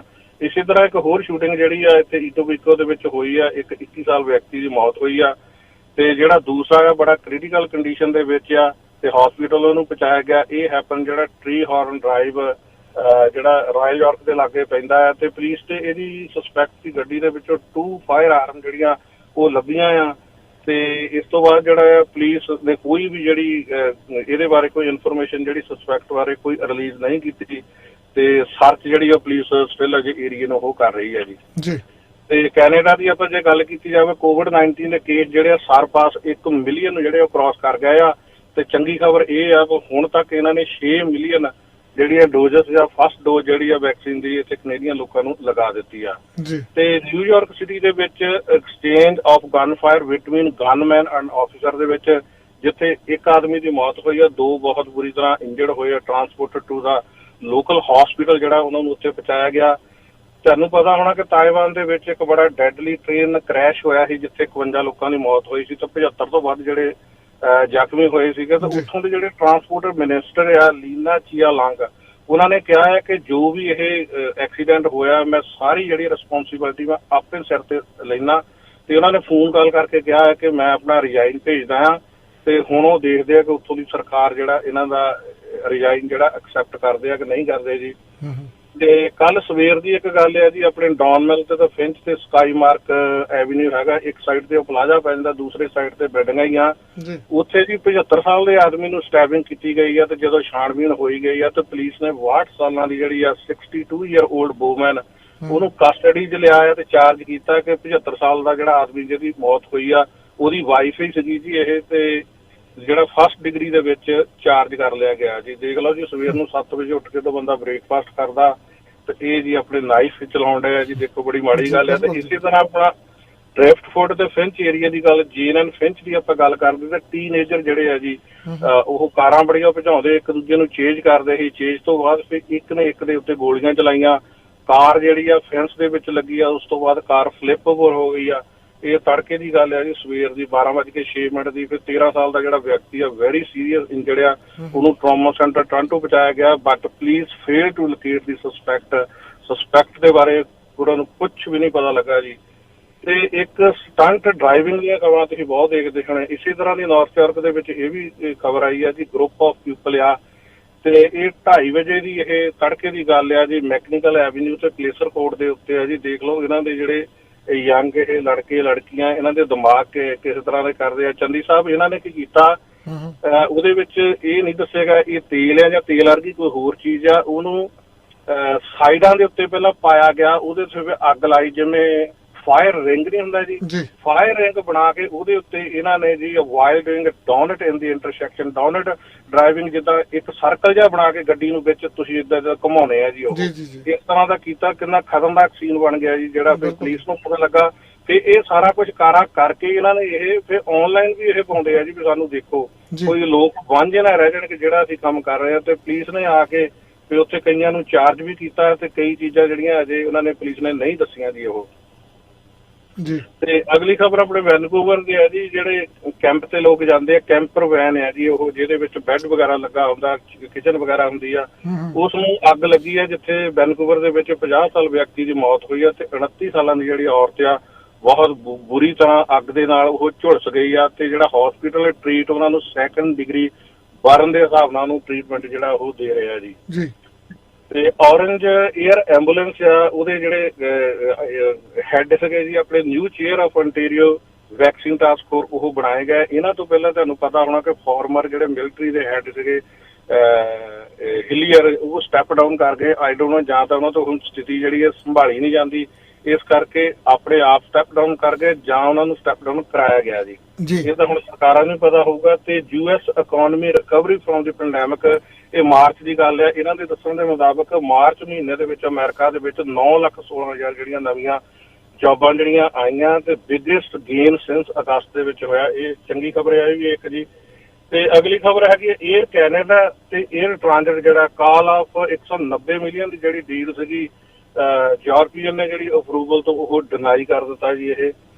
ਤੇ ਅਗਲੀ ਵੀ ਜਿਹੜੀ ਆਪਣੇ ਸਟੈਬਿੰਗ ਦੇ ਨਾਲ ਹੀ ਆ, ਔਸ਼ਵਾ ਦੀ ਖਬਰ ਆ। ਇੱਕ ਸਕੂਲ ਸੀਗਾ ਔਸ਼ਵਾ ਦੇ ਵਿੱਚ, ਤੇ ਐਲੀਮੈਂਟਰੀ ਸਕੂਲ ਦੇ ਬਿਹਾਈਂਡ 2 ਟੀਨੇਜਰ ਜਿਹੜੇ ਆ ਸਟੈਬਿੰਗ ਸ਼ੂਟਿੰਗ ਉੱਤੇ ਹੋਈ ਆ, ਤੇ ਉਹਦੇ ਨਾਲ ਬੜੇ ਇੰਜਰਡ ਹੋਏ ਆ। ਦੋਨੇ ਬਹੁਤ ਸੀਰੀਅਸ ਕੰਡੀਸ਼ਨ ਦੇ ਵਿੱਚ ਆ, ਤੇ ਟੋਰਾਂਟੋ ਟਰਾਮਾ ਹਸਪੀਟਲ ਉਹਨਾਂ ਨੂੰ ਪਹੁੰਚਾਇਆ ਗਿਆ, ਪਰ ਇਨਫੋਰਮੇਸ਼ਨ ਸਸਪੈਕਟ ਦੀ ਜਿਹੜੀ ਆ ਉਹਨਾਂ ਦੇ ਕੋਲ ਕੋਈ ਨਹੀਂ ਗਈ ਜੀ। ਇਸੇ ਤਰ੍ਹਾਂ ਇੰਡੋਨੇਸ਼ੀਆ ਦੇ ਵਿੱਚ ਲੈਂਡਸਲਾਈਡ ਹੋਇਆ ਜੀ, ਰੇਨ ਬੜੀ ਪਈ ਆ, ਫਲੱਡਿੰਗ ਹੋਈ ਆ, ਜਿੱਥੇ 41 ਲੋਕਾਂ ਦੀ ਮੌਤ ਹੋਈ ਆ, 27 ਲੋਕ ਮਿਸ ਆ, 2 ਦਰਜਨ ਤੋਂ ਵੱਧ ਜਿਹੜੇ ਲੋਕ ਬੜੇ ਜ਼ਖਮੀ ਹੋਏ ਆ। ਤੇ ਹੈਲਥ ਕੈਨੇਡਾ ਨੇ ਇੱਕ ਨੋਟਿਸ ਇਸ਼ੂ ਕੀਤਾ ਕਿ ਜਿਹੜੇ ਡਿਸਪੋਜ਼ਲ ਮਾਸਕ ਆ, ਜਿਨ੍ਹਾਂ ਦੀ ਰੀਕਾਲ ਬਹੁਤਿਆਂ ਦੀ ਆਈ ਆ ਕਿ ਇਹ ਯੂਜ਼ ਨਹੀਂ ਕਰਨੇ ਚਾਹੀਦੇ, ਉਹਨਾਂ ਨੇ ਦੱਸਿਆ ਕਿ ਜਿੰਨੇ ਵੀ ਸਟੋਰਾਂ ਦੇ ਹੈਗੇ ਉਹਨਾਂ ਨੂੰ ਇਹ ਸੈੱਲ ਨਹੀਂ ਕਰਨੇ ਚਾਹੀਦੇ ਜੀ। ਇੱਕ ਹੋਰ ਮਿਸੀਸਾਗਾ ਤੋਂ ਮਾੜੀ ਖਬਰ ਆਈ ਆ, ਪੁਲਿਸ ਇਨਵੈਸਟੀਗੇਸ਼ਨ ਕਰ ਰਹੀ ਆ। 3 ਮੇਲ ਆ ਕਿ ਇਹ ਯੰਗ 20 ਦੇ ਗੇਟ ਦੇ ਵਿੱਚ ਸੀਗੇ, ਇਹ ਉਹ 7ਵੇਂ ਫਲੋਰ ਦੇ ਉੱਤੋਂ ਜੀ ਇਹ ਡਿੱਗੇ ਆ। ਉੱਤੋਂ ਕਿਸੇ ਵੇਲੇ ਖਬਰ ਆਉਂਦੀ ਆ ਡਿੱਗਿਆ, ਤੇ ਬੰਦਾ ਦੇਖਿਆ ਜਾਂਦਾ ਕਿ ਬਾਲਕੋਨੀ ਦੇ ਵਿੱਚੋਂ ਡਿੱਗਦਾ। ਇਹ 3 ਦੇ 3 ਜਣੇ ਵਿੰਡੋ ਰਾਹੀਂ ਥੱਲੇ ਡਿੱਗੇ ਆ ਜੀ। ਇਹ ਕੱਲ ਸ਼ਾਮੀ 10:30 ਵਜੇ ਦੀ ਗੱਲ ਆ। ontario ਤੇ ਬ੍ਰਿਸਟਲ ਦੀ ਹੈਗੀ ਆ, ਤੇ ਬੜਾ 2 ਜਣੇ ਤਾਂ ਬੜਾ ਸੀਰੀਅਸ ਕੰਡੀਸ਼ਨ ਦੇ ਵਿੱਚ ਆ, ਤੇ ਇੱਕ ਕ੍ਰਿਟੀਕਲ ਕੰਡੀਸ਼ਨ ਦੇ ਵਿੱਚ ਆ।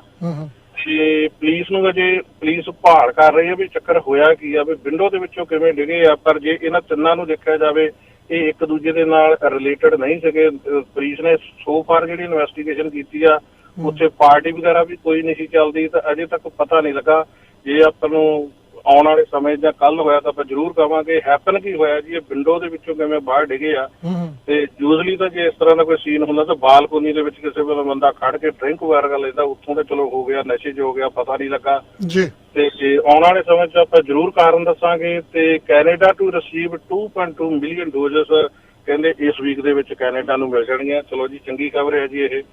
ਇਹੀ ਚੰਦੀ ਸਾਹਿਬ ਅੱਜ ਦੀਆਂ ਆਪਣੀਆਂ ਖਬਰਾਂ ਸੀਗੀਆਂ। ਤੇ ਬਾਕੀ ਗਗਨਵੀਰ ਦਾ ਸਵਾਲ ਸੀਗਾ, ਪਹਿਲਾਂ ਤਾਂ ਇਹਨਾਂ ਨੇ ਫਰਾਈਡੇ ਵਾਲੇ ਦਿਨ ਇਹਨਾਂ ਨੇ ਥੋੜੀ ਚਿੰਤਾ ਜਤਾਈ ਸੀਗੀ ਇੱਥੋਂ ਦੀਆਂ ਸਰਕਾਰਾਂ ਬਾਰੇ, ਜਿਹੜਾ ਓਪਨ ਕਰਦੇ ਆ ਜਾਂ ਜਿਸ ਤਰ੍ਹਾਂ ਇਹਨਾਂ ਨੇ ਬਰੈਂਪਟਨ ਦੇ ਵਿੱਚ ਕਿਹਾ ਸੀਗਾ ਕਿ 12 ਤਰੀਕ ਨੂੰ ਜਿਹੜੇ ਪੈਟੀਓ ਤੇ ਉਹ ਖੁੱਲ ਜਾਣੇ। ਚਲੋ ਹੁਣ ਤਾਂ ਉਹ ਸ਼ਟ ਡਾਊਨ ਹੋ ਗਿਆ, ਹੁਣ ਤਾਂ ਉਸ ਸਥਿਤੀ ਨਹੀਂ ਗਈ। ਬਾਰਬਰਾ ਸ਼ਾਪ ਦੀ ਗੱਲ ਕੀਤੀ ਆ ਕਿ ਬਹੁਤ ਸਾਰੀਆਂ ਜਗ੍ਹਾ ਇਸ ਤਰ੍ਹਾਂ ਦੀਆਂ ਜਗ੍ਹਾ ਜਾਂ ਤਾਂ ਜਿਹੜੇ ਬਾਰਬਰਾ ਸ਼ਾਪ ਹੈ ਜਾਂ ਸਲੂਨ ਪਲੇਸ ਆ ਉਹਨਾਂ ਨੂੰ ਉਸ ਹਿਸਾਬ ਦੇ ਨਾਲ ਹੀ ਬੈਕਡੋਰ ਸਹੀ ਇੰਟਰ ਕਰਕੇ ਤਾਂ ਆਪਣੇ ਕਾਰੋਬਾਰ ਜਿਹੜੇ ਆ ਉਹ ਚਲਾਈ ਜਾਂਦੇ ਆ, ਜਾਂ ਉਹਨਾਂ ਨੂੰ ਆਪਣੇ ਪ੍ਰਾਈਵੇਟ ਬੇਸਮੈਂਟ ਦੇ ਵਿੱਚ ਉਹਨਾਂ ਨੇ ਬਣਾਇਆ, ਉੱਥੇ ਲੋਕਾਂ ਨੂੰ ਸੱਦਿਆ ਜਾਂਦਾ, ਜਾਂ ਉਹ ਘਰੋਂ ਕੰਮ ਕਰਦੇ ਆ ਜਾਂ ਉਹਨਾਂ ਦੇ ਘਰੇ ਜਾ ਕੇ ਕੰਮ ਕਰਦੇ ਆ ਜੀ। ਇਹ ਤਾਂ ਹੁਣ ਕਿਉਂਕਿ ਸਰਕਾਰਾਂ ਕਿੰਨੇ ਕੁ ਬੰਦੇ ਜਿਹੜੇ ਸਿਕਿਉਰਿਟੀ ਵਾਲੇ ਹਾਇਰ ਕਰਕੇ ਇਹਨਾਂ ਨੂੰ ਚੈੱਕ ਕਰ ਸਕਦੇ ਆ। ਇਹ ਤਾਂ ਹੁਣ ਉਹਨਾਂ ਨੂੰ ਚਾਹੀਦਾ ਜੀ ਜਿਨ੍ਹਾਂ ਦੇ ਉਹ ਵਾਲ ਕੱਟਦੇ ਆ, ਕੀ ਪਤਾ ਬਾਹਰ ਕਿੰਨਿਆਂ ਬੰਦਿਆਂ ਨੂੰ ਮਿਲ ਕੇ ਆਏ ਆ।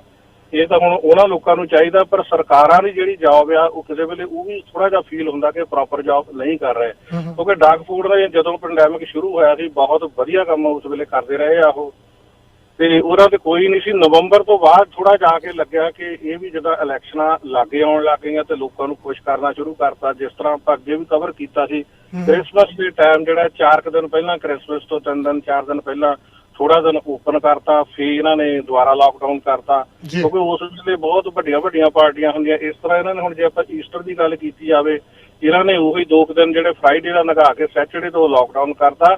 ਆਪਾਂ ਠੀਕ ਆ, ਆਪਾਂ ਜੇ ਲੋਕ ਜਿੱਥੇ ਗਲਤ ਆ ਆਪਾਂ ਲੋਕਾਂ ਨੂੰ ਵੀ ਕਹਿੰਦੇ ਆ, ਜਿੱਥੇ ਸਰਕਾਰਾਂ ਗਲਤ ਆ ਆਪਾਂ ਸਰਕਾਰਾਂ ਨੂੰ ਵੀ ਕਹਿੰਦੇ ਆ। ਇਹ ਡਾਕ ਫੂਡ ਨੂੰ ਜਿਹੜੀ ਆ ਵੋਟਾਂ ਦੀ ਨੀਤੀ ਇਸ ਵੇਲੇ ਨਹੀਂ ਕੋਈ ਵੀ ਇਹ ਰੱਖਣੀ ਚਾਹੀਦੀ, ਕਿਉਂਕਿ ਇਸ ਵੇਲੇ ਤਾਂ ਲੋਕਾਂ ਨੂੰ ਬਚਾਉਣ ਦੀ ਗੱਲ ਆ। ਜੇ ਮਤਲਬ ਕਿ ਇਸ ਤਰ੍ਹਾਂ ਹੀ ਇਹ ਓਪਨ ਕਰਦੇ ਰਹਿਣਗੇ ਤੇ ਇਹਨਾਂ ਨੂੰ ਪਤਾ ਹੈ ਕਿ ਹੈਲਥ ਦੇ ਉੱਤੇ ਜਿਹੜਾ ਆਪਣੇ ਹਸਪੀਟਲ ਦੇ ਵਿੱਚ ਬੰਦਾ ਸਿੱਕ ਹੋ ਜਾਂਦਾ, ਕਿੰਨਾ ਉੱਥੇ ਉਹਨਾਂ ਦਾ ਖਰਚਾ ਆਉਂਦਾ। ਇਹ ਸਰਕਾਰਾਂ ਨੂੰ ਵੀ ਇਹ ਧਿਆਨ ਵਿੱਚ ਰੱਖਣਾ ਚਾਹੀਦਾ। ਇਸ ਤਰ੍ਹਾਂ ਦਾ ਫਿਰ ਹੋਰ ਬਹੁਤ ਜੂਇਸ਼ ਕਮਿਊਨਿਟੀ ਹੈਗੀ ਆ, ਆਪਣੀ ਕਮਿਊਨਿਟੀ ਹੈਗੀ ਆ, ਤਾਂ ਹੋਰ ਬਲੈਕ ਕਮਿਊਨਿਟੀ ਹੈਗੀ ਆ, ਵੀ ਕਿੰਨੇ ਹੈਗੇ ਆ। ਇਹ ਫਿਰ ਉਹ 2-4 ਦਿਨ ਲਗਾ ਕੇ ਫਿਰ ਇਸ ਤਰ੍ਹਾਂ ਕਰਿਆ ਕਰਨਗੇ। ਈਸਟਰ ਦਾ ਜਿਹੜਾ ਆ ਕੋਈ ਇਹ 2-4 ਦਿਨ ਪਹਿਲਾਂ ਤਾਂ ਨਹੀਂ ਇਹਨਾਂ ਨੂੰ ਪਤਾ ਲੱਗਾ, ਕ੍ਰਿਸਮਸ 2-4 ਦਿਨ ਇਹਨਾਂ ਨੂੰ ਪਹਿਲਾਂ ਤਾਂ ਨਹੀਂ ਪਤਾ ਲੱਗਾ।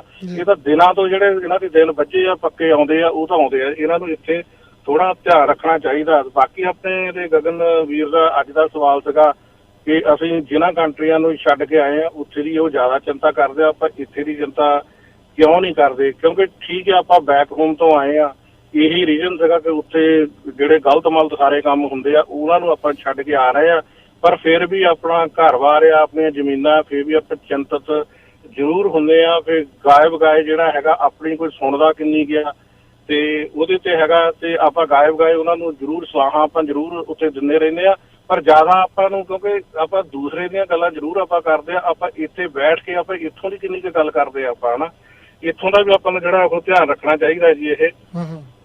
ਤੇ ਅਗਲਾ ਆਪਣੇ ਪ੍ਰੀਤਵੀਰ ਦਾ ਸਵਾਲ ਸੀਗਾ, ਉਹ ਮੌਰਗੇਜ ਨੂੰ ਲੈ ਕੇ ਸੀਗਾ ਚੰਦੀ ਸਾਹਿਬ ਜੀ ਕਿ ਮੌਰਗੇਜ ਜਿਹੜੀ ਆ ਕਿ ਜੇ ਤਾਂ ਆਪਾਂ ਬੈਂਕ ਤੋਂ ਜਾਂਦੇ ਆ ਉਹ ਮੌਰਗੇਜ ਹੁੰਦੀ ਨਹੀਂ, ਤੇ ਜੇ ਆਪਾਂ ਕਿਸੇ ਪ੍ਰਾਈਵੇਟ ਦੇ ਕੋਲ ਜਾਂਦੇ ਆ ਤਾਂ ਉਹ ਮੌਰਗੇਜ ਹੋ ਜਾਂਦੀ। ਉਹਦੇ ਵਿੱਚ ਸਭ ਤੋਂ ਪਹਿਲਾਂ ਚੰਦੀ ਸਾਹਿਬ ਜੇ ਆਪਾਂ ਕਿਸੇ ਵੱਲ ਉਂਗਲ ਚੱਕਦੇ ਆ ਨਾ, ਆਪਾਂ ਭੁੱਲ ਜਾਂਦੇ ਆ ਕਿ 3 ਉਂਗਲਾਂ ਆਪਣੇ ਵੱਲ ਵੀ ਆਉਂਦੀਆਂ। ਸਭ ਤੋਂ ਪਹਿਲਾਂ ਆਪਾਂ ਨੂੰ ਦੇਖਣਾ ਚਾਹੀਦਾ ਕਿ ਆਪਾਂ ਜਿਹੜਾ ਕੰਮ ਕਰਦੇ ਆ, ਮੈਂ ਕਿਸੇ ਬਿਜ਼ਨਸ ਦਾ ਨਾਂ ਨਹੀਂ ਲੈਣਾ, ਬਹੁਤ ਸਾਰੇ ਬਿਜ਼ਨਸ ਇਦਾਂ ਦੇ ਆ ਜਿਹਦੇ ਵਿੱਚ ਕੈਸ਼ ਇਨਵੋਲਵ ਵੀ ਹੈਗਾ, ਜਾਂ ਮਤਲਬ ਕਿ ਰਸੀਦ ਉੱਤੇ ਨਹੀਂ ਦਿੱਤੀ ਜਾਂਦੀ। ਉਹਨਾਂ ਦੇ ਵਿੱਚ ਜਦੋਂ ਟੈਕਸ ਭਰਦੇ ਆ, ਜਿਹੜੀ ਉਹਨਾਂ ਦੀ ਐਕਚੁਅਲ ਜੌਬ ਆ ਉਹਦੇ ਤੇ ਟੈਕਸ ਨਹੀਂ ਭਰਿਆ ਜਾਂਦਾ। ਕਰਾ ਕੇ ਜਿਹੜਾ ਕਟਿੰਗ ਵਟਿੰਗ ਕਰਕੇ ਖਰਚੇ ਪਾ ਕੇ ਜੌਬ ਤੁਹਾਡੀ ਰਹਿ ਜਾਂਦੀ ਆ 20-25 ਜਾਂ 30 ਹਜ਼ਾਰ ਦੀ। ਜੇ ਹੁਣ ਤੁਸੀਂ $1 ਮਿਲੀਅਨ ਦਾ ਘਰ ਲੈਣਾ, ਮੌਰਗੇਜ ਤਾਂ ਤੁਹਾਡੀ ਉੱਥੇ ਹੋਣੀ ਨਹੀਂ। ਉਹਨਾਂ ਨੂੰ ਜਿਹੜੇ ਪ੍ਰਾਈਵੇਟ ਹੈਗੇ ਆ ਜਿਹੜੇ ਮੌਰਗੇਜ ਕਰਦੇ ਆ, ਤੇ ਉਹਨਾਂ ਦਾ ਸਹਾਰਾ ਲੈਣਾ ਪੈਂਦਾ। ਉਹ ਫਿਰ ਤੁਹਾਨੂੰ ਪਤਾ ਉਹਨਾਂ ਨੇ 1% ਜਾਂ 1.5% ਲੈਣਾ। ਉਹਨਾਂ ਨੇ ਤਾਂ ਫਿਰ ਉਹ ਪੇਪਰ ਜਿਹਾ ਬਣਾ ਕੇ ਜਿਹੜੇ ਜਿੱਦਾਂ ਵੀ ਉਹ ਬਣਾਉਂਦੇ ਆ ਕਿ ਉਹਨਾਂ ਦੀ ਉਨੀ ਕੁ ਜਿਹੜੀ ਆ ਉਹ ਜੌਬ ਉਹਦੀ ਪੂਰੀ ਕੀਤੀ ਜਾਵੇ। ਤਾਂ ਉਹਦੇ ਵਿੱਚ ਇਹ ਹੁੰਦਾ ਕਿ ਇਹਨਾਂ ਨੇ ਇੱਕ ਹੋਰ ਚੀਜ਼ ਕੀਤਾ ਸੀਗਾ ਕਿ ਇੱਕ ਘਰ ਦੀ ਮੌਰਗੇਜ ਕਰਾਉਣੀ ਔਖੀ ਹੋ ਜਾਂਦੀ ਤੇ 3000 ਘਰਾਂ ਦੀ ਮੌਰਗੇਜ ਕਿਵੇਂ ਹੋ ਜਾਂਦੀ ਆ, ਕਿਉਂਕਿ ਉਹ ਜਿਹੜੇ ਲੋਕ ਮੌਰਗੇਜ ਬਾਹਰ ਪ੍ਰਾਈਵੇਟ ਕਰਦੇ ਆ ਉਹ ਬੜੇ ਸਮਾਰਟ ਲੋਕ ਹੁੰਦੇ। ਐਕਚੁਅਲੀ ਉਹਨਾਂ ਦੀ ਜੌਬ ਵੀ ਆ, ਸਮਾਰਟ ਤਾਂ ਹੁਣ ਬਣਦਾ ਹੀ ਆ ਉਹਨਾਂ ਦਾ ਵੀ, ਕਿਉਂਕਿ ਜਦੋਂ ਜਿਹੜੇ 3 ਘਰ ਮੰਨ ਲਓ ਕਿ ਕਿਸੇ ਤੋਂ ਹੈਗੇ ਆ, ਚੌਥੇ ਦੀ ਉਹਨਾਂ ਨੇ ਮੌਰਗੇਜ ਕਰਾਉਣੀ, 3 ਘਰਾਂ ਨੂੰ ਉਹਨਾਂ ਨੇ ਜੇ ਮੰਨ ਲਓ ਕਿ ਉੱਥੋਂ ਉਹਨਾਂ ਨੂੰ ਰੈਂਟ 2000 ਆਉਂਦਾ ਤਾਂ ਉਹਨਾਂ ਨੇ ਪੇਪਰਾਂ 'ਚ ਜਿਹੜਾ ਰੈਂਟ ਹੈ ਉਹ 3000 ਸ਼ੋ ਕਰ ਦੇਣਾ, 3000 ਆਉਂਦਾ, ਇਹ ਘਰ ਦੀ ਇੰਨੀ ਮੌਰਗੇਜ ਆ, ਇਹਨੇ ਇੰਨੀ ਚੱਕ ਲੈਣੀ ਆ। ਬੇਸਿਕਲੀ ਆਪਾਂ ਜੇ ਪਲੱਸ ਮਾਈਨਸ ਕਰੀਏ, ਉਹ ਜਿਹੜੇ 3 ਘਰ ਉਹਨਾਂ ਦੇ ਹੈਗੇ ਆ, ਉਹਨਾਂ ਦੀ ਮੌਰਗੇਜ, ਉਹਨਾਂ ਦੇ ਖਰਚੇ ਜਿਹੜੇ ਆ ਉਹ ਰੈਂਟ ਤੋਂ ਵੀ ਉਹਨਾਂ ਨੇ ਚੁਕਾ ਦੇਣੇ ਆ। ਤੇ ਉਹ ਬੇਸਿਕਲੀ ਜੇ ਦੇਖਿਆ ਜਾਵੇ ਤਾਂ ਇਹ ਇੱਕ ਨਵਾਂ ਹੀ ਘਰ ਤੁਹਾਡੇ ਵਾਸਤੇ ਹੋ ਜਾਂਦਾ। ਉਹਦੇ ਲਈ ਤੁਹਾਡੀ ਜੌਬ ਕੁਆਲੀਫਿਕੇਸ਼ਨ ਜਿਹੜੀ ਚਾਹੀਦੀ ਆ ਉਹ ਜੇ ਘਟਦੀ ਆ ਤਾਂ ਉਹ ਪੂਰੀ ਕਰ ਦਿੰਦੇ ਆ। ਇਹ ਸਾਰਿਆਂ ਨੂੰ ਧਿਆਨ ਰੱਖਣਾ ਚਾਹੀਦਾ। ਇਹ ਚੰਦੀ ਸਾਹਿਬ ਜਿਹੜਾ ਕੰਮ ਆ ਇਹ ਮੇਰੇ ਹਿਸਾਬ ਦੇ ਨਾਲ ਤਾਂ ਨਹੀਂ ਹਟਣਾ, ਕਿਉਂਕਿ ਇਹਦੇ ਨਾਲ ਇਹ ਰਲ ਮਿਲ ਕੇ ਸਾਰਾ ਕੰਮ ਹੁੰਦਾ ਜੀ। ਇਹ ਜਿਹੜੇ ਬੈਂਕਾਂ ਵਾਲੇ ਸਿੱਧਾ ਹੀ ਕਹਿ ਦੇਣਾ ਕਿ ਤੁਸੀਂ 20% ਡਾਊਨ ਦੇਣਾ, ਆਪਾਂ ਕੈਲਕੂਲੇਸ਼ਨ ਇੱਥੇ ਹੀ ਕਰ ਦਿੰਦੇ, 1 ਮਿਲੀਅਨ ਦਾ ਘਰ ਆ ਜੀ, 20% ਤੁਸੀਂ ਡਾਊਨ ਦੇਣਾ ਤੇ 8 ਲੱਖ ਦੀ ਤੁਹਾਡੀ ਹੈਗੀ ਆ ਮੌਰਗੇਜ। ਹੁਣ ਤੁਸੀਂ ਇਹ ਦੇਖੋ ਜਿੰਨਾ ਮਰਜ਼ੀ ਹੁਣ ਇਸ ਜਿਹੜੀ ਸਿਚੁਏਸ਼ਨ ਹੈਗੀ ਆ ਉਹਦੇ ਵਿੱਚ ਜੇ ਉਹ ਆਪਣੀ ਮੌਰਗੇਜ ਨਹੀਂ ਦੇ ਸਕਦਾ ਤੇ ਬੈਂਕ ਜਦੋਂ ਮਰਜ਼ੀ ਉਹ 8 ਲੱਖ ਤੋਂ ਉੱਤੇ ਉਹ ਘਰ ਵੇਚ ਕੇ ਆਪਣੇ ਪੈਸੇ ਪੂਰੇ ਕਰ ਸਕਦੇ ਆ। ਬੈਂਕਾਂ ਨੂੰ ਚਾਹੀਦਾ ਕਿ ਜਿਹੜਾ ਬੰਦਾ ਵੀ 20% ਡਾਊਨ ਦਿੰਦਾ ਆ ਉਹਨਾਂ ਨੂੰ ਕੋਈ ਸਵਾਲ ਜਵਾਬ ਨਹੀਂ ਕਰਨਾ ਚਾਹੀਦਾ, ਕਿਉਂਕਿ ਬੈਂਕ ਦਾ ਕਦੀ ਘਾਟੇ 'ਚ ਨਹੀਂ ਜਾਊਗਾ। ਉਹਨਾਂ ਨੂੰ ਪਤਾ ਕਿ 2 ਲੱਖ ਜਿਹੜਾ ਸਾਡੇ ਖਾਤੇ 'ਚ ਹੀ ਪਿਆ ਆ, ਜੇ ਕਿਸ਼ਤਾਂ ਨਹੀਂ ਦਊਗਾ ਤਾਂ ਇਹ ਜਾ ਕੇ ਕੰਮ ਘਟਣਾ ਆ, ਨਹੀਂ ਤਾਂ ਕੰਮ ਘਟਣਾ ਨਹੀਂ। ਪਰ ਮੈਂ ਇੱਕ ਥੋੜਾ ਜਿਹਾ ਚਿੰਤਾ ਦਾ ਵਿਸ਼ਾ ਆ, ਮੈਂ ਲੋਕਾਂ ਨੂੰ ਇਹ ਦੱਸਣਾ ਚਾਹੁੰਦਾ ਜਿਹੜੇ ਆਪਣੇ ਲਿਸਨਰ ਸੁਣਦੇ ਆ, ਇੱਕ ਜਿਹੜੇ ਮੋਬਾਈਲ ਮੌਰਗੇਜ ਵਾਲੇ ਆ ਨਾ ਉਹਨਾਂ ਤੋਂ ਤੁਸੀਂ ਬਚੋ। ਉਹ ਕਦੀ ਕਹਿੰਦੇ ਤੇ ਸਾਨੂੰ ਟਿਮ ਹਾਰਟਨ ਤੇ ਆ ਕੇ ਮਿਲ ਜਾਓ ਜਾਂ ਸਾਨੂੰ ਇੱਥੇ ਕਿਸੇ ਰੈਸਟੋਰੈਂਟ ਦੇ ਵਿੱਚ ਆਇਓ। ਚਲੋ ਹੁਣ ਤਾਂ ਸਾਰਾ ਕੁਝ ਬੰਦ ਆ, ਨਹੀਂ ਇਹ ਜਦੋਂ ਪਹਿਲਾਂ ਦੀਆਂ ਮੈਂ ਗੱਲਾਂ ਕਰਦਾ ਕਰੋਨਾ ਤੋਂ ਪਹਿਲਾਂ, ਉਹ ਵੀ ਲੋਕ ਆ ਜਿਹੜੇ ਇਹਨਾਂ ਨੂੰ ਖੱਜਲ ਖਰਾਬ ਕਰਦੇ ਆ। ਜਦੋਂ ਕਲੋਜ਼ਿੰਗ ਦਾ ਟਾਈਮ ਆ ਜਾਂਦਾ ਉਸ ਵੇਲੇ ਇਹ ਲੋਕ ਤੁਹਾਨੂੰ ਲੱਭਦੇ ਨਹੀਂ, ਤੁਹਾਡਾ ਫੋਨ ਚੱਕਣਾ ਹੀ ਬੰਦ ਕਰ ਦਿੰਦੇ ਆ। ਤੇ ਉਹਨਾਂ ਲੋਕਾਂ ਤੋਂ ਜਾਓ ਜਿਨ੍ਹਾਂ ਦੇ ਪੱਕੇ ਆਫਿਸ ਤੁਹਾਨੂੰ ਪਤਾ ਆ, ਸਵੇਰੇ ਜਾਓ ਸ਼ਾਮੀ ਜਾਓ, ਉਹ ਕਿਤੇ ਭੱਜ ਨਹੀਂ ਸਕਦੇ ਤੁਹਾਡੇ ਕੋਲੋਂ। ਥੋੜਾ ਜਿਹਾ ਮੈਂ ਤੁਹਾਨੂੰ ਚੰਦੀ ਸਾਹਿਬ ਇਹ ਦੱਸ ਦਿੰਦਾ, ਕੋਈ ਵੀ ਜੇ ਕੋਈ ਰੀਅਲ ਸਟੇਟ ਦਾ ਏਜੰਟ ਆ ਜਾਂ ਕੋਈ ਮੌਰਗੇਜ ਕਰਦਾ ਤੁਹਾਨੂੰ ਉਹ ਕਹਿ ਦਿੰਦਾ ਵੀ 5% ਦੇ ਘਰ ਲੈ ਦੋ, 10% ਤੇ ਲੈ ਦੋ। ਚੰਦੀ ਸਾਹਿਬ ਜਿਹੜੇ ਅੱਜ ਕੱਲ੍ਹ ਘਰ ਆ 5-10% ਤਾਂ ਕੁਝ ਵੀ ਨਹੀਂ ਆਉਂਦਾ। ਮੈਂ ਇਹਨਾਂ ਨੂੰ ਮਾੜੀ ਜਿਹੀ ਕੈਲਕੂਲੇਸ਼ਨ ਕਰਕੇ ਮੈਂ ਦੱਸ ਦਿੰਦਾ, ਮੰਨ ਲਓ ਕਿ ਕਿਸੇ ਨੇ ਘਰ ਜਿਹੜਾ $1 ਮਿਲੀਅਨ ਦਾ ਘਰ ਲੈ ਲਿਆ, 10% ਉਹਨਾਂ ਨੇ ਡਾਊਨ ਦਿੱਤਾ, 10% ਦਾ $1 ਲੱਖ ਬਣ ਗਿਆ, $9 ਲੱਖ ਜਿਹੜੀ ਆ ਉਹਦੀ ਮੌਰਗੇਜ ਕਰਨੀ ਆ। ਉਹਨਾਂ ਨੂੰ ਪਤਾ ਕਿ ਇਹਨਾਂ ਨੇ 20% ਤੋਂ ਘੱਟ ਪੈਸੇ ਦਿੱਤੇ ਆ, ਉਹਨਾਂ ਦੇ ਉੱਤੇ ਜਿਹੜੀ ਆ CMHC ਫੀਸ ਵੀ ਲੱਗਦੀ ਆ, ਜਿਹਨੂੰ ਆਪਾਂ Canada mortgage and housing corporation ਆਪਾਂ ਕਹਿੰਦੇ ਆ। ਕਿਉਂਕਿ ਜੇ ਕੋਈ 10% ਕੋਈ ਦਿੰਦਾ ਉਹਦੇ ਉੱਤੇ 3.1% ਜਿਹੜੀ ਆ ਇਹ CMHS ਦੀ ਫੀਸ ਲੱਗਦੀ ਹੈ। ਜੇ ਹੁਣ 9 ਲੱਖ ਨੂੰ ਆਪਾਂ ਕੈਲਕੂਲੇਸ਼ਨ ਕੀਤਾ ਜਾਵੇ $28,000 ਬਣ ਜਾਂਦਾ। ਜੇ ਕੋਈ 15% ਦਿੰਦਾ ਤਾਂ ਉਹਨੂੰ 2.80% ਜਿਹੜਾ ਉਹ ਫੀ ਲੱਗਦੀ ਆ। ਜੇ ਕੋਈ 20% ਤੋਂ ਥੱਲੇ ਦਿੰਦਾ 2.4% ਲੱਗਦੀ ਆ। ਤੁਸੀਂ ਇੱਥੇ ਹੀ ਆਪਣੇ ਕੈਲਕੂਲੇਸ਼ਨ ਕਰ ਦਿਓ ਤੇ 10% ਦਿੰਦੇ 28,000 ਤਾਂ ਤੁਹਾਡਾ ਇਹ ਹੋ ਗਿਆ। ਪਲੱਸ ਜਿਹੜੀ ਤੁਸੀਂ ਮੌਰਗੇਜ ਕਰਾਉਂਦੇ ਆ ਉਹਨਾਂ ਨੇ ਵੀ 1 ਤੋਂ 1.5% ਲੈਣਾ, 14-15,000 ਉਹਨਾਂ ਲੈਣਾ। ਮਤਲਬ ਕਿ 43 ਤੋਂ 45,000 ਤੁਸੀਂ ਕਿਸੇ ਖਾਤੇ 'ਚ ਨਹੀਂ ਤੁਹਾਡਾ ਜਾਣਾ। ਇਹ ਮਤਲਬ ਕਿ ਸਮਝ ਲਓ ਕਿ ਤੁਸੀਂ 0 ਡਾਊਨ ਤੇ ਘਰ ਲੈ ਰਹੇ ਆ। ਤੇ ਇਸ ਕਰਕੇ ਇਹ ਆਪਣੇ ਵੀਰਾਂ ਨੂੰ ਵੀ ਖਿਆਲ ਰੱਖਣਾ ਚਾਹੀਦਾ, ਜੇ ਕਿਸੇ ਦੇ ਕੋਲ 5 ਦਾ 10% ਆ ਘਰ ਉਹਨਾਂ ਨੂੰ ਨਹੀਂ ਲੈਣਾ ਚਾਹੀਦਾ। ਘੱਟੋ ਘੱਟ ਆਪਣੇ ਕੋਲ 20% ਰੱਖੋ, ਫੇਰ ਘਰ ਲਾਓ ਜੀ ਉਹ। ਤੇ ਬਾਕੀ ਚੰਦੀ ਸਾਹਿਬ ਇਹੀ ਗੱਲਬਾਤ ਸੀ ਜਿਹੜਾ ਵੀਰ ਨੇ ਪੁੱਛਿਆ ਸੀਗਾ ਜੀ। ਧੰਨਵਾਦ ਜੀ, ਬਹੁਤ ਬਹੁਤ ਤੁਹਾਡਾ। ਥੈਂਕ ਯੂ ਜੀ। ਧੰਨਵਾਦ ਜੀ, ਧੰਨਵਾਦ। ਇੱਕ ਨਿੱਕੀ ਜਿਹੀ ਕਮਰਸ਼ੀਅਲ ਬ੍ਰੇਕ ਲੈ ਕੇ ਤਾਂ ਆਪਾਂ ਸਾਰੀਆਂ ਕਾਲਾਂ ਜਿਹੜੀਆਂ ਮਨ ਬਾਈ ਔਨ 에ਅਰ ਕਰਦੇ ਹਾਂ ਜੀ। ਜਿਹੜੀਆਂ ਇਹਨਾਂ ਖਬਰਾਂ ਨੂੰ ਤੁਹਾਡੇ ਤੱਕ ਪਹੁੰਚਾਉਣ ਲਈ ਸਾਡਾ ਸਾਥ ਦੇ ਰਹੇ ਆ ਇਹ ਜਿਹੜੇ ਸਾਡੇ ਕਮਰਸ਼ੀਅਲ ਵੀਰ ਆ ਜੀ। ਉਹ ਘਰ ਤੇ ਤੈਨੂੰ ਬਹੁਤ ਵਧੀਆ ਬਣਾ ਕੇ ਦੇਣਾ ਤੇ ਕੱਢ ਦੇਣੇ ਆ ਕੜੇਲ, ਜਿੰਨੂੰ ਵੇਖ ਕੇ ਜਾਣਗੇ ਸ਼ਰੀਕ ਵੀ ਹਿੱਲ। ਸ਼ਰੀਕਾਂ ਦੇ ਕੱਢਦੇ ਕੜੇਲ ਕਿਤੇ ਆਪਣਾ ਘਰ ਨਾ ਜਾਵੇ ਹਿੱਲ। ਧਿਆਨ ਰੱਖੀ ਘਰ ਦੇ ਵਿੱਚ ਪਲੰਬਿੰਗ ਐਂਡ ਇਲੈਕਟ੍ਰੀਕਲ ਦਾ ਸਮਾਨ ਹੋਵੇ ਨੰਬਰ 1। ਓਏ GTA plumbing and electric supply Brampton ਵਿੱਚ ਸਟੋਰ ਆ ਨੰਬਰ 1। ਅੱਛਾ, ਉਹੀ GTA ਵਾਲੇ ਜਿੱਥੋਂ ਕੰਟਰੈਕਟਰਸ ਲਈ ਘਰ ਦੇ ਵਿੱਚ ਪਲੰਬਿੰਗ ਤੇ ਇਲੈਕਟ੍ਰੀਕਲ ਦਾ ਸਾਰਾ ਸਮਾਨ ਡਿਸਕਾਊਂਟ ਤੇ ਮਿਲਦਾ। ਵਾਸ਼ਰੂਮ ਲਈ ਵੈਨਿਟੀਜ਼, ਟੈਪਸ, ਸਪੌਟਲਾਈਟਸ ਤੇ ਰੇਂਜ ਮਿਲਦੇ ਆ। ਫਿਰ ਕਾਹਨੂੰ ਕਰਨੀ ਹੈ ਦੇਰ, ਅੱਜ ਹੀ ਪਹੁੰਚੋ 241 ਕਲੈਰੈਂਸ ਸਟਰੀਟ ਬਰੈਂਪਟਨ ਤੇ ਸੰਪਰਕ ਕਰੋ 905 792 0036 905 792 0036। ਕੀ ਤੁਸੀਂ ਓਨਰ ਆਪਰੇਟਰ ਬਣਨਾ ਚਾਹੁੰਦੇ ਹੋ, ਟਰੱਕ ਪਾਉਣ ਬਾਰੇ ਸੋਚ ਰਹੇ ਹੋ ਜਾਂ ਡਰਾਈਵਰੀ ਕਰਨੀ ਹੈ ਤਾਂ ਅੱਜ ਹੀ ਸੰਪਰਕ ਕਰੋ ਰੋਇਲ ਕ੍ਰੋਨ ਐਕਸਪ੍ਰੈਸ ਤੇ ਪ੍ਰੀਤ ਕਾਲੋ ਹੁਰਾਂ ਦੇ ਨਾਲ 6472106000 647 210 6000। प्रॉपर्टी रेट होवे उत्ते या थल्ले, रॉयल लीपेज वाले हरपाल भल्ला हमेशा कराउंदे ने बल्ले बल्ले। ਇਹਨਾਂ ਕੋਲ ਰੈਜ਼ੀਡੈਂਸ਼ੀਅਲ ਕਮਰਸ਼ੀਅਲ ਇਨਵੈਸਟਮੈਂਟ ਲੀਜ਼ ਤੇ ਪ੍ਰੀ ਕੰਸਟਰਕਸ਼ਨ ਪ੍ਰੋਜੈਕਟ ਹਮੇਸ਼ਾ ਅਵੇਲੇਬਲ ਰਹਿੰਦੇ ਨੇ। ਇਹ ਫ੍ਰੀ ਹੋਮ ਐਵੋਲੂਸ਼ਨ ਵੀ ਕਰਦੇ ਨੇ। ਨਵੇਂ ਰੀਅਲਟਰਸ ਜੇ ਇਹਨਾਂ ਨੂੰ ਜੁਆਇਨ ਕਰਨਾ ਚਾਹਣ ਤਾਂ ਐਡਵਾਈਸ ਲੈ ਸਕਦੇ ਨੇ। ਟੌਪ ਰੀਅਲਟਰ ਰॉयल ਲੀਪੇਜ, ਕਾਲ ਹਰਪਾਲ ਪੱਲਾ 4165602400 416 560 2400। ਬਾਪੂ ਪੈਸੇ ਮਿਲ ਗਏ ਸੀ ਨਾ ਟਾਈਮ ਸਰ? ਹਾਂ ਪੁੱਤਰ, ਇੱਧਰ ਤੂੰ ਪੈਸੇ ਪਾਏ ਨਾਲੇ ਮੈਨੂੰ ਮਿਲ ਗਏ। ਬਸ ਇਸੇ ਕਰਕੇ ਮੈਂ ਅਪਰਾ ਟ੍ਰੇਡਿੰਗ ਇੰਕ ਵਾਲਿਆਂ ਤੇ ਭਰੋਸਾ ਕਰਦਾ। ਜੀ ਹਾਂ, ਅਪਰਾ ਟ੍ਰੇਡਿੰਗ ਇਨਕੋਰਪੋਰੇਟ ਮਨੀ ਐਕਸਚੇਂਜ। ਜੇ ਤੁਸੀਂ ਪੈਸੇ ਇੰਡੀਆ ਭੇਜਣਾ ਜਾਂ ਮੰਗਵਾਉਣਾ ਚਾਹੁੰਦੇ ਹੋ, ਵਧੀਆ ਡਾਲਰਾਂ ਦਾ ਰੇਟ ਲੈਣਾ ਚਾਹੁੰਦੇ ਹੋ ਤਾਂ ਅੱਜ ਹੀ ਕਾਲ ਕਰੋ ਜਗਤਾਰ ਸਿੰਘ ਢਾ ਹੁਣਾਂ ਨੂੰ 9057943233 905 794 3233 416 731 416 731 7710 6 ਰੇ ਐਵੇਨਿਊ ਬਰੈਂਪਟਨ। ਬ੍ਰੇਕ ਤੋਂ ਬਾਅਦ ਇੱਕ ਵਾਰੀ ਫੇਰ ਸਾਰਿਆਂ ਦਾ ਸਵਾਗਤ ਹੈ ਜੀ। ਚੱਲਦੇ ਆਪਾਂ 1 by 1 ਕਾਲ ਔਨ 에ਅਰ ਕਰਦੇ ਹਾਂ ਜੀ। ਹਾਂਜੀ 6939 ਸਵਾਗਤ ਹੈ ਜੀ। ਹਾਂਜੀ ਆਪਣਾ ਸਤਿ ਸ਼੍ਰੀ ਅਕਾਲ ਜੀ। ਸਤਿ ਸ਼੍ਰੀ ਅਕਾਲ ਜੀ। ਸਤਿ ਸ਼੍ਰੀ ਅਕਾਲ। ਹਾਂਜੀ ਵੀਰੇ, ਚਲੋ ਵਧੀਆ ਕੁਐਸਚਨ ਸੀਗਾ ਭਾਈ ਨਾ ਆਪਣਾ ਸੰਧੂ ਸਾਹਿਬ ਦਾ। ਵੀ ਲੋਕਲ ਮੁੱਦੇ ਭਾਈ ਬਹੁਤ ਜ਼ਿਆਦਾ ਜ਼ਰੂਰੀ ਹੋ ਚੁੱਕੇ ਆ ਨਾ ਜੀ। ਕਿਉਂਕਿ ਭਾਈ ਆ ਹੁਣ ਮੈਂ ਦੇਖ ਰਿਹਾ ਸੀਗਾ ਭਾਈ 4 ਜਾਂ 5 ਕੁ ਮੁੰਡੇ ਨਾ ਭਾਈ ਫੜੇ ਗਏ ਨਾ ਡਰੱਗ ਦੇ ਵਿੱਚ। ਲਾਸਟ ਹੁਣ ਤੁਸੀਂ ਦੇਖ ਲਓ, ਇੱਕ ਤਾਂ ਵੈਂਕੂਵਰ ਵਾਲੀ ਹੋ ਗਈ ਨਾ, ਉਹ ਜਿਹੜਾ ਗੰਜ ਆਪਣੇ ਗਾਂਜਾ ਸੀ ਫੀਮ ਸੀ। ਫੀਮ ਫੜੀ ਗਈ ਹੈ। 4 ਤਾਂ ਅੰਟਾਰੀਓ ਦੇ ਗਿਆ, 4 ਇੱਥੋਂ ਦੇ GTA ਦੇ ਆ ਤੇ 2 ਜਣੇ ਹੋਰ ਆ, ਇੱਕ ਵੈਨਕੂਵਰ ਦਾ ਆ। ਹਾਂਜੀ ਮਤਲਬ ਟਰੱਕੀ ਵੀ ਫੜੇ ਗਏ ਨੇ ਨਾ। 22 ਜਾਂ 23 24 ਸਾਲ ਦੇ ਇੰਨੇ ਕੀ ਉਮਰ ਆ ਉਹਨਾਂ ਦੀ। ਹੁਣ ਕੱਲ ਪਰਸੋਂ ਫੜਿਆ ਗਿਆ ਭਾਈ, ਉਹਦੀ ਰਿਪੋਰਟ ਹਾਲੇ ਆਉਣੀ ਆ, ਦੇਖ ਲਿਓ ਜੀ। ਮੇਰੇ ਸਾਹਮਣੇ ਫੜਿਆ ਇੱਕ ਮੁੰਡਾ ਤੇ ਉਹ ਹਾਲੇ ਇੰਟਰ ਇਨਵੈਸਟੀਗੇਸ਼ਨ ਚੱਲ ਰਿਹਾ ਤੇ ਉਹ ਹਫ਼ਤੇ ਬਾਅਦ ਤੁਹਾਨੂੰ ਸ਼ਾਇਦ ਉਹਦੇ ਬਾਰੇ ਪਤਾ ਆ ਜਾਣਾ। ਉਰੇ ਆਪਣੇ ਕਾਰ ਦੀਆਂ ਫੜਿਆ ਗਿਆ ਮੁੰਡਾ ਨਾ। ਤੇ ਭਾਈ ਉਹਦਾ ਕਾਰਨ ਕੀ ਆ ਭਾਈ? ਉਹਦਾ ਕਾਰਨ ਇਹੀ ਹੈ ਵੀ ਭਾਈ ਆਹ ਜਿਹੜੀ ਹੁਣ ਆਪਣੇ ਪ੍ਰੀਤ ਬਾਈ ਜੀ ਗੱਲ ਕਰਦੇ ਸੀਗੇ ਵੀ ਜਿਹੜੀ ਆਹ ਹਾਊਸਿੰਗ ਪ੍ਰਾਈਸਿਸ ਵੱਧ ਗਈ ਹੈ ਨਾ।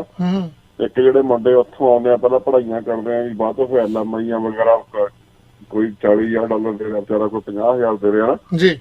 ਜੇ ਉਹ ਭਾਈ ਮਤਲਬ ਆਪ ਅੰਡਰ ਸਟ੍ਰੈਸ ਨੇ ਨਾ। ਹੁਣ ਘਰ ਵੀ ਅੱਗੇ ਭਾਈ $1 ਮਿਲੀਅਨ 2 ਮਿਲੀਅਨ ਦੇ ਘਰ ਹੋ ਗਏ ਨਾ। ਵੀ ਇੰਨਾ ਕੁ ਭਾਈ ਸਟ੍ਰੈਸ ਆ ਉਹਨਾਂ ਉੱਪਰ ਨਾ, ਵੀ ਮਤਲਬ ਖਰਚੇ ਤੁਸੀਂ ਆਹ ਲਾ ਲਓ ਵੀ ਫਿਰ ਉਹ ਹੁਣ ਇਹ ਚੀਜ਼ਾਂ ਅੱਗੇ ਵਧਣੀਆਂ ਨਹੀਂ ਮੇਰੇ ਹਿਸਾਬ ਨਾਲ। ਬਿਲਕੁਲ ਜੀ ਬਿਲਕੁਲ। ਤੇ ਮਤਲਬ ਇਹਦੇ ਬਾਰੇ ਭਾਈ ਬਹੁਤ ਜ਼ਰੂਰੀ ਹੈ ਭਾਈ ਵੀ ਜਿਵੇਂ ਲਿਬਰਲ ਸਰਕਾਰ ਵੀ ਭਾਈ ਕੁਝ ਨਹੀਂ ਕਰ ਰਹੀ ਹੈਗੀ ਨਾ।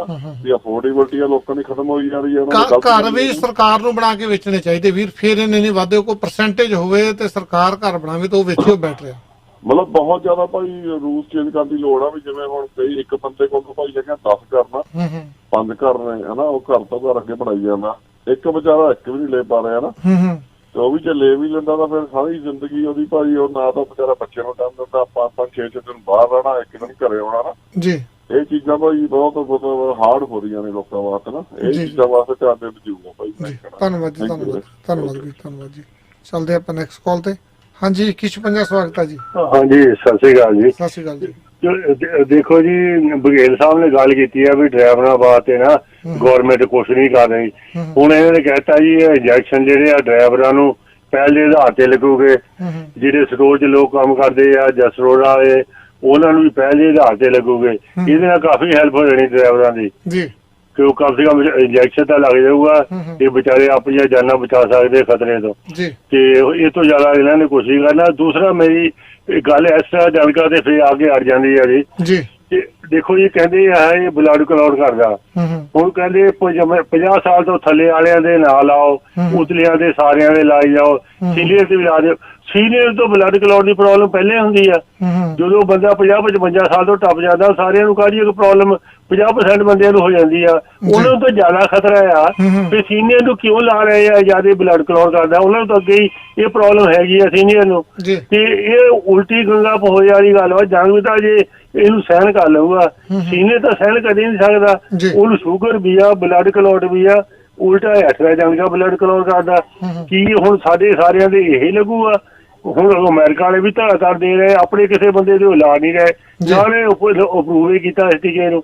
ਜਿਸ ਟੀਕੇ ਨੂੰ ਕੋਈ ਗਵਰਨਮੈਂਟ ਅਪਰੂਵ ਨਹੀਂ ਦਿੰਦੀ, ਉਹ ਦੂਸਰੇ ਨੂੰ ਕਾਹਦੇ ਦਿੰਦੀ ਆ?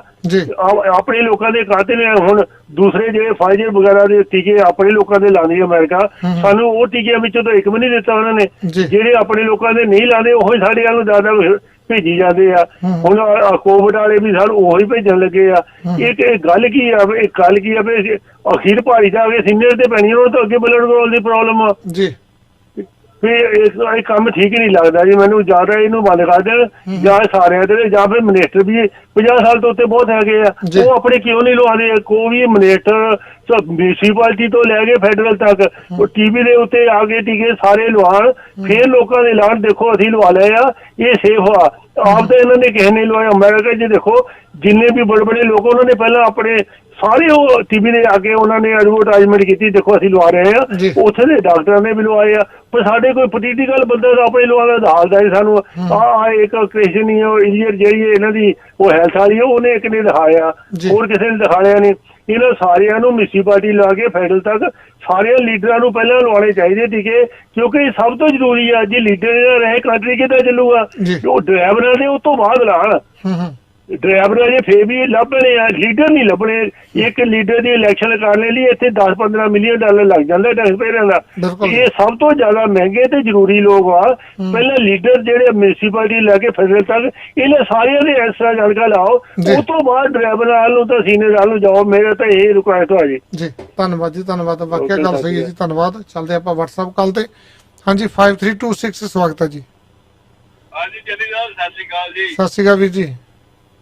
ਭਾਈ ਮੈਂ ਤਾਂ ਭਾਈਆਂ ਦਾ ਧੰਨਵਾਦ ਕਰਨਾ ਜੀ, ਲੋਕਾਂ ਨੂੰ ਕਿੰਨਾ ਅਵੇਅਰ ਕਰਦੇ ਆ ਧੰਨਵਾਦ ਸਾਹਿਬ ਤੇ ਦੂਜਾ ਆਪਣਾ ਗਗਨ ਵੀਰ ਜੀ ਜੀ ਜੀ।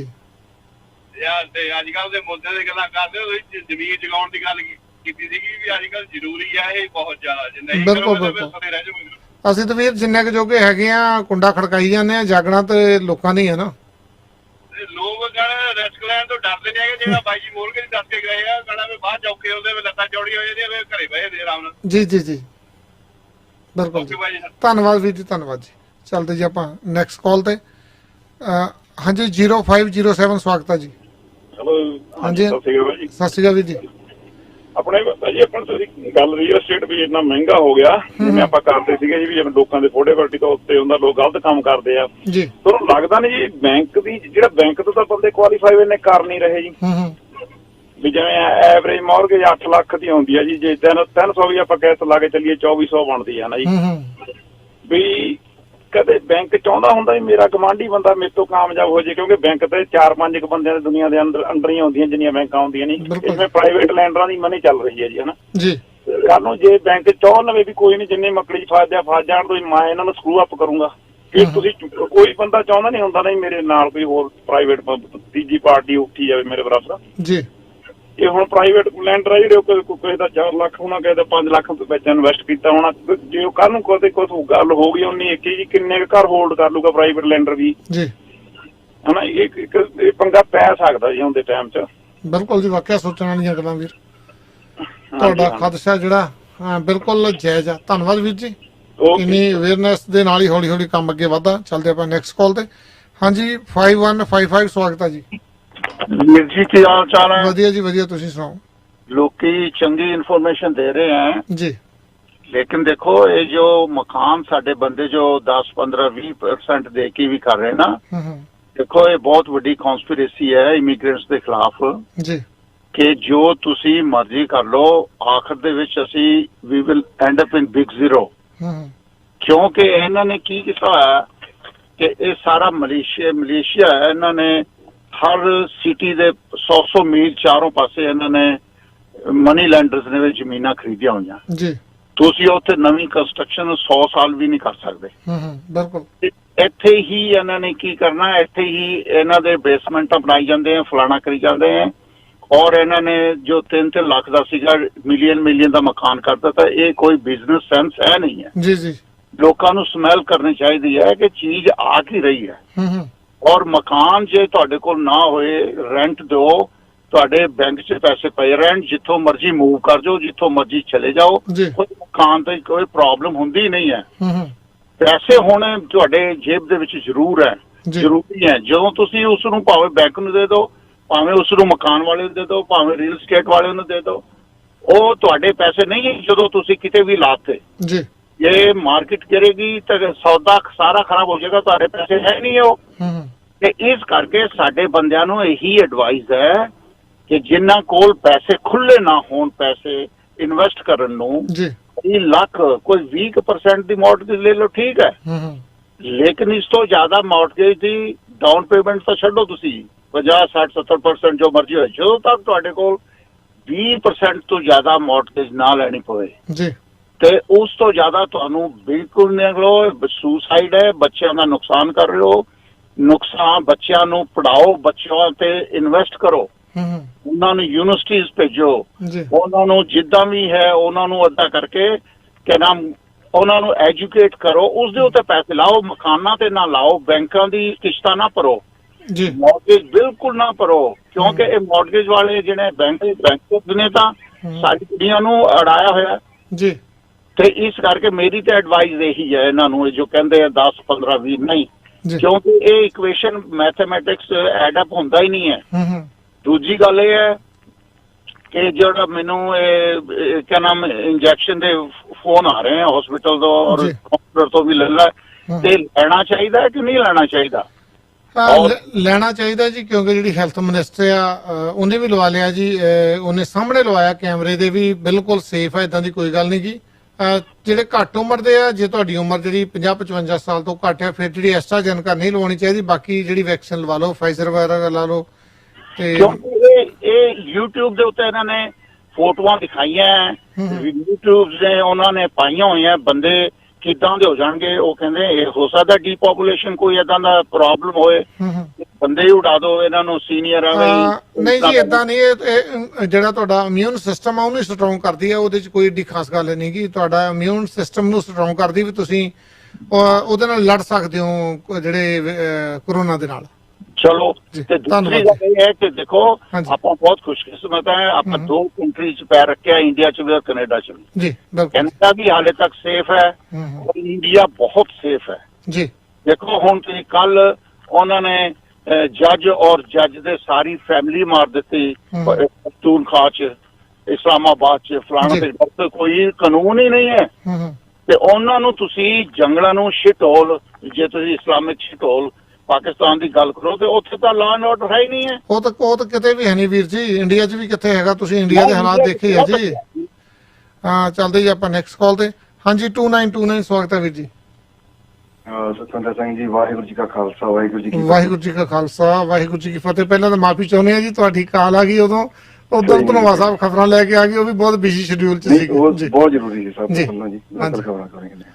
ਸਤਿੰਦਰ ਸਿੰਘ, ਜਿਹੜੀ ਨਾ ਘਰ ਦੀ ਅਫੋਰਡੇਬਲ ਦੀ ਆਪਣੀ ਗੱਲ ਚੱਲਦੀ ਆ ਨਾ GTA ਦੇ ਵਿੱਚ ਜੀ, ਅਸਲ 'ਚ ਇਹਨਾਂ ਨੂੰ ਚੇਂਜ ਹੋਣਾ ਪੈਣਾ, ਪਲਾਨ ਚੇਂਜ ਕਰਨਾ ਪੈਣਾ। ਜਿਵੇਂ ਕਿ ਤੁਸੀਂ ਵੀ ਕਿਊਬਕ ਦੇ ਵਿੱਚ ਰਹਿੰਦੇ, ਤਾਂ ਮੈਂ ਵੀ 18 ਸਾਲ ਰਹਿ ਕੇ ਆਇਆ ਜੀ ਜੀ। ਤੈਨੂੰ ਪਤਾ ਉੱਥੇ ਇੱਕ ਪੁਰਾਣਾ ਟ੍ਰੈਂਡ ਹੈਗਾ, ਲਵਾਲ ਦੇ ਵਿੱਚ, ਲਸਾਲ ਦੇ ਸੈਂਗਲਰ 'ਚ ਡੂਪਲੈਕਸ ਘਰ ਜਿਹੜੇ ਆ, ਜਿਹਦੇ ਵਿੱਚ 2 ਫੈਮਲੀਆਂ ਰਹਿੰਦੀਆਂ ਨੇ। ਬਿਲਕੁਲ ਜੀ। ਤੇ ਇਹ ਯੂਰਪ ਦੇ, ਮੈਂ ਦੇਖੋ ਜੀ ਯੂਰਪ ਵਿੱਚ ਹੋ ਗਿਆ, ਯੂਰਪ ਦੇ ਵਿੱਚ ਕਿਉਂਕਿ ਇਹ ਕੰਟਰੀਆਂ ਵੀ ਛੋਟੀਆਂ ਆ, ਪਰ ਉਹਨਾਂ ਦਾ ਪਲਾਨ ਇੰਨਾ ਵਧੀਆ ਆ ਕਿ ਹਰ ਬੰਦੇ ਦੀ ਤਕਰੀਬਨ 15-20 ਕਿਲੋਮੀਟਰ ਦੇ ਦਾਇਰੇ 'ਚ ਹਰ ਚੀਜ਼ ਆ, ਸਕੂਲ, ਜੌਬ। ਆਮ ਤੌਰ ਤੇ ਜ਼ਿਆਦਾ ਲੋਕ ਸਮਰ ਦੇ ਵਿੱਚ ਸਾਈਕਲ ਤੇ ਜੌਬ ਤੇ ਜਾਂਦੇ ਨੇ ਜਾਂ ਉਹ ਪਬਲਿਕ ਟ੍ਰਾਂਸਪੋਰਟ ਯੂਜ਼ ਕਰਦੇ ਆ ਜੀ। ਤੇ ਹੱਥਾਂ ਦੇ ਵਿੱਚ ਉਹਨਾਂ ਦੇ ਆਪਣੇ ਬੁੱਕਾਂ ਫੜੀਆਂ ਹੁੰਦੀਆਂ, ਆਪਣੀਆਂ ਹਿਸਟਰੀਆਂ ਪੜ੍ਹਦੇ ਹੁੰਦੇ। ਬਿਲਕੁਲ। ਜਦੋਂ ਉਹ ਬੱਸ ਦੇ ਟ੍ਰਾਂਸਪੋਰਟ ਕਰਦੇ ਆ ਜਾਂ ਜਿਹੜੀ ਪਬਲਿਕ ਟ੍ਰਾਂਸਪੋਰਟ ਦੇ ਵਿੱਚ ਜਾਂਦੇ ਆ ਟ੍ਰੇਨ 'ਚ। ਇਸ ਕਰਕੇ ਉਹਨਾਂ ਨੇ ਕਿੱਦਾਂ ਦੇ ਘਰ ਬਣਾਏ ਆ ਸੁਖਿੰਦਰ ਸਿੰਘ, ਜਿੱਦਾਂ ਮੈਂ ਡੂਪਲੈਕਸ ਕਿਹਾ ਇਵੇਂ ਦੇ, ਜਾਂ 4-4 ਘਰ ਨੇ, ਇਦਾਂ ਦੀਆਂ ਬਿਲਡਿੰਗਾਂ ਬਣਾਈਆਂ ਛੋਟੀਆਂ, ਜਿਹਦੇ ਵਿੱਚ 4 ਫੈਮਲੀਆਂ ਰਹਿ ਸਕਦੀਆਂ ਆਪਣਾ ਆਪਣਾ ਘਰ ਵਾਹੀ ਕਰਕੇ। ਦੂਜੀ, ਉਹਨਾਂ ਨੇ ਹਰ ਦਾਇਰੇ ਦੇ ਵਿੱਚ 10 ਕਿਲੋਮੀਟਰ ਦੇ ਵਿੱਚ ਉਹਨਾਂ ਦੀ ਇੰਡਸਟਰੀ ਆ ਜੀ। ਸਾਡੀ ਤਰਾਸਦੀ ਕੀ ਆ, ਬਰੈਂਪਟਨ ਨਹੀਂ ਲੈ ਲਓ, ਇੱਥੇ ਕੀ ਇੰਡਸਟਰੀ ਆ? ਕੁਛ ਨਹੀਂ। ਠੀਕ ਹੈ, ਔਰੰਜ ਵੈਲ ਤੋਂ ਲੋਕ ਕੰਮ ਕਰਨ ਆਉਂਦੇ ਆ ਇੱਥੇ ਟੋਰਾਂਟੋ ਦੇ ਵਿੱਚ। ਜਿੰਨਾ ਚੱਕਰ ਗਵਰਨਮੈਂਟ ਦਾ ਕੋਈ ਵਧੀਆ ਇਹ ਪਲਾਨ ਨਹੀਂ ਬਣਦਾ, ਜਿੰਨਾ ਚੱਕਰ ਇੰਡਸਟਰੀ ਜਿਹੜੀ ਆ GTA ਤੋਂ ਬਾਹਰ ਨਹੀਂ ਜਾਂਦੀ, ਤੇ ਜਿਹੜੇ GTA ਤੋਂ ਬਾਹਰ ਇੰਡਸਟਰੀ ਲਾਉਂਦੇ ਉਹਨਾਂ ਨੂੰ ਸਬਸਿਡੀ ਨਹੀਂ ਦਿੰਦੀ ਗਵਰਨਮੈਂਟ, ਹਨਾ, ਉਹਨਾਂ ਚੱਕਰ ਪਾਪੂਲੇਸ਼ਨ ਨੇ ਚਾਹਣਾ ਵੀ ਸਾਡੀ ਜੌਬ ਦੇ ਲਾਗੇ ਅਸੀਂ ਰਹੀਏ। ਬਿਲਕੁਲ ਜੀ। ਇਹ GTA 'ਚ ਘਰਾਂ ਦੀ ਪ੍ਰਾਈਸ ਵਧਣ ਦਾ ਵੀ ਕਾਰਨ ਇਹੀ ਆ, ਕਿਉਂਕਿ ਲੋਕ GTA ਨੂੰ ਛੱਡਣਾ ਨਹੀਂ ਚਾਹੁੰਦੇ, ਕਿਉਂਕਿ ਉਹਨਾਂ ਦੀ ਜੌਬਾਂ ਇੱਥੇ ਆ। ਬਿਲਕੁਲ ਜੀ। ਜੇ ਜੌਬਾਂ ਬਾਹਰ ਹੋਣਗੀਆਂ ਤਾਂ ਲੋਕ ਬਾਹਰ ਨੂੰ ਜਾਣਗੇ, ਉੱਧਰ ਘਰ ਵੀ ਸਸਤੇ ਆ ਜੀ। ਪਰ ਦੂਜੀ ਆ ਮੇਨ ਜ਼ਰੂਰ ਗੱਲ ਆ, ਆਉਣ ਵਾਲੀ ਪਨੀਰੀ ਨੂੰ ਸੋਚ ਕੇ ਜਿਹੜੇ ਅਸੀਂ ਵੱਡੇ ਵੱਡੇ ਘਰ ਸੋਚਦੇ ਆ ਨਾ ਬਣਾਉਣੇ, ਇਹ ਸਾਨੂੰ ਡੂਪਲੈਕਸ ਵਗੈਰਾ ਤਾਂ ਜਾਂ 4 ਘਰ ਜਿਹੜੇ ਇਕੱਠੇ ਇੱਕ ਬਿਲਡਿੰਗ ਦੇ ਵਿੱਚ ਬਣਦੇ ਆ, 4 ਫੈਮਲੀਆਂ ਵਾਹ ਕਰ ਸਕਦੀਆਂ, ਉਦਾਂ ਦੇ ਸਾਨੂੰ ਆਉਣਾ ਪੈਣਾ ਇਹਨਾਂ ਨੂੰ ਸੋਚ ਕੇ, ਕਿਉਂਕਿ ਪਾਪੂਲੇਸ਼ਨ ਵੱਧ ਰਹੀ ਹੈ ਦਿਨੋਂ ਦਿਨ। ਬਿਲਕੁਲ ਬਹੁਤ ਵੱਧ ਰਹੀ ਹੈ ਜੀ। ਇਸ ਕਰਕੇ ਜੇ ਹੁਣ ਜਿਹੜਾ ਆਉਣ ਵਾਲੀ ਪਨੀਰੀ ਦੇ ਵੱਸ ਦੀ ਗੱਲ ਹੀ ਨਹੀਂ, ਜਿਹੜੀ ਘਰ ਲੈ ਲਵੇ ਜੀ, ਉਹ ਨਹੀਂ ਕਰ ਸਕਦਾ। ਸੋ ਇਹਨਾਂ ਦਾ ਪਲਾਨ ਹੀ ਇਹਨਾਂ ਨੂੰ ਚੇਂਜ ਕਰਨਾ ਪੈਣਾ ਇਹ, ਕਿਉਂਕਿ ਜਿਹੜਾ ਟ੍ਰੈਂਡ ਆ ਰੀਸੋ ਵੱਡੇ ਘਰ ਇੱਕ ਦੂਜੇ ਤੋਂ ਲੈਣੇ, ਉਹ ਵੀ ਮਾੜਾ, ਰੀਸ ਨਹੀਂ ਕਿਸੇ ਦੀ ਕਰਨੀ ਚਾਹੀਦੀ ਜੀ। ਤੁਸੀਂ ਜਿੰਨਾ ਅਫੋਰਡ ਕਰ ਸਕਦੇ ਹੋ ਓਨਾ ਹੀ ਆਪਣੇ ਪੈਰ ਪਸਾਰੋ, ਜਿੱਡੀ ਤੁਹਾਡੀ ਚਾਹਤ ਹੈ। ਬਿਲਕੁਲ। ਤੇ ਦੂਜੀ ਗੱਲ ਸੁਖਿੰਦਰ ਸਿੰਘ ਜੀ, ਮੈਂ ਹੋਰ ਜ਼ਰੂਰ ਅਵੇਅਰਨੈਸ ਸਭ ਕਿਸੇ ਨੂੰ ਸ਼ੋਅ ਸਪੈਸ਼ਲ ਰੱਖੋ। ਆਪਾਂ ਪੰਜਾਬ ਦੀ ਰੌਲੀ ਪਾਉਣੇ ਵੀ ਉੱਥੇ ਨਸ਼ੇ ਬਹੁਤ ਆ। ਮੈਂ ਵਿੱਚ ਵਿਚਰਦਾ ਇੱਥੇ ਕਮਿਊਨਿਟੀ ਦੇ ਯੰਗ ਜਨਰੇਸ਼ਨ ਦੇ, ਸੁਖਵਿੰਦਰ ਸਿੰਘ GTA ਦੇ ਵਿੱਚ ਬਹੁਤ ਜ਼ਿਆਦਾ ਨਸ਼ਾ ਹੋ ਗਿਆ, ਬਹੁਤ ਜ਼ਿਆਦਾ ਜੀ, ਬਹੁਤ ਜ਼ਿਆਦਾ। ਚਾਹੇ ਉਹ ਸਟੂਡੈਂਟ ਇੱਥੇ ਦੇ ਨੇ, ਚਾਹੇ ਸਟੂਡੈਂਟ ਫੋਰਨ ਆਏ ਨੇ, ਬਹੁਤ ਬੱਚੇ ਜਿਹੜੇ ਆ ਗਲਤ ਰਸਤੇ ਤੇ ਪੈ ਗਏ ਆ। ਜਿਹੜੇ ਲੋਕ ਆ ਉਹਨਾਂ ਨੂੰ ਵਰਗਲਾ ਕੇ ਪਹਿਲਾਂ ਤੁਹਾਨੂੰ ਪਤਾ ਫ੍ਰੀ ਦਿੱਤਾ ਜਾਂਦਾ, ਜਦੋਂ ਬੰਦਾ ਆਦੀ ਹੋ ਜਾਂਦਾ ਫਿਰ ਉਹਨੂੰ ਮੁੱਲ ਵੇਚਿਆ ਜਾਂਦਾ ਜੀ। ਸੋ ਮੈਨੂੰ ਪਤਾ ਜਨਰੇਸ਼ਨ ਬਹੁਤ ਬਰਬਾਦ ਹੋ ਰਹੀ ਆ। ਅਸੀਂ ਪੰਜਾਬ ਦੀ ਰੌਲੀ ਪਾਉਣ ਕੇ ਛੱਡ ਕੇ ਸਾਨੂੰ ਜਿੰਨੀਆਂ ਵੀ ਇੱਥੇ ਦੀਆਂ ਸਾਡੀਆਂ ਸੁਸਾਇਟੀਆਂ ਜਾਂ ਗੌਰਮੈਂਟ ਆ, ਇਹਦੇ ਤੇ ਬਹੁਤ ਸੀਰੀਅਸ ਕੰਮ ਕਰਨਾ ਪਊਗਾ, ਨਹੀਂ ਤਾਂ ਆਉਣ ਵਾਲਾ ਸਮਾਂ ਬਹੁਤ ਵਰਸ ਹੋ ਜੂਗਾ ਜੀ। ਬਿਲਕੁਲ ਜੀ, ਠੀਕ ਹੈ ਜੀ। ਧੰਨਵਾਦ ਜੀ ਤੁਹਾਡਾ ਟਾਈਮ। ਧੰਨਵਾਦ ਵੀਰ ਜੀ, ਵਾਕਿਆ ਗੱਲ ਸਹੀ ਹੈ। ਜਿਹੜੇ ਸਾਡੇ ਬੱਚੇ ਆਏ ਆ ਨਵੇਂ, ਉਹ ਇਹਨਾਂ 'ਚ ਇਨਵੋਲਵ ਵੀ ਹੋ ਰਹੇ, ਨਸ਼ੇ ਵੇਚਣ ਦੇ ਵਿੱਚ ਵੀ ਕਈਆਂ ਤੇ ਕੇਸ ਪੈ ਗਏ, ਬੜਾ ਕੁਛ ਹੈ। ਜਿਹੜੀ ਤੁਸੀਂ ਗੱਲ ਕਹੀ ਆ, ਇਹ ਬੜਾ ਵੱਡਾ ਵਿਸ਼ਾ, ਇੱਕ ਦਿਨ ਆਪਾਂ ਇਹ ਤੇ ਸਪੈਸ਼ਲ ਪ੍ਰੋਗਰਾਮ ਰੱਖਦੇ ਹਾਂ। ਦੇਖੋ ਜੀ, ਮੈਂ ਇਹਨੂੰ ਪਤਾ, ਮੈਂ ਬੱਚਿਆਂ ਦੀ ਹੈਲਪ ਕਰਦਾ, ਮੈਨੂੰ ਤਾਂ ਹੀ ਮੈਂ ਕਹਿ ਰਿਹਾ ਜੀ, ਬਹੁਤ ਜ਼ਿਆਦਾ ਹਾਲਾਤ ਮੰਦੇ ਨੇ। ਆਪਾਂ ਬਾਅਦ ਦੇ ਵਿੱਚ ਕਰਦੇ ਜੀ, ਸ਼ਾਇਦ ਟਰਾਈ ਕਰਾਂਗੇ ਆਪਾਂ ਕੱਲ ਨੂੰ ਇਹਦੇ ਤੇ ਮੇਨ ਟੌਪਿਕ ਰੱਖਿਆ ਜਾਵੇ, ਕਿਉਂਕਿ ਬਹੁਤ ਵੱਡਾ ਮੁੱਦਾ ਆ। ਬੜੇ ਸਟੂਡੈਂਟ ਆ ਜਿਨ੍ਹਾਂ ਦੇ ਉੱਤੇ ਕੇਸ ਪੈ ਗਏ ਆ, ਉਹ PR ਵੀ ਨਹੀਂ ਲੈ ਸਕਦੇ, ਸਟੂਡੈਂਟ ਉਹ ਪੜ੍ਹਦੇ ਵੀ ਨਹੀਂ ਗਏ, ਕਾਲਜ ਵੀ ਨਹੀਂ ਜਾਂਦੇ, ਪਰ ਗੱਡੀਆਂ ਰੱਖੀਆਂ ਮਹਿੰਗੀਆਂ। ਇਹ ਬੜਾ ਵੱਡਾ ਵਿਸ਼ਾ, ਕੱਲ ਨੂੰ ਕਰਦੇ ਜੀ ਇੱਥੇ ਗੱਲਬਾਤ ਆਪਾਂ। ਧੰਨਵਾਦ ਜੀ। ਧੰਨਵਾਦ ਜੀ, ਧੰਨਵਾਦ। ਚੱਲਦੇ ਜੀ ਆਪਾਂ ਨੈਕਸਟ ਕਾਲ ਤੇ। ਹਾਂਜੀ 1816 ਸਵਾਗਤ ਹੈ ਜੀ।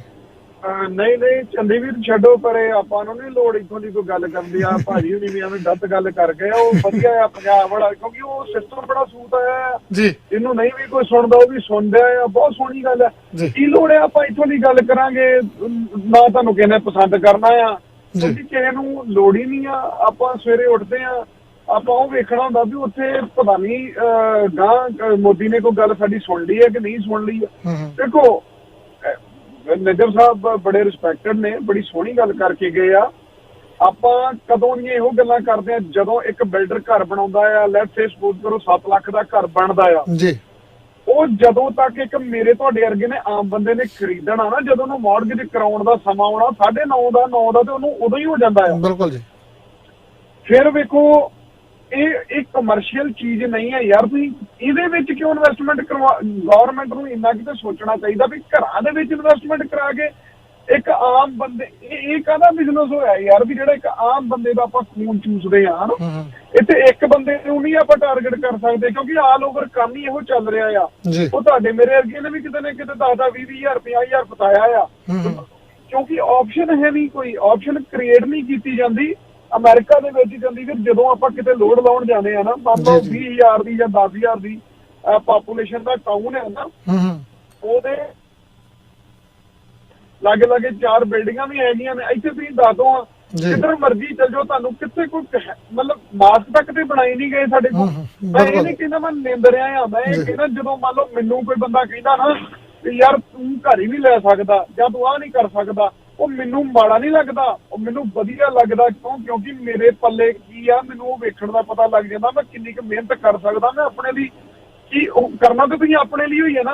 ਹੁਣ ਜੇ ਮੰਨ ਲਓ PTN 24 ਇੱਕ ਬੁਲੰਦੀਆਂ ਦੇ ਪਹੁੰਚ ਜਾਂਦਾ ਆ, ਜਾਂ ਕੋਈ ਵੀ ਤੁਸੀਂ ਕੋਈ ਕੰਮ ਕਰਦੇ ਹੋ ਬੁਲੰਦੀਆਂ ਦੇ ਪਹੁੰਚ ਜਾਂਦਾ ਆ, ਹੁਣ ਤੁਹਾਨੂੰ ਇਹਦੇ ਵਿੱਚ ਵੀ ਲੋਕਾਂ ਨੇ ਬਥੇਰਾ ਕੁਝ ਮਤਲਬ ਤਾਨੇ ਮਿਹਣੇ ਮਾਰਦਾ ਯਾਰ ਇਹਦੇ ਕੋਲ ਕੀ ਹੋਣਾ ਆ, ਜੇ ਚੰਡੀ ਤੇਰੇ ਕੋਲ ਨਹੀਂ ਹੋਣਾ।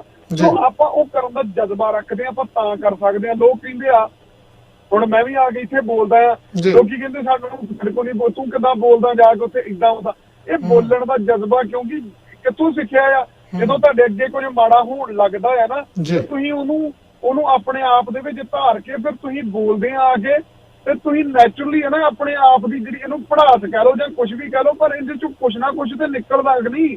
ਜਦੋਂ ਇਹੀ ਜੇ ਮੈਂ ਬੋਲਦਾ ਤੁਸੀਂ ਬੋਲਦਾ ਸਾਰੇ ਬੋਲਣ ਲੱਗ ਜਾਗੇ ਤੇ ਆਪਣੇ ਆਪ ਹੀ ਕੋਈ ਨਾ ਕੋਈ ਚੀਜ਼ ਦਾ ਹੱਲ ਹੋ ਜਾਣਾ ਆ। ਪਰ ਨਹੀਂ, ਆਪਣੇ ਲੋਕਾਂ ਨੂੰ ਇਹ ਆ ਕਿ ਇੱਕ ਬੰਦਾ ਉਹ ਮਦਾਰੀ ਵਾਲਾ ਜਿਹੜਾ ਹੁੰਦਾ ਡਮਰੂ ਵਜਾਵੇ ਤੇ ਉਹ ਬਾਂਦਰ ਜਿਹੜਾ ਆ ਉਹ ਨੱਚੀ ਜਾਵੇ ਤੇ ਆਪਾਂ ਸਿਰਫ ਤੇ ਸਿਰਫ ਕੱਛਾਂ 'ਚ ਬਾਹਾਂ ਦੇ ਕੇ ਤੇ ਵੇਖੀ ਜਾਈਏ, ਪਰ ਜਾਣ ਲੱਗਿਆ ਉਹਨੂੰ ਵਿਚਾਰੇ ਨੂੰ ਭਾਨ ਵੀ ਨਹੀਂ ਦੇਣਾ। ਆਪਾਂ ਉੱਥੋਂ ਹੀ ਮੁੜ ਜਾਣਾ ਜਦੋਂ ਵੇਖ ਰਹੇ ਨਾ ਹੁਣ ਕੋਈ ਖੀਰ ਲੱਗ ਦਾ ਵੱਜਣ ਲੱਗਾ ਆ, ਉੱਥੋਂ ਕੋ ਮੁੜ ਜਾਣਾ ਤੇ ਉਹ ਵਿਚਾਰਾ ਜਦੋਂ ਟੋਪੀ ਸਿੱਧੀ ਕਰਦਾ ਉਦੋਂ ਤੁਹਾਡੇ ਆਲੇ ਦੁਆਲੇ ਕੋਈ ਵੀ ਨਹੀਂ ਹੁੰਦਾ।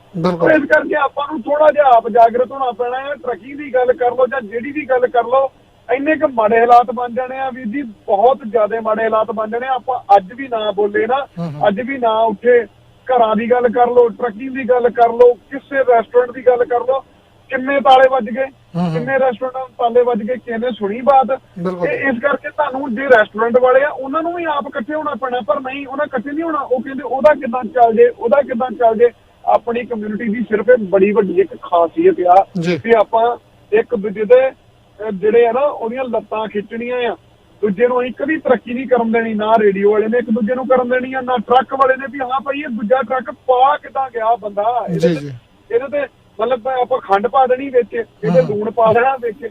ਮਤਲਬ ਆਪਾਂ ਨੂੰ ਕੱਲੇ ਕੱਲੇ ਬੰਦੇ ਨੂੰ ਸੋਚਣ ਦੀ ਲੋੜ ਆ। ਬਹੁਤ ਧੰਨਵਾਦ ਜੀ। ਧੰਨਵਾਦ ਵੀਰ, ਧੰਨਵਾਦ ਜੀ। ਵਾਕਿਆ ਜਿਹੜੀ ਖੰਡ ਤੇ ਲੂਣ ਵਾਲੀ ਗੱਲ ਹੈ ਇੱਥੇ ਵੀ ਟਾਕ ਸ਼ੋ ਕਰਨਾ ਬਣਦਾ ਜੀ। ਹਾਂਜੀ 7141 ਸਵਾਗਤ ਹੈ ਜੀ। ਹੈਲੋ ਸਤਿ ਸ੍ਰੀ ਅਕਾਲ ਜੀ, ਟਾਂਡੀ ਮੰਗਦਾ। ਸਤਿ ਸ੍ਰੀ ਅਕਾਲ ਟਾਂਡੀ ਵੀ, ਸਵਾਗਤ ਹੈ ਜੀ। ਦੇਖੋ ਜੀ ਗੱਲ ਇਹ ਆ ਵੀ ਜਿਹੜੇ ਘਰ ਹਨਾ ਇਹ 90 ਤੋਂ ਪਹਿਲਾਂ ਵੀ ਮਹਿੰਗੇ ਸੀਗੇ, ਲੋਕਾਂ ਲਈ ਪੈਸਾ ਕੋਲ ਨਹੀਂ ਸੀ, 12% ਵਿਆਜ ਸੀਗਾ ਜੀ। ਉਹ ਵਿਚਾਰੇ ਵਿਆਜ ਹੀ ਤਾਰਦੇ ਰਹੇ ਤੇ ਲੋਕਾਂ ਕੋਲ 25-30 ਹਜ਼ਾਰ ਰੁਪਈਆ ਜਾਂ 50 ਹਜ਼ਾਰ ਮਸੀ ਜੋੜਦੇ ਸੀ। ਮਸੀ ਘਰ ਉਹੀ ਪੋਜੀਸ਼ਨ ਹੋਰ ਆ, ਕੋਈ ਅਦਲਾ ਬਦਲੀ ਨਹੀਂ ਹੋਈ ਹੈ। ਉਹ ਵਿਆਜ ਦਿੰਦੇ ਰਹਿ ਗਏ ਘਰਾਂ ਦੇ ਉੱਤੇ। 12% ਦੇਖ ਲਓ ਕਿੰਨਾ ਵਿਆਜ ਹੁੰਦਾ ਆ, ਤੇ ਕਿਸ਼ਤ 3-3 ਹਜ਼ਾਰ ਦਿੰਦੇ ਰਹੇ ਉਹ। ਤੇ ਆ ਹੁਣ ਵੀ ਉਨੀ ਆ ਕਿਸ਼ਤ ਜੇ ਲਾਇਆ ਜਾਵੇ ਤਾਂ ਉਦੋਂ ਪੈਸਾ ਕਿੱਥੇ ਸੀਗਾ, ਉਹ $5 ਘੰਟੇ ਦੇ ਸੀ, ਹੁਣ ਹੈਗਾ $20-25 ਘੰਟੇ ਦੇ, ਹਨਾ ਜੀ, ਹੈਗਾ ਬਰਾਬਰ ਹੀ ਆ। ਤੇ ਹੁਣ ਜੇ ਗੌਰਮੈਂਟ ਜਿਹੜੀ ਵਿਆਜ ਨੂੰ ਚੁੱਕਦੀ ਆ, ਸਿੱਟਦੀ ਵਿਆਜ ਜਿਹਦਾ 12% ਤੇ ਅੱਗੇ ਅੰਗ ਲੈ ਜਾਂਦੀ ਆ, ਕੋਈ ਗੌਰਮੈਂਟ ਆਵੇ ਜੀ, ਫੇਰ ਆਪਣੇ ਆਪ ਹੀ ਘਰਾਂ ਦੀ ਪ੍ਰਾਈਸ ਡੇ ਪੈਣੀ ਆ। ਬਿਲਕੁਲ ਜੀ। ਤੇ ਫੇਰ ਆ ਜਿਹੜੇ ਸਾਰੇ ਆਪਾਂ ਪਿੱਟਦੇ, ਫੇਰ ਆਪਾਂ ਰੇਡੀਓ ਤੇ ਦੂਜਾ ਟਾਕ ਸ਼ੋ ਲਾ ਲੈਣਾ ਵੀ ਸਾਨੂੰ ਗੌਰਮੈਂਟ ਨੇ ਮਾਰ ਦਿੱਤਾ, ਸਾਡਾ ਬੈਂਕਰਪਸੀ ਹੋ ਗਈ। ਇਸ ਕਰਕੇ ਜੋ ਕੁਝ ਹੋ ਰਿਹਾ ਨਾ ਮੇਰੇ ਹਿਸਾਬ ਦੇ ਨਾਲ ਉਹ ਸਹੀ ਹੋ ਰਿਹਾ। ਜਿਹੜੇ ਪੁਰਾਣੇ ਲੋਕੀ ਆਏ ਹੋ ਆ ਨਾ 20-25 ਸਾਲ ਦੇ ਜੀ, ਉਹਨਾਂ ਬਹੁਤ ਵਧੀਆ ਹੋਇਆ ਕਿ ਵਧਾਈ ਦੇ ਪਾਤਰ ਜਿਨ੍ਹਾਂ ਨੇ ਘਰ ਲਏ ਤਾਂ ਘਰ ਫ੍ਰੀ ਕਰ ਲਿਆ ਨਹੀਂ ਤਾਂ ਨਵੇਂ ਆਇਆ ਨੇ ਕਹਿਣਾ ਸੀਗਾ ਵੀ ਤੁਸੀਂ ਬਣਾਇਆ ਕੀ ਆ ਜੀ, ਤੇਰੇ ਬਰਾਬਰ ਆਣ ਕੇ ਅਸੀਂ ਘਰ ਲੈ ਰਹੇ ਆ। ਮੈਂ ਬਹੁਤ ਖੁਸ਼ ਹਾਂ ਵੀ ਜਿਹੜੇ ਨਵਿਆਂ ਤੋਂ ਘਰ ਨਹੀਂ ਲੈ ਹੋ ਰਹੇ ਤੇ ਉਹ ਵਧੀਆ ਆ ਬੇਸਮੈਂਟਾਂ 'ਚ ਏਡੇ ਰਹਿਣ। ਤਾਂ ਫਿਰ ਮੇਰੀ ਮਤਲਬ ਹੋਰ ਪਾਲਿਸੀ ਆ ਵੀ ਉਹ ਵੀ ਤੰਗ ਪਰੇਸ਼ਾਨ ਹੋ ਕੇ ਨਾ ਜੋ ਕੁਛ ਵੀ ਹੋਵੇ, ਜਾਂ ਸਟੂਡੈਂਟ ਆਉਂਦੇ ਜਾਂ ਇਮੀਗ੍ਰੇਸ਼ਨ, ਲੋਕ ਮੇਰੀ ਆਵਾਜ਼ ਤਾਂ ਸੁਣਦੇ ਨਹੀਂ, ਉਹ ਇਮੀਗ੍ਰੇਸ਼ਨ ਵੀ ਨਹੀਂ ਸੁਣਦੀ, ਥੋੜਾ ਸੁਣਦੀ ਆ 10% ਤਾਂ ਉਹ ਫਿਰ ਤੰਗ ਪਰੇਸ਼ਾਨ ਹੋ ਕੇ ਮੁੜ ਜਾਣ ਤਾਂ ਉਹ ਵਧੀਆ ਹੋ ਜਾਊਗਾ। ਜਿੱਦਾਂ ਕੱਲ ਦੇਸ਼ ਵੀ ਵਧੀਆ ਹੋ ਜਾਊ, ਆਬਾਦੀ ਘੱਟ ਜਾਊਗੀ, ਹੈਲਥ ਕੇਅਰ ਤੇ ਵੀ ਭਾਰ ਘੱਟ ਹੋਊਗਾ, ਟ੍ਰੈਫਿਕ ਵੀ ਘੱਟ ਜਾਊਗੀ। ਤਾਂ ਇਸ ਕਰਕੇ ਮੈਂ ਕਹਿੰਦਾ ਵੀ 2-4 ਘਰ ਉਹਨਾਂ ਨੂੰ ਹੋਰ ਲੈ ਲੈਣੇ ਚਾਹੀਦੇ ਪੁਰਾਣਿਆਂ ਨੂੰ, ਜਾਂ ਕਿ ਇਹ ਜਿਹੜੇ ਨਵੇਂ ਆਏ ਆ ਇਹ ਚੱਲ ਜਾਣ ਇੱਥੋਂ। ਸਤਿ ਸ੍ਰੀ ਅਕਾਲ। ਧੰਨਵਾਦ ਜੀ, ਧੰਨਵਾਦ। ਸਤਿ ਸ੍ਰੀ ਅਕਾਲ ਜੀ।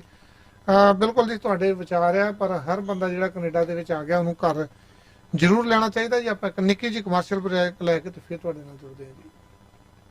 ਜਦੋਂ ਸਵਾਦ ਖਾਣੇ ਦੀ ਕ੍ਰੇਵਿੰਗ ਹੋਵੇ ਤਾਂ ਇੱਕੋ ਨਾਮ ਯਾਦ ਆਵੇ, ਬਾਬਾ ਢਾਬਾ, ਜਿੱਥੇ ਮਿਲਦੀ ਹੈ ਖਾਣੇ ਦੀ ਹਿਊਜ ਵੈਰਾਈਟੀ। ਇਹ 2 ਲੋਕੇਸ਼ਨਸ ਤੋਂ ਸਰਵ ਕਰਦੇ ਨੇ। ਤਾਜ਼ਾ ਤੇ ਸਵਾਦਲਾ ਖਾਣਾ ਖਾਣ ਲਈ ਜ਼ਰੂਰ ਆਓ। Baba Dhaba restaurant 255 Rutherford road, South Brampton. Service 2 location. Call Mahavir Bhat 905-499-4314 905 499 4314। ਕਿਆ ਬਾਤ ਬਈ, ਗੱਡੀ ਤਾਂ ਨਵੀਂ ਕਢਾਈ ਲੱਗਦੀ। ਉਹ ਨਾ ਉਹ ਆ ਬਸ ਰਿਪੇਅਰ ਕਰਾਈ ਆ। ਉਹ ਕਿੱਥੋਂ? ਪੀਲ ਆਟੋ ਕਲੀਜਨ ਵਾਲਿਆਂ ਕੋਲੋਂ। ਜੀ ਹਾਂ, ਜੇ ਤੁਸੀਂ ਵੀ ਗੱਡੀ ਦੀ ਰਿਪੇਅਰ, ਡੈਂਟਿੰਗ, ਪੇਂਟਿੰਗ ਕਰਾਉਣੀ ਹੋਵੇ, GTA ਵਿੱਚ ਕੋਈ ਵੀ ਐਕਸੀਡੈਂਟ ਹੋਵੇ ਤਾਂ ਗੱਡੀ ਨੂੰ ਰਿਪੇਅਰ ਕਰਦੇ ਨੇ। ਹਰ ਇੱਕ ਇੰਸ਼ੋਰੈਂਸ ਕੰਪਨੀ ਦੇ ਨਾਲ ਇਹਨਾਂ ਦਾ ਟਾਈ ਅਪ ਹੈ। ਹੁਣ ਗੱਡੀ ਦੀ ਨੋ ਮੋਰ ਟੈਨਸ਼ਨ। टेंशन, क्योंकि बस आज ही आओ पील ऑटो कलीजन, 14 हिल रोड ब्रैम्पटन। कॉल दरबारा सिंह 9054591300 905 459 1300। बस तू हुण तैयारी खिच, छेती इत्थे आउण दी। अच्छा, नाले कहंदे बड़ा ही औखा है। ओ ब्रैम्पटन इमिग्रेशन कंसल्टेंसी दे हुंदियां कोई औखा नहीं। Brampton immigration consultancy for student visa, visitor visa, LMI refugees case appeals, family case sponsorship. Call Sandeep Singh 647-786-2012 647 786 2012।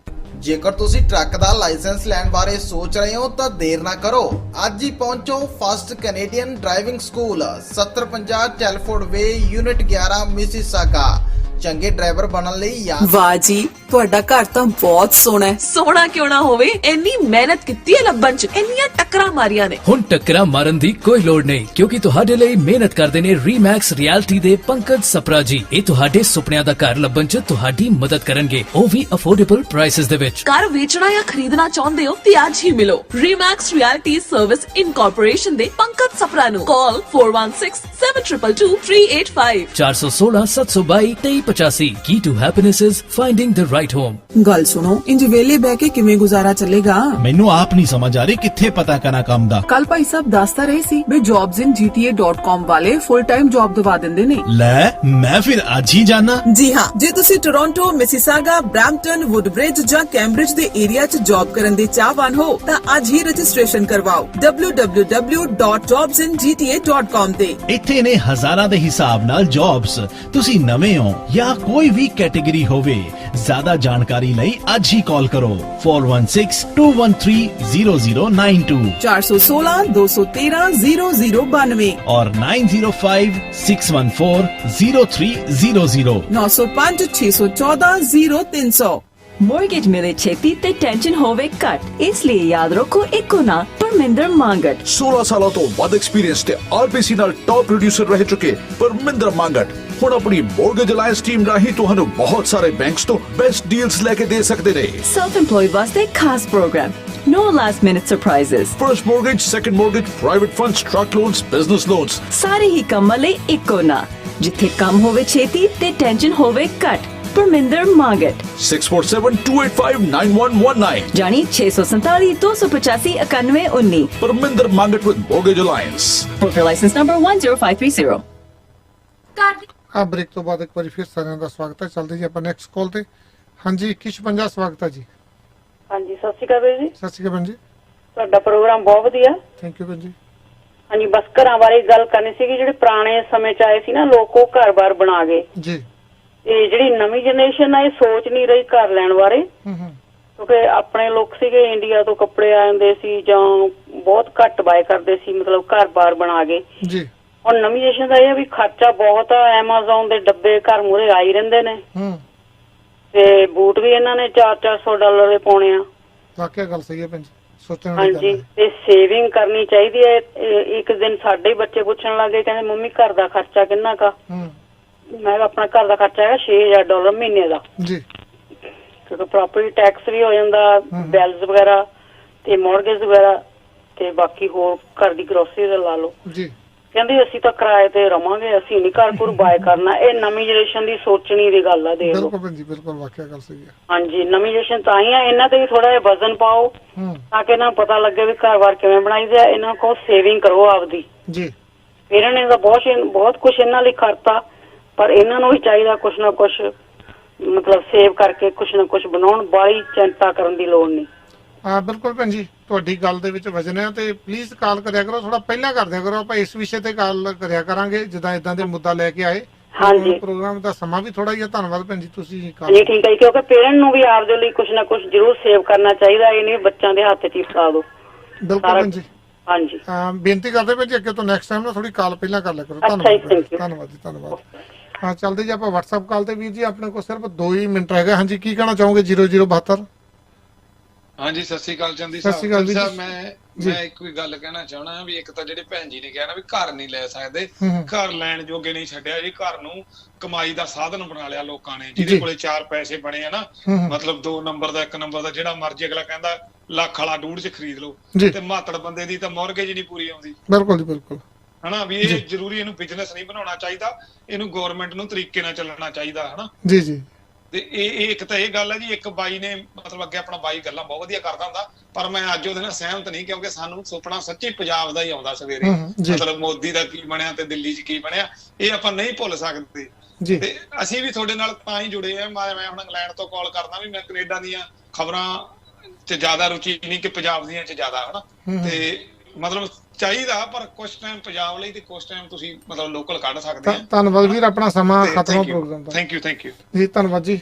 ਬਿਲਕੁਲ ਜੀ, ਤੁਸੀਂ ਸਾਡੇ ਨਾਲ ਕੋਈ ਪ੍ਰੋਗਰਾਮ ਤੋਂ ਬਾਅਦ ਗੱਲਬਾਤ ਕਰਨੀ ਆ ਤੇ ਨੰਬਰ ਆ 5149169593 514-916-9593। ਤੁਸੀਂ ਆਪਣੇ ਬਿਜ਼ਨਸ ਨੂੰ ਸਪਾਂਸਰ ਕਰਨਾ, ਗੱਲਬਾਤ ਕਰ ਸਕਦੇ ਹੋ। ਮੌਂਟਰੀਅਲ ਦੇ ਵਿੱਚ IPTV ਬਾਕਸ ਲਵਾਉਣਾ 514-566-0055। ਤੁਸੀਂ ਅਥਾਰਟੀਆਂ CVR ਹਫਤਾ ਲੈਣਾ ਜੀ 905-461-2525 ਤੇ ਤਨਵੀਰ ਤੁਹਾਡਾ ਉਹਨਾਂ ਨੂੰ ਕਰ ਲਓ, ਕਾਲ ਕਰ ਲਓ G&G ਟਰੱਕਿੰਗ ਸੋਲੂਸ਼ਨ ਤੇ ਆਪਾਂ ਨੂੰ ਦਿਓ ਜੀ ਇਜਾਜ਼ਤ। ਮੰਡੇ ਨੂੰ ਫੇਰ ਜੁੜਦੇ ਹਾਂ ਤੁਹਾਡੇ ਨਾਲ, ਕੱਲ ਨੂੰ। ਤੇ ਨਾਨਕ ਨਾਮ ਚੜ੍ਹਦੀ ਕਲਾ, ਤੇਰੇ ਭਾਣੇ ਸਰਬੱਤ ਦਾ ਭਲਾ। ਇਮੀਗ੍ਰੇਸ਼ਨ ਦੇ ਮਸਲਿਆਂ ਨੂੰ ਹਲਕੇ ਵਿੱਚ ਲੈਣਾ ਮਹਿੰਗਾ ਪੈ ਸਕਦਾ ਹੈ, ਪਰ ਸੋਚ ਸਮਝ ਕੇ ਲਿਆ ਹੋਇਆ ਫੈਸਲਾ ਤੁਹਾਡੀ ਜ਼ਿੰਦਗੀ ਨੂੰ ਸਵਾਰ ਸਕਦਾ ਹੈ। ਇਸੇ ਲਈ ਡਿਲਾਈਟ ਇਮੀਗ੍ਰੇਸ਼ਨ ਦੇ ਨਵਜੋਤ ਗਿੱਲ ਹਾਜ਼ਰ ਨੇ ਤੁਹਾਡੀ ਸੇਵਾ 'ਚ। Study permit, student visa, visitor super visa, LMI family case, parent sponsorship ਤੇ ਰਿਫਿਊਜੀਜ਼ ਅਪੀਲਸ ਵੀ ਐਕਸੈਪਟ ਕਰਦੇ ਨੇ। Call Navjot Gill 6478643719 647 864 3719। Address 350 Rutherford road, South Brampton, unit 223। ਛੁੱਟੀ ਦਾ ਦਿਨ ਹੋਵੇ ਤੇ Niagara Falls, CN towers, Quebec City ਘੁੰਮਣ ਜਾਣ ਦਾ ਮਨ ਹੈ, ਪਰ ਇੰਨੀ ਡਰਾਈਵ ਕੌਣ ਕਰੇ? ਜੀ ਐਲੋ ਨੰਬਰ ਤੇ ਹੁਣੇ ਬੁਕਿੰਗ ਕਰੋ। Best Canadian ride service, Toronto ਤੋਂ ਮੌਂਟਰੀਅਲ ਤੇ ਮੌਂਟਰੀਅਲ ਤੋਂ ਟੋਰਾਂਟੋ, ਜਿੱਥੇ ਵੀ ਘੁੰਮਣ ਦਾ ਮਨ ਹੋਵੇ